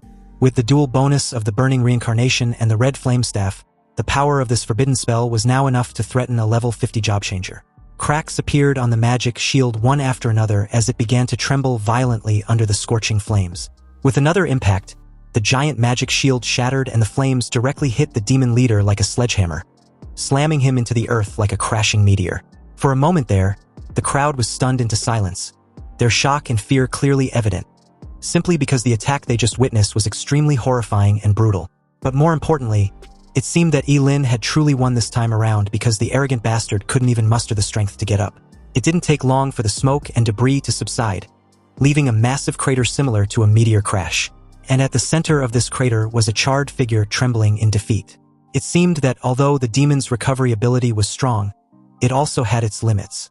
Barely conscious, the demon leader knew he'd lost even though he didn't want to accept it. Evidently, he still couldn't fathom how a mere human possessed such formidable combat power at level 25. Meanwhile, Luta, upon seeing the current state his lord was in, cursed furiously and charged towards Ye Lin, dismissing his fight with Zhang Qinqi, who was huffing profusely in exhaustion. He warned Ye Lin to watch out, but at this point it was unwarranted because everyone, including Ye Lin, could clearly see the frigging brute charging in like a freaking train with no brakes. Ye Lin suspects Luta to be above level 100, and was certain he couldn't defeat such a monster with his current level. Fortunately, something unexpected intervened, cleaving through Luta midair and instantly splitting his sorry ass into two halves. The crowd, especially Zhang Qinqi, was relieved and delighted upon seeing the attacker, He Yunfeng, the city lord of Shunqing. This meant that they were saved. After all, as the lord of a top city, He Yunfeng's strength was among the best in the entire Daxia. And since the demons dared to sneak into human territory and cause trouble, it seems they've already purchased a one-way ticket to hell. He Yunfeng calmly raised his hand as a bright golden beam shot out from his fingertips like laser cannons, raining down on the group of monsters below like a meteor shower. Obviously, this overwhelming showcasing of power further dazzled the crowd, whom were astonished just witnessing how strong the city lord of Xincheng really was. Anyway, as the scene cuts back to the demon leader, the contemptuous fucker no longer had the arrogant demeanor he flaunted earlier, and as a subordinate of his helped him to his feet, he was urgently informed about the need to leave because they were clearly outmatched against He Yunfeng. The demon leader, already aware of Ye Lin's name, finally introduced himself as Gallagher. He promised to remember Ye Lin, declaring that one day, he would avenge his humiliation by cutting off Ye Lin's head as a reward. And with that, he fled towards the shimmering rift connecting to the demon realm. Ye Lin just watched his departing figure without engaging. But luckily, He Yunfeng spotted this and was even more annoyed that Gallagher was now fleeing like a sewerage rat. He shot out a massive golden beam which streaked across the night sky like a bullet. Gallagher was warned to watch out as the golden beam closes in. His eyes widened in horror as he realized that there was no time to dodge. So he summoned a gigantic demonic hand from the depths of the earth to intercept. With the collision imminent, he tells the city lord not to get too cocky. And just like that, a loud bang reverberated upon impact, creating a massive cloud of smoke. It took a moment for the smoke to subside, and this created the perfect opportunity for Gallagher to slip into the rift. But before entering, he challenged He Yunfeng to come to the demon realm if he dare. He Yunfeng calmly retorts that there will come a day when Daxia's warriors would enter the demon realm and slaughter the entire demon clan. Anyway, with the demon invasion finally suppressed, He Yunfeng made his way to the ground and offered his apologies to everyone, especially the top scorers. As the city lord of Xincheng, he was to be blamed for the lack of proper security which led to the sudden demon invasion. Zhang Qinqi made it clear that the fault wasn't his but the demons, so he shouldn't blame himself, and he totally agrees with him. There would eventually be a day when they would not only wipe all demons and monsters from Daxia's land, but conquer the demon realm as well. Turning in the direction of the top scorers, He Yunfeng informs them that the teleportation portal had been restored. Also, they can rest assured knowing the test results would be published later. The candidates who were seriously injured by Gallagher and his demon minions stayed to receive treatment, whereas the rest left the secret realm and made their way back to the hotel where they originally stayed. Outside, Ye Lin silently let out a sigh of relief, glad the entire incident was finally over. Back at the hotel, Ye Lin was still reeling about the demon encounter in the top scorer realm when a sudden knock on his door jolted him out of his thoughts. As the knocking persisted, he even wondered if it was Mi Shui knocking on the wrong door again. Ye Lin made his way to the door and upon opening it, he was surprised to see He Yunfeng. He invited him in and questioned the reason for his sudden visit. He Yunfeng made a lame excuse of checking up on his injuries. Ye Lin appreciated his concern and replied that he was almost fully recovered. After all, they weren't major injuries to begin with. He Yunfeng was a bit surprised but didn't dwell on it. What he was more concerned about was Ye Lin defeating a royal blood demon in a head-on confrontation. Ye Lin tried being modest about it, but this only further impressed He Yunfeng. He was even willing to back Ye Lin as a rising prospect to serve Xincheng. Stunned, Ye Lin reiterated what he just heard, questioning if He Yunfeng was really serious. He Yunfeng confirmed that he was.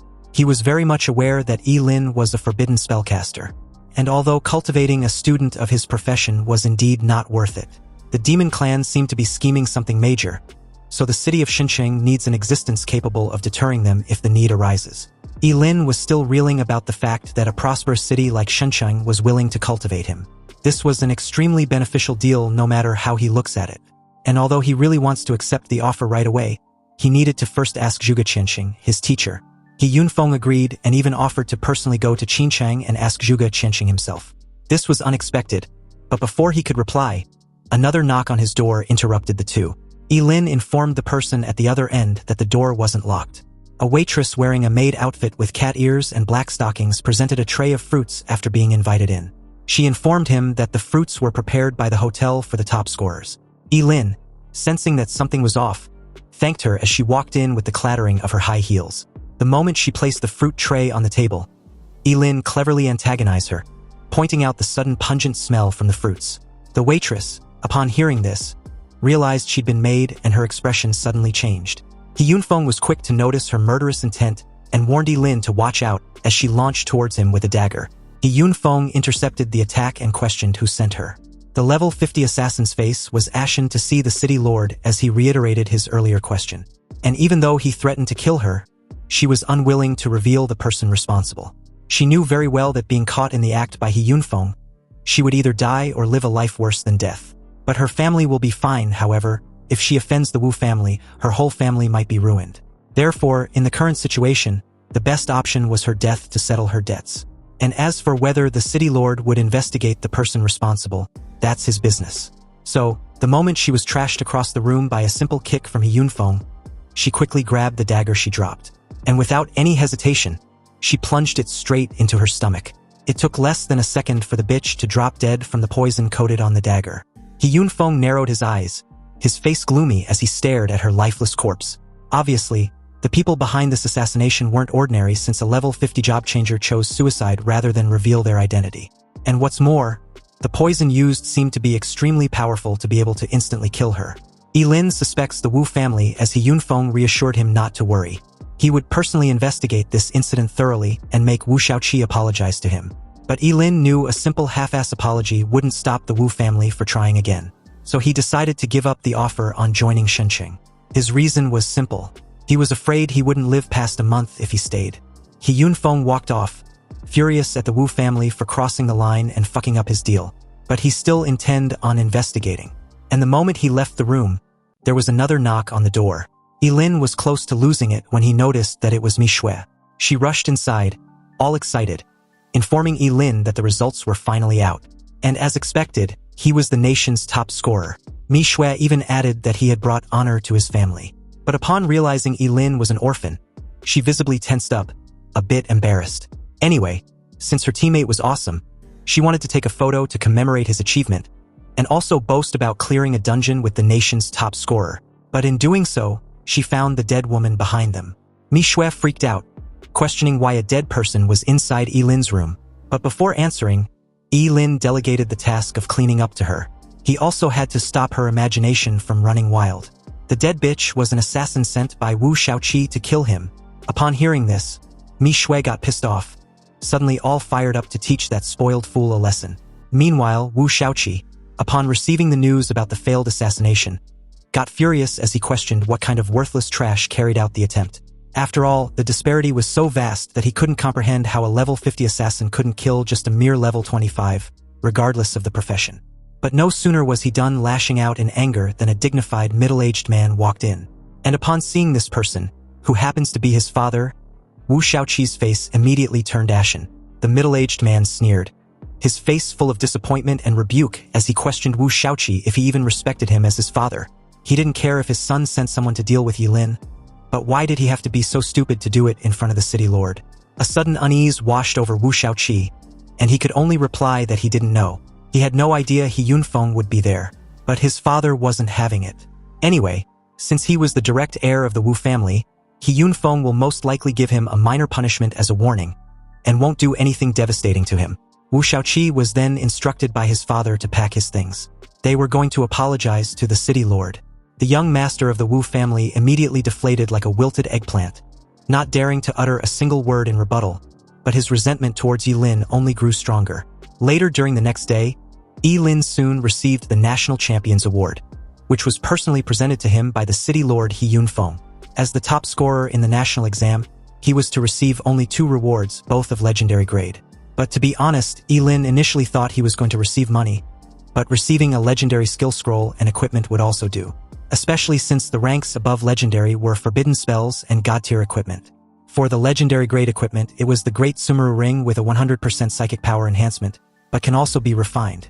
Its first skill was the Sumeru World, which allows the user to absorb energy-type attacks and store them inside the ring, upon which the stored energy can be converted to temporary psychic power enhancement. The second was the Inside World, which also allows the user to open the storage space inside the ring. The storage space's size was equivalent to the user's psychic power. So basically, not only will the ring be able to absorb energy-type attacks and convert them temporarily into psychic power, but it also comes with a storage space. Ye Lin couldn't help but smile slightly. Obviously, with this ring, even if he's attacked by a group of mages, he can absorb all attacks and convert them into temporal psychic power. Then use forbidden spells to retaliate and quickly make light work of them. It's evident that the Sumeru ring, together with his undying body, significantly makes him stronger the more attacks he's dealt with. He thanked the city lord and promised to continue to work hard and improve. Pleased with this reply, He Yunfeng was also quick to add the matter concerning his earlier offer.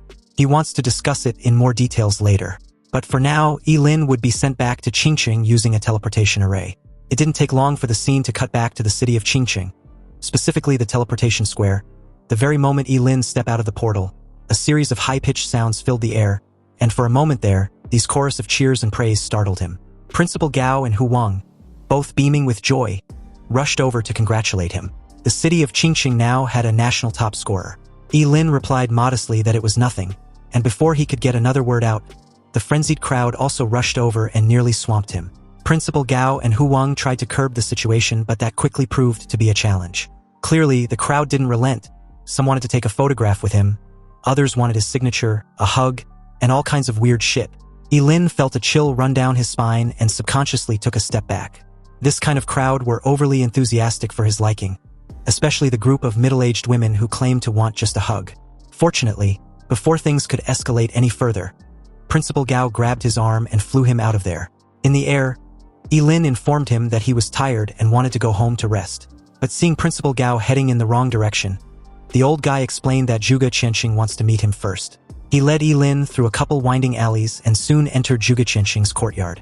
Zhuge Qianxing, who was making tea, couldn't help but smile when she saw Ye Lin's disheveled state. Pouring himself a cup, he remarked that it seems being the top scorer in the nation wasn't easy. Ye Lin sighed and agreed, replying that it wasn't. However, the rewards were still quite generous. It was clearly evident that Ye Lin looked exhausted, so Zhuge Qianxing suggested he go rest. There were more important things waiting for him when he's fully invigorated. Curious, Ye Lin wanted to know what his teacher was hinting at. Zhuge Qianxing calmly replied that the Gate of Apocalypse has appeared. Recalling the bits and fragments intel he had on the topic, especially the fact that that realm once had the 7 great ancient origin artifacts, Ye Lin reached for the key. He asked Zhuge Qianxing if he wants him to venture into the Gate of Apocalypse. However, to be precise, Zhuge Qianxing divulged his intention to go with his student. Ye Lin, slightly caught off guard, got up and left the courtyard. He planned to head to the Job Changer Guild to have some equipment handled. You see, Ye Lin had never understood why Zhuge Qianxing wanted to take him as a disciple and always harbored a degree of wariness towards him, since his profession was that of an extremely mysterious fortune teller. He knew there was no free lunch in this world, and even suspected that Kensen and the agents from the Investigation Bureau were all part of a scheme set up by Zhuge Qianxing. And of course, the purpose was to put him in a desperate situation where he would legitimately owe Zhuge Qianxing a huge favor. If the truth is indeed as he suspects, then it means that Zhuge Qianxing has grand ambitions, and the only thing he possessed that someone like his teacher would covet was his immortality. But regardless of whether his intentions, Ye Lin, due to his limited strength, can only play the role of a dutiful disciple for now. Anyway, the moment Ye Lin left, Zhuge Qianxing, who was calmly drinking tea, suddenly started coughing violently. Zhuge Qianxing's face turned ashen as a mouthful of bright red blood spurted out from his mouth and onto the floor, trickling through his fingers. Zhuge Qianxing was fully aware Ye Lin fully didn't trust him, but he really didn't have much time and can only give it a try. Meanwhile, at the Guild of Job Changers, to avoid causing trouble, Ye Lin entered the place with his appearance altered by the illusion mask. He walked up to the receptionist, and after a brief exchange, he announced that he was there to trade skill scrolls and equipment. In a respectful tone, the lady informed him to follow her.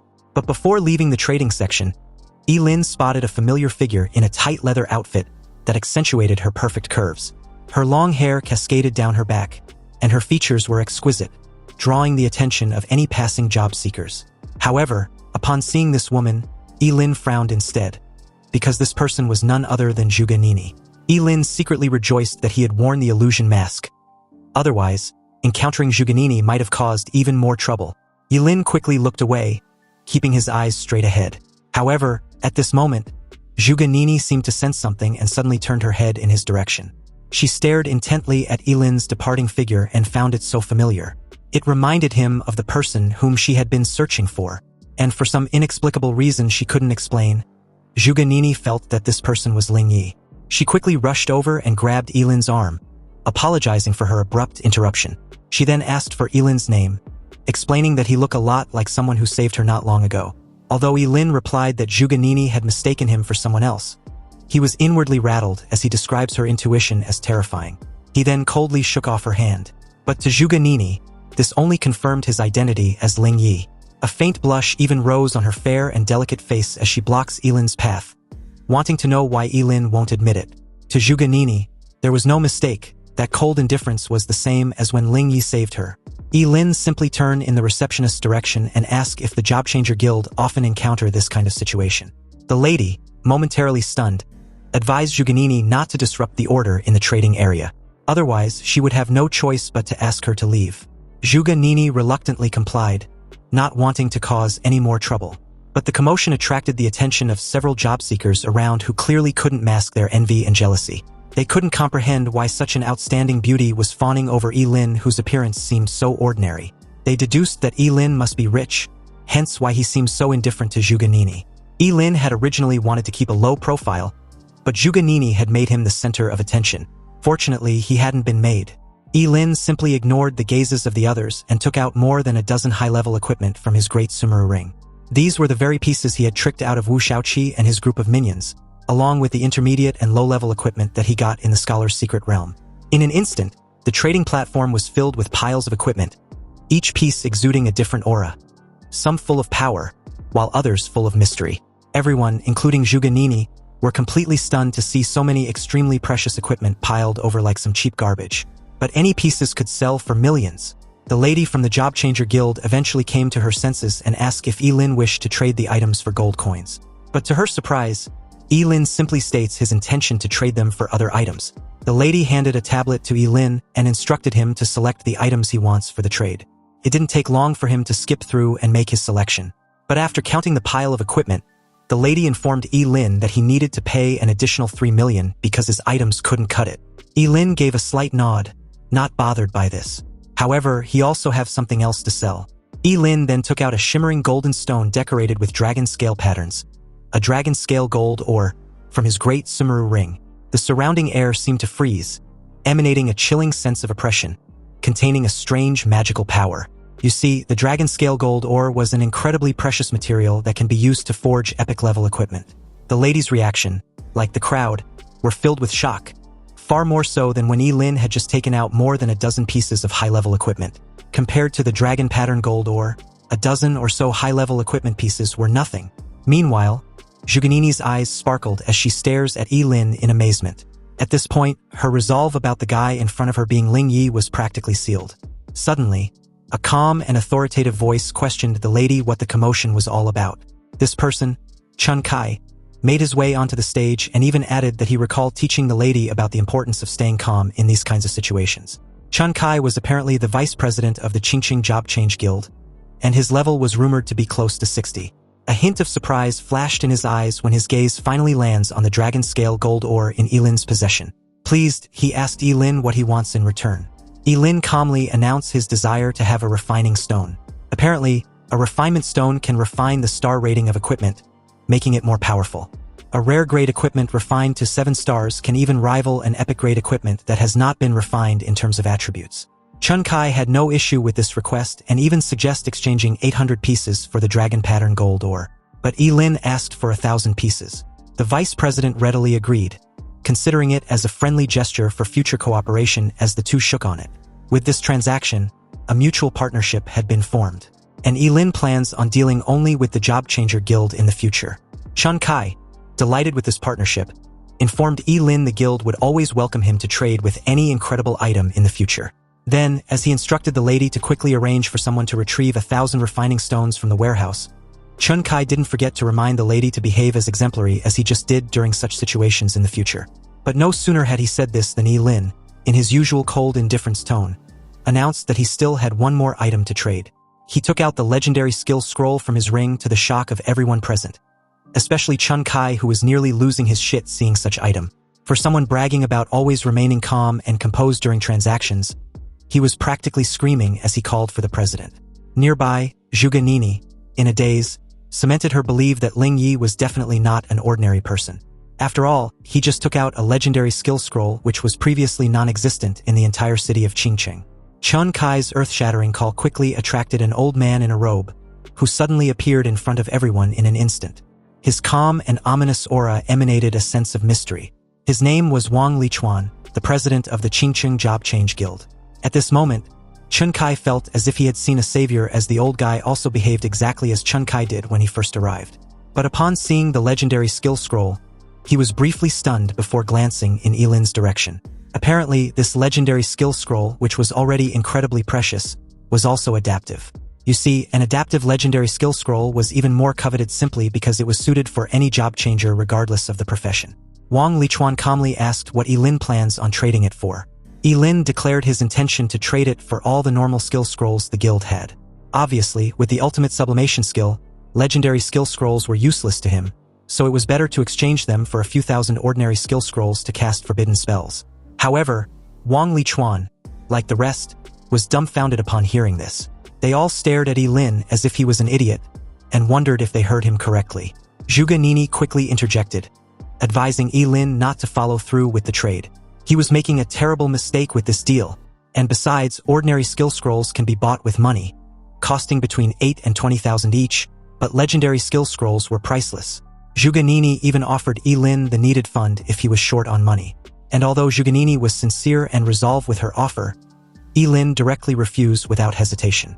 Wang Lichuan asked if Ye Lin was sure about the trade, and the moment he replied that he was, the old man quickly ordered the staff to retrieve all the ordinary skill scrolls they had, and not a single one should be left behind. Soon, the transaction was complete and Ye Lin was offered the highest level membership card from the guild. With this card, he can enjoy a 30% discount when shopping in the Qingqing Job Changer Guild. Thanking the president, Ye Lin then left the guild immediately after. With his departure, Chun Kai suggested if they should have someone secretly follow and protect Ye Lin. After all, he was carrying so many valuable items. But the president advised against it. He reasoned that there was no need because someone who once possessed a dragon-scale gold ore and legendary skill scrolls couldn't possibly be an ordinary person. If they were to take the initiative without his knowledge, it might only make him resentful. Anyway, the very moment Ye Lin left the Job Change Guild, Zhuge Nini, who had been waiting patiently at the entrance, followed him without any form of discretion. At an intersection, she again confronted Ye Lin, and this time around, she was already convinced that he was Ling Yi. Even when Ye Lin reiterated that she had mistaken him for someone else, Zhuge Nini paid no mind. She wants him to follow her home. There was an imposter who had deceived her father with his identity, and she wants to prove that the real Ling Yi and that shameless scoundrel were not the same person. But seeing Ye Lin's hesitation, Zhuge Nini stated that it was okay if Ye Lin didn't want to admit the truth for now, but she clearly recalled Ling Yi's silhouette perfectly matching his, and if he was still unwilling, she would just have to involve the investigation bureau. Ye Lin reluctantly agreed to follow along, but once they turned into a less crowded area, he would immediately use his fleeting dance to make a quick getaway. It was already nightfall when Zhuge Nini dragged Ye Lin back to the courtyard to meet her father. Excited as hell, she introduced a disguised Ye Lin as Ling Yi.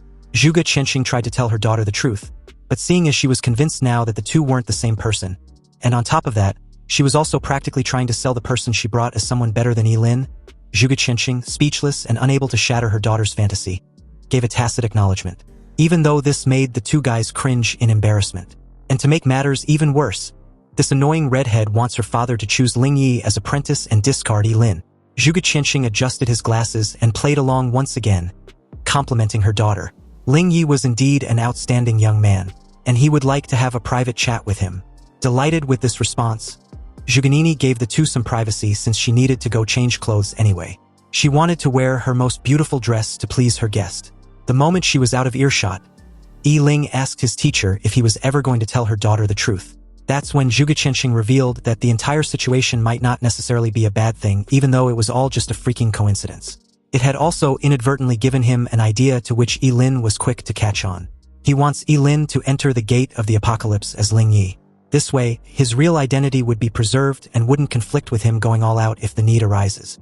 Although Ye Lin looks calm and collected at the moment, giving nothing away outwardly, he was actually laughing maniacally inwardly, knowing full well that impersonating Ling Yi also meant that his disappearance inside the gate of apocalypse wouldn't matter either.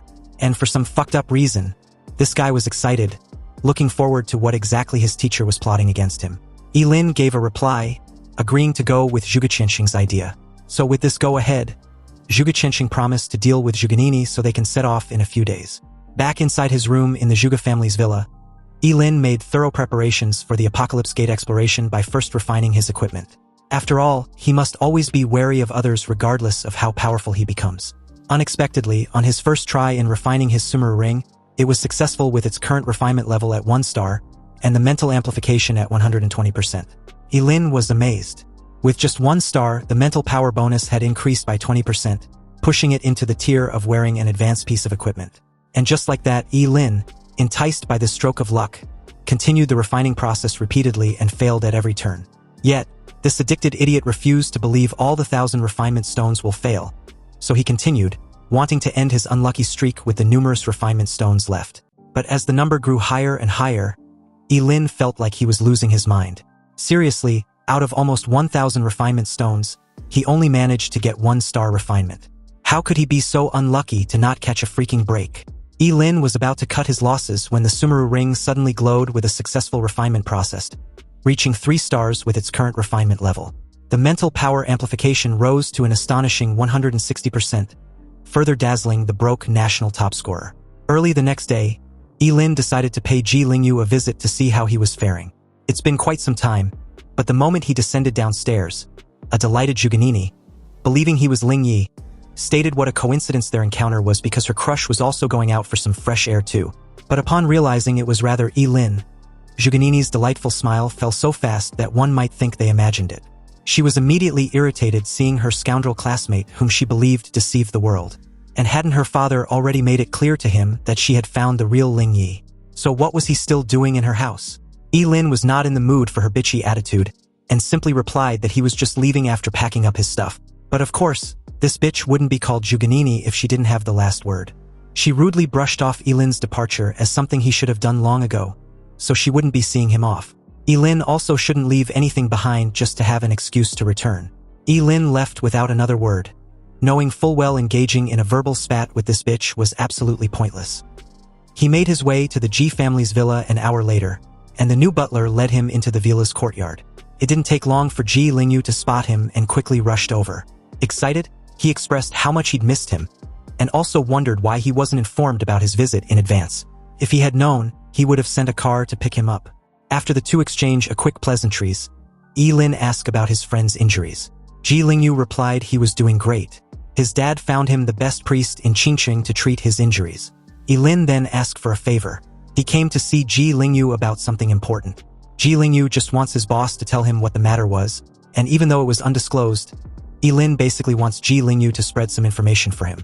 Ji Lingyu, a bit puzzled, wanted to know if that was all, and Ye Lin just simply gave a nod.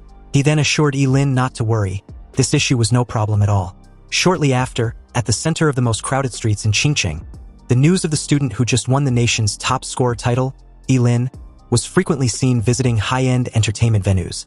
Most of the crowd, wanting to know exactly what was going on and why the national top scorer had become so depraved, speculated that Ye Lin was probably really going to die soon from overexerting his body and snatching the title. This was why he had fallen so low. Then, gradually, they lost interest in him. After all, everything was about interests in the adult world. And a top scorer who indulges in wine and women and willingly degenerates can't provide them with much value. Some laments that it was a shame. If Ye Lin wasn't a forbidden spellcaster, the city of Qingqing would have really produced a true dragon. Amidst the crowd, Zhuganini watched the news and comments on how hopeless her scoundrel classmate was. Anyway, after the days of build-up, Ye Lin was certain the attention on him as the national top scorer had died down significantly. Disguised as Ling Yi, it was already nightfall when he returned to the Zhuge family's villa. And upon seeing his return, Zhuge Qianqing asked if he was ready. After receiving an affirmative reply, the two were about to set off when someone suddenly called out to Ling Yi. Obviously, it was none other than the redhead bitch, Zhuganini, who was blushing profusely as she invites her crush to go watch a movie when he returns. Ye Lin curtly replied that they would talk once he's back, and Zhuganini could only dutifully agree, hoping he be careful. Her father bid her farewell, and soon the two took off in a black set of wheels. On the way, Ye Lin asked if they were heading to the teleportation portal. Zhuge Qianqing replied that there was no need because the Gate of Apocalypse was right in the wilderness of Qingqing. Also, Ye Lin shouldn't call him teacher, otherwise it could expose his identity. He can simply call him Mr. Zhuge Qianqing instead. The ride was brief, so they arrived in less than no time. They got out of the car and made their way to the Apocalypse Gate where it seems other people were already waiting. Ye Lin was stunned with the gate's enormous size, and Zhuge Qianqing comments on how he too was surprised when he saw it for the first time. As the two approached, they met a familiar face who seemed a bit gassed that Zhuge Qianqing made it. If he hadn't arrived anytime soon, someone would have been sent to find him. As the two exchange a firm handshake and a forced pleasantries, Tan Qingjiang was officially introduced as the Deputy Director of Qingcheng Investigation Bureau. Tan Qingjiang handed the key in his possession back to Zhuge Qianqing, wanting him to do the honors by opening the Gate of Apocalypse. After all, time was tight. Zhuge Qianqing took the key, assured Tan Qingjiang, then approached the gate with Ye Lin. Ye Lin whispered to Zhuge Qianqing that he suddenly feels a chill down his back. And Zhuge Qianqing assured him that the feeling was mutual because he had tricked Tan Qingjiang with a fake key. So he would kill them if he finds out. This made Ye Lin ask if he should take out the real key. Zhuge Qianqing tells him that there was no need. He just need to get close to the gate. Zhuge Qianqing then pretended to fiddle with the fake key close to the stone gate. And at the same time, Ye Lin, who apparently had the real one inside his stomach, seemed to suddenly feel some kind of connection with the ancient stone door in front of him. He placed his hand on the stone door the moment Zhuge Qianqing instructed him to open the gate. Upon contact, the Gate of the Apocalypse seemed to sense the real heavenly revelation key and began to react. There were no earth-shattering phenomena or dazzling lights, just a deep and long mechanical sound. Then the stone door slowly opened just like an ordinary door, revealing a pitch-black passage that seemed to have no bottom. And an ancient and mysterious aura wafted from the passage, inspiring awe in all who beheld it. Tan Qingjiang's eyes lit up instantly with a hint of surprise and greed. After all, this was the place where 7 ancient artifacts of origin once fell out. He immediately requested for the key to be returned to him. Zhuge Qianqing obliged, adding that the ancient key of the apocalypse originally belonged to the deputy director anyway. This was when an uninvited guest suddenly announced his presence, commenting on how the Gate of Apocalypse was actually right in their city of Qingcheng all along. This person was none other than Wang Lichuan, the guild president of the Qingcheng Job Change Guild. Tan Qingjiang's face immediately darkened. It was one thing for Zhuge Qianqing to follow along, but the guys from the Job Change Guild, that wouldn't do. Tan Qingjiang questioned Zhuge Qianqing if he was the one responsible for calling them. Zhuge Qianqing, who seems to be at loss, replied that he wouldn't do something this foolish, but he quickly deduced Ye Lin to be the most likely culprit to have called the Job Change Guild. After all, if he wanted to take action against him, the more muddied the water was, the more advantageous it would be for him. Wang Lichuan feigned being surprised about their coincidental encounter, and asked if they could tag along for the treasure hunt. Tan Qingjiang didn't like this idea. After all, the old geezer hadn't done any work but want to have a share of the loot right from the start. Wasn't that inappropriate? Wang Lichuan proposed the Job Change Guild takes the lead, scouts ahead, and even become cannon fodder if necessary. Tan Qingjiang took a moment to think of the proposal and find it appealing. Since the Job Change Guild was already there, they sure as hell won't leave empty-handed. And given how dangerous the Gate of Apocalypse was, it wasn't a bad idea to have them scout ahead. Tan Qingjiang agreed to the arrangement, and upon hearing this, Wang Lichuan and his men took the lead after thanking the deputy director. As he passed by Ye Lin, he glanced in his direction with a smile, surprised to find the young lad there as well. Ye Lin, seemingly oblivious to everything, calmly followed behind Zhuge Qianqing as Wang Lichuan and his men head straight into the pitch-black passage stretching deep into the gate. Further inside, a strong light pierced through the darkness, instantly illuminating the entire dark passage. The light was so intense that it took a while for them to adjust before they could open their eyes. But what they saw left them completely stunned. Even Ye Lin looked completely incredulous. The world behind the gate was not as bizarre and fantastical as they had imagined, nor was it a scene teeming with monsters. On the contrary, what appeared before them was actually Qingcheng. However, the Qingcheng before them was clearly different from the one they lived in. The towering city walls, winding streets, and lush trees have all been reduced to ruins and rubble. Cold rubble lay scattered, and dust flew everywhere, as if a devastating disaster had occurred. A gust of wind blew by, bringing with it an indescribable sense of desolation. The expression on everyone's face was still filled with shock and confusion, wondering if they were in some sort of an illusion. They had heard that the world behind the Gate of Apocalypse might be full of dangers and unknowns, but they never imagined it would be like this. It took a while before Tan Qingjiang gave an order for them to head inside to take a look. So, suppressing their shock, the members of the Job Change Guild scouted ahead, with Zhuge Qianqing and the members of the Investigation Bureau following behind. Upon entering this ruined version of Qingcheng, they discovered that there were traces of battles everywhere, as if a terrible war had destroyed everything. Broken and shattered equipment fragments were scattered everywhere on the ground. But strangely, not only were there no living creatures, but they also didn't see a single corpse along the way, whether human or demonic. A faint unease settled over everyone. After all, the unknown was always the most frightening thing. Zhuge Qianqing crouched down, reached out and picked up a delicate metal fragment. Its edges were sharp, and it was covered with ancient runes. Tanqingjiang asked if he had discovered anything, and he simply answered that the metal was a fragment of a divine artifact, but unfortunately, it has lost all its value over the years. This was some sort of a positive start for the group, but after searching for hours, Wang Lichuan, visibly frustrated, expressed his displeasure of not finding anything. No danger, no opportunity, absolutely nothing but concrete ruins. If there was really nothing of value inside the gate of the apocalypse, then it means this entire exploration was a complete waste of time. Zhuge Qianxing suggests they split up and search thoroughly. Maybe then they would find something of value. And if anyone encounters any danger, they can just shout out loud. The entire place was deathly quiet anyway, so any distress call would be carried far enough for the rest to hear. Tanqingjiang agreed to this and instructed the group to disperse and search separately. The three groups immediately spread out, each searching in a different direction. Suddenly, Ye Lin not only had the opportunity to act alone, but he was also assigned to head towards the slums. And coincidentally, the apocalyptic key inside his stomach had already been restless, trying its best to rush in that direction he knew all too well. However, since he didn't trust anyone nor intend on telling a soul, whether it was Zhuge Qianxing whom he had reason to believe had begun to doubt him, or Wang Lichuan whom he had summoned, he didn't rush to the slums following the guidance of the key, but instead searched along the way, going into any building he encountered to see if he could find anything. Then, out of any prying eyes, he took out a scroll containing the underground escape technique. It was a technique that allows a mage to manipulate the surrounding earth elements with their own mental power, allowing them to move freely underground within a distance not exceeding 50 meters. But upon using his ultimate sublimation talent, the technique was fully upgraded to Spatial Leap. And a Spatial Leap was now a forbidden spell that allows a Forbidden Spellcaster to sacrifice their own organs to achieve short-distance cross-space movement, during which they are immune to any physical attacks and most energy attacks. In an instant, the space around Ye Lin was torn apart, revealing a deep, wavy, boundless void that swallowed him whole and made him disappear from the spot. Elsewhere, a moment later, Ye Lin's figure got pieced back together like a jigsaw puzzle and appeared in the slums he was familiar with. And before him stood a dilapidated, low-lying apartment, its walls covered with withered vines and moss. This was his home back in the real city of Qingqing. An indescribable smell permeated the air, and everything there seemed more desolate than he remembered. A deep sense of unease washed over him as he realizes that his home was the endpoint indicated by the ancient key of apocalypse. Suddenly, the air was filled with an indescribable sense of antiquity and decay as something calls out to him from behind, glad that he'd finally made it.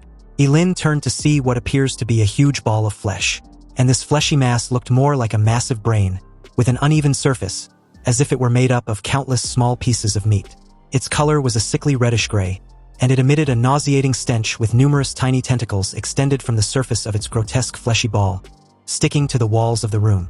It introduced itself as the guardian of the ancient artifact of origin, and declared that it had been waiting for him for many, many years.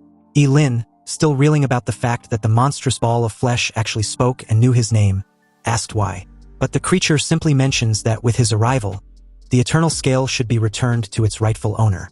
Suddenly, the large ball of flesh began to writhe violently, as if something was about to break out of its shell. Then immediately afterwards, several of its tentacles plunged into its ball of flesh and pulled out an ancient artifact before Ye Lin. The object looked like a balanced scale, with an ancient and deep luster and intricate patterns carved on its surface. After spitting out the balance scale, the mass of flesh became noticeably weaker. The appearance of this balance scale seemed to freeze the air in the room.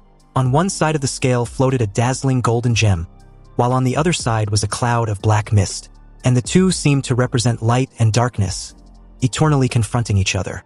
The creature disclosed that the ancient artifact once belonged to Ye Lin. This was why he had the power of infinite regeneration. After all, only ancient artifacts can create such abilities that were completely beyond the realm of common sense. Ye Lin's heart pounded wildly as the eternal scale was handed over to him, and as it drew near, a sense of familiarity etched deep within his soul swept over his entire body, intertwined with his flesh and blood. Suddenly, a familiar voice whispered in Ye Lin's ears, complimenting him for really finding the ancient artifact. Then a piercing beam from the person's fingertip tore a hole on the side of Ye Lin's abdomen. Ye Lin used his fleeting dance to instantly put some distance between himself and this familiar middle-aged man in an elegant trench coat who was none other than Zhuge Qianxing, his face devoid of any emotion. He demanded Ye Lin hand over the ancient artifact of origin. This was the first time Ye Lin had witnessed his teacher in action, and his power seemed to be totally underestimated as he connected the dots, everything making sense to him now. Since the astrology profession allows a job changer to glimpse the secrets of the unknown, Zhuge Qianxing apparently had the power to even see a glimpse of the future. But such a powerful profession would naturally suffer a backlash. However, if he had an immortal body, the backlash from peeking into the future can be ignored. This meant that all of Zhuge Qianxing's previous actions, such as inexplicably wanting to take him as a disciple and giving him the key, was a scheme against his immortality. Perhaps even the key must be in Ye Lin's possession to find the eternal scale. After all, that sense of familiarity etched deep in his soul couldn't be faked. So this eternal scale must be inextricably linked to him. And perhaps, from the moment Ye Lin began his job change ceremony, everything he had been doing was within Zhuge Qianxing's calculations. With a hand covering his regenerating wound, and the other tightly gripping the crimson flame staff, Ye Lin stared at Zhuge Qianxing with a complicated expression. And although this deduction seemed entirely plausible, Zhuge Qianxing, coughing a couple of times, neither denied nor confirmed anything. He simply informed his disciple that it was already too late. In that moment, the fleshy mass once again began to writhe violently after instructing Ye Lin to take the eternal scale and run. Because apparently, it had the power of equivalent exchange, and Zhuge Qianxing wants to use it to transfer Ye Lin's infinite regeneration ability to himself. Ye Lin, upon hearing this, was absolutely livid. So this was his teacher's true purpose, wanting to steal his power to heal his dying body. Zhuge Qianxing, with an unbothered yet impatient tone, simply informed Ye Lin that he talks too much. The creature also attacked him in that moment with its tentacles, but Zhuge Qianxing, unfazed, simply raised a finger, his movements elegant and composed as he points at the ball of flesh. Then suddenly countless swords, formed from a condensed beam, appeared out of thin air, densely packed and shot out. These sharp swords exuded a cold and dangerous aura, instantly piercing through the fleshy mass. Then the countless sharp blade converge into a terrifying torrent of blue beam that completely annihilate the creature, leaving not a trace of flesh or blood, as if it had never existed at all. The beam was so powerful that it tore a hole through the dilapidated building, leaving a wide-eyed Ye Lin momentarily petrified, staring at Zhuge Qianxing as he approached with a terrifying aura radiating off him in waves. He questioned Ye Lin if he still planned on resisting. Ye Lin's immediate thought was to use his spatial leap to run, but he also knew no matter how far he go, Zhuge Qianxing would catch on with little to no effort. So he raised his staff and cast a fireball spell. With the Sumeru Ring's mental power at 160%, and the staff's 50% power bonus for fire spells, the fireball unleashed after being sublimated into a forbidden spell was so powerful that it came crashing down on Zhuge Qianxing with an intensity like that of the sun. However, Zhuge Qianxing remained unfazed by such a terrifying attack. After all, no matter how powerful Ye Lin's forbidden spell was with his immortal body, he was still just a mere level 25 job changer. He then advised Ye Lin to quit with his futile struggle. With a simple gesture of his raised hand, he clenched his fist, which instantly annihilated the crimson gold sun. Ye Lin gritted his teeth, a bit shaken at how easily Zhuge Qianxing dispelled his forbidden spell. But he wasn't going to give up. He unleashed one basic fire skill after another with reckless abandon, and under the ultimate enhancement, they all became forbidden spells. The surrounding air seemed to ignite instantly, and scorching flames raged wildly around Zhuge Qianxing, turning everything into ash. Yet, amidst the sea of flames, Zhuge Qianxing's figure stood tall, as if the intense heat surrounding him, which was enough to melt steel, had no effect on him. Seriously, his disciple should have understood by now that struggling was useless in the face of absolute power. As the flames reached a fever pitch, Zhuge Qianxing calmly walked out and cast a barely audible spell of his own, the Starlight Imprisonment. Suddenly, a streak of starlight shot out from the raging flames and hit Ye Lin, directly enveloping him. Zhuge Qianxing casually made his way towards him and placed a hand on his staff. Ye Lin, who was apparently frozen in place, felt as if his body was being crushed by an invisible mountain, making it difficult to even move a finger. He tried his best to break free from the restraints, but the force seemed endless and was something he couldn't resist. Since this was the best way to deal with an immortal being like himself, he had a countermeasure. But before it could take effect, Zhuge Qianxing cast another spell, the Star Shield. This nullified the 5 seconds celestial explosion, which was apparently Ye Lin's self-destruct spell. Now he had been outmaneuvered at every turn. Zhuge Qianxing questioned if he was still looking down on him as an astrologer by using such an obvious level of skill. Zhuge Qianxing raised his hand and grasped the eternal scale in his hand. Even with his temperament, he couldn't help but admire the exquisite nature of one of the 7 ancient artifacts of origin. Coughing violently, he thanked Ye Lin for their encounter. And of course, he really had done too many divinations and had received a divine punishment because of it. Now he was already near death. Using the power of the stars would have been like adding insult to injury. But in the end, his dutiful disciple still helped him find the ancient artifact of origin. Although he was curious as to when Ye Lin started to doubt him. And to this question, the answer had been always. Ye Lin hadn't trusted him for a second. Zhuge Qianxing gave a wry smile, thinking it was such a pity. If Ye Lin had completely trusted him, this process might have been less painful. Holding the eternal scale in one hand and placing the other on Ye Lin's head, he began the sacred ritual. Ye Lin let out a hysterical roar, feeling as if an invisible hand was tearing his soul to pieces bit by bit. This pain was far beyond what any physical pain could compare to. He can clearly feel a powerful suction force coming from above his head. Ye Lin's consciousness began to blur little by little, and along with it, his ability to live, which also gradually began slipping away. Something in his body seemed to be pulled frantically away by the eternal scale. And just as the soul-tearing pain reached its peak, a dimmed light shot out from his body. It was half of an exquisitely crafted balance scale, echoing the eternal scale in Zhuge Qianxing's hand. Then very abruptly, it ceased its agitation and floated quietly in Zhuge Qianxing's palm. Zhuge Qianxing was stunned by this scene for a moment, before realizing that half of the eternal scale had always been within Ye Lin's body. You see, when the half-light and half-dark eternal scale tilts, it will amplify the power of one side infinitely. And the one who controls the eternal scales will increase in strength as the sun rises, reaching unparalleled power at noon. As the sun sets, the controller's strength will gradually weaken, but their physical recovery ability will increase significantly until night falls completely. At the moment of dawn, they will then possess the power of immortality. Possessing the dual abilities of immortality and invincibility, the eternal scale was hailed as the strongest ancient artifact of origin. Unfortunately, there was no longer an eternal scale in this world. This thing was destroyed by repeated wars thousands of years ago. Furthermore, the complete eternal scale possesses an extremely powerful ability for equivalent exchange. As long as both parties are willing, they can exchange things of equal value, such as level, profession, lifespan, or even gender. So when the eternal scale still exists, the Forbidden Spellcaster was the strongest SSS level class without exception, because as long as a level 90 job changer and a Forbidden Spellcaster are exchanged for each other, a level 90 Forbidden Spellcaster can be created instantly. Ye Lin wanted to know why Zhuge Qianxing was telling him all this. Zhuge Qianxing didn't reply and just continued, his face extremely pale as he began coughing once more. As he guided the flow of his fingers, the half-dark of the eternal scale began to emit a faint mysterious glow with a vibrant life force, as if being repaired. Soon, the fine cracks on the half-dark balance scale actually got repaired, and the moment it did, a dazzling light shined from Ye Lin's forehead with an excruciating pain. He also felt he'd lost his immortality, meaning Zhuge Qianxing had succeeded. The aura of death grew stronger, and Ye Lin could clearly feel it looming over him. No longer immortal, he was absolutely terrified as he begged his teacher to stop, but Zhuge Qianxing showed no sign of doing so. However, what he did afterwards was unexpected. Instead of using the eternal scale on himself, he used it on Ye Lin. The now complete ancient artifact of origin was smacked straight onto Ye Lin's forehead. Then everything felt pitch black.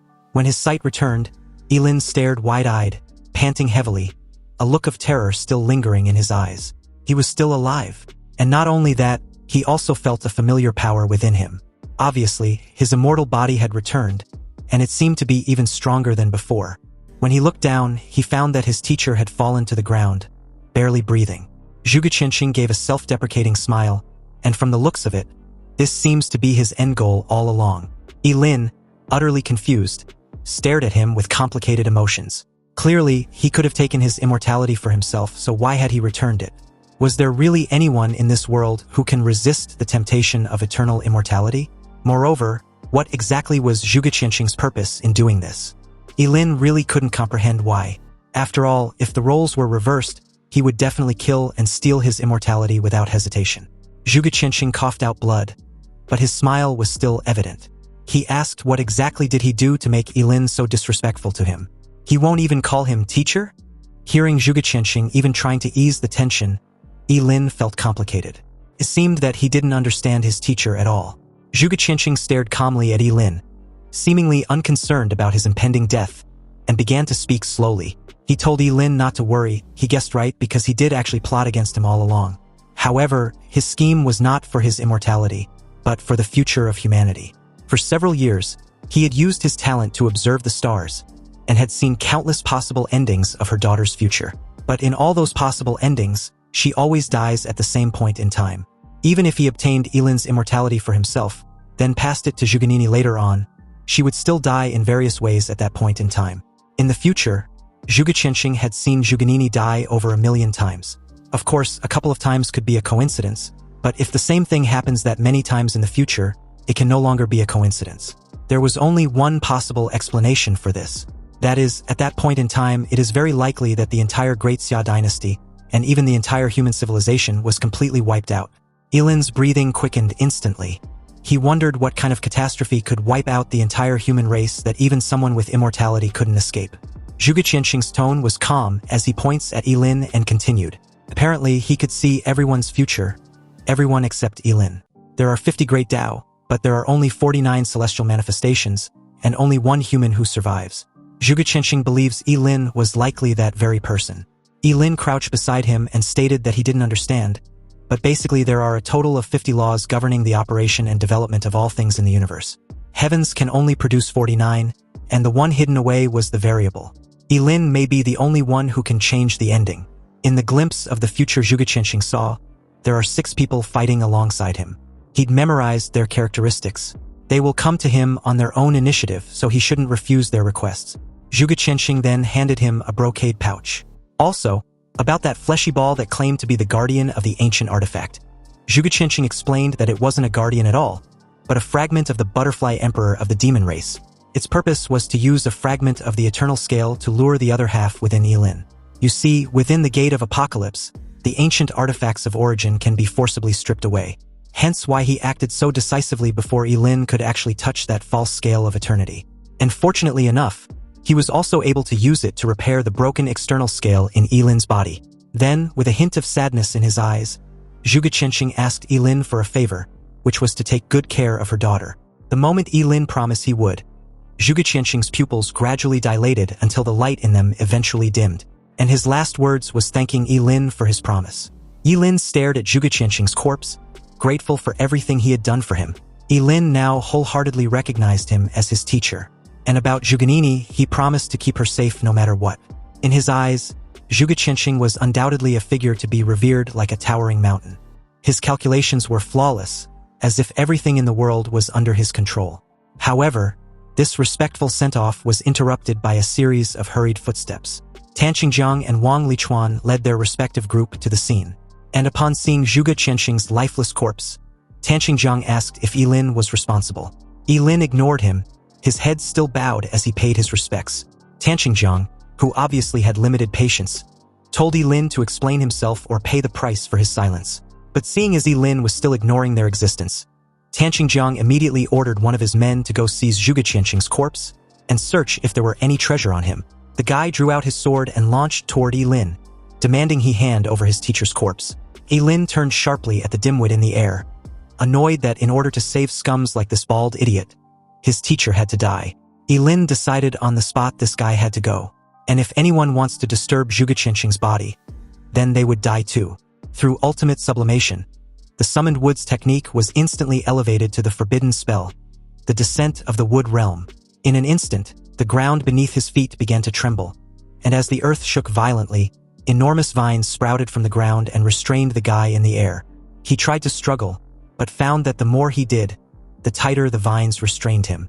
Ye Lin then raised his hand and instinctively started to devour the guy's lifespan. He trashed violently in the air and wailed as his body began to deteriorate rapidly. Everyone, including Tan Qingjiang and Wang Lichuan, stared wide-eyed in horror at the scene before them.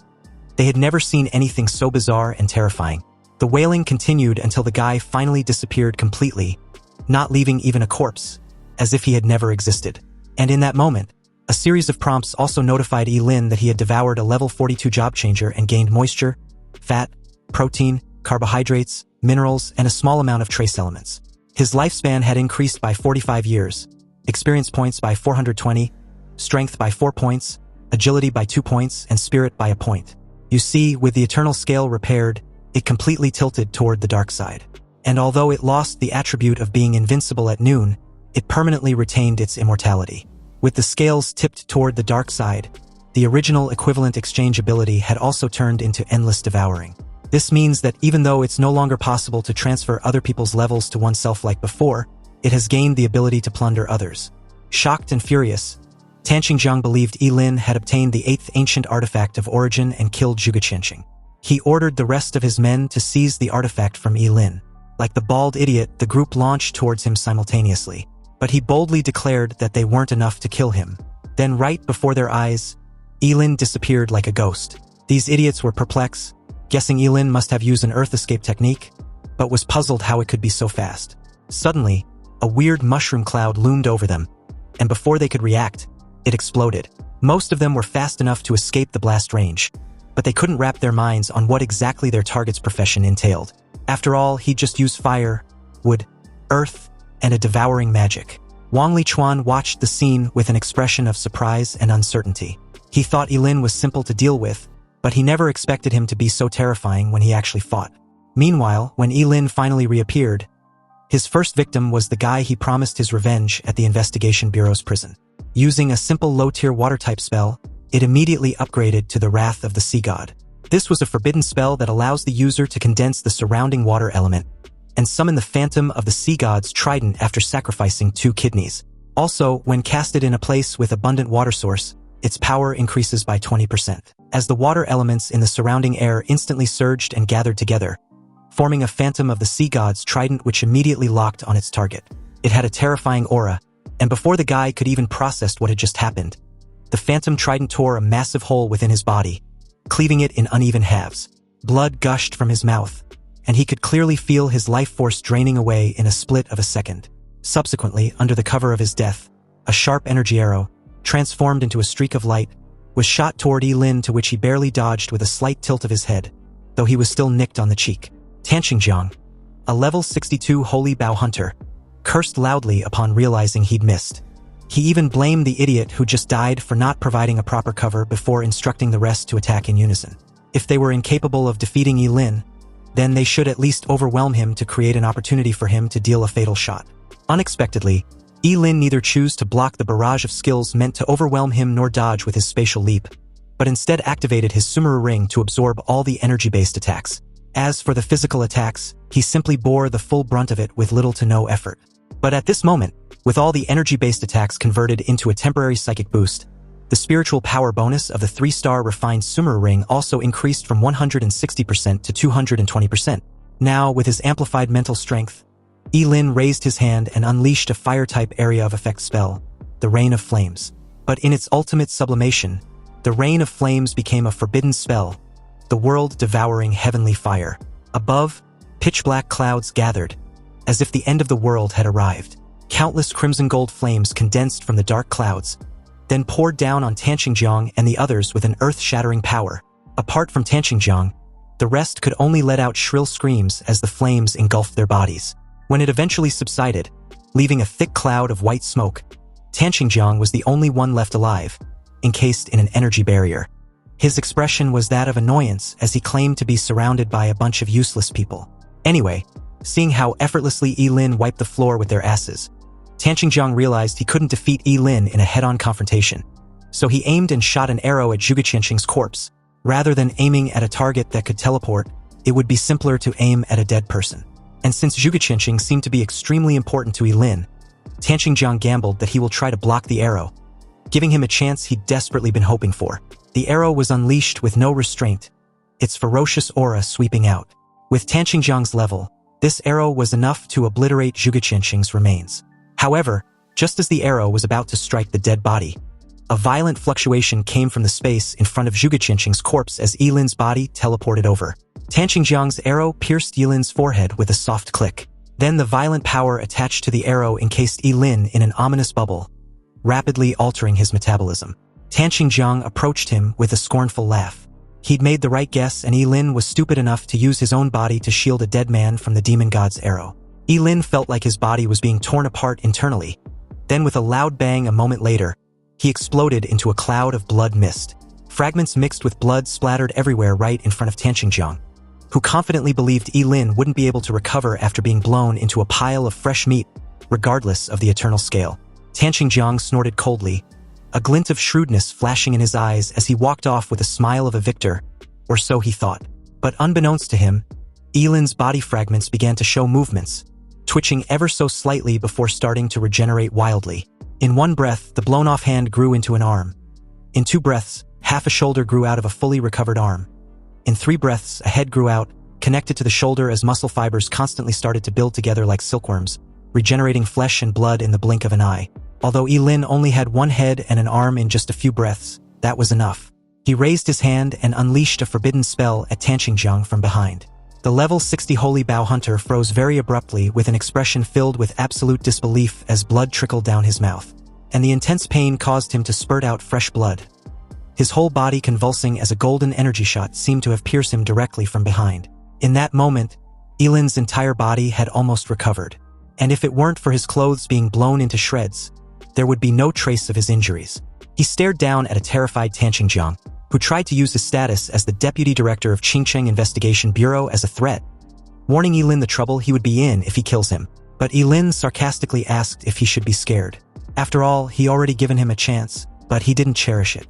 Tanqingjiang fired another arrow in a desperate attempt to catch Ye Lin off guard, but it was utterly pointless. Ye Lin unleashed the endless devouring skill which immediately engulfed him and gradually drained his lifespan till he decomposed into nothing but nourishment. He had devoured a level 62 job changer and gained moisture, fat, protein, carbohydrates, minerals, and a small amount of trace elements.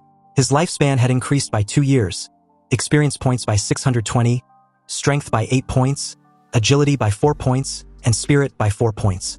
Ye Lin also devoured the rest, which suddenly shot his level from 25 to 28 with the 3 main attributes simultaneously improving significantly. He then called out to Wang Lichuan, telling him to stop hiding and come out.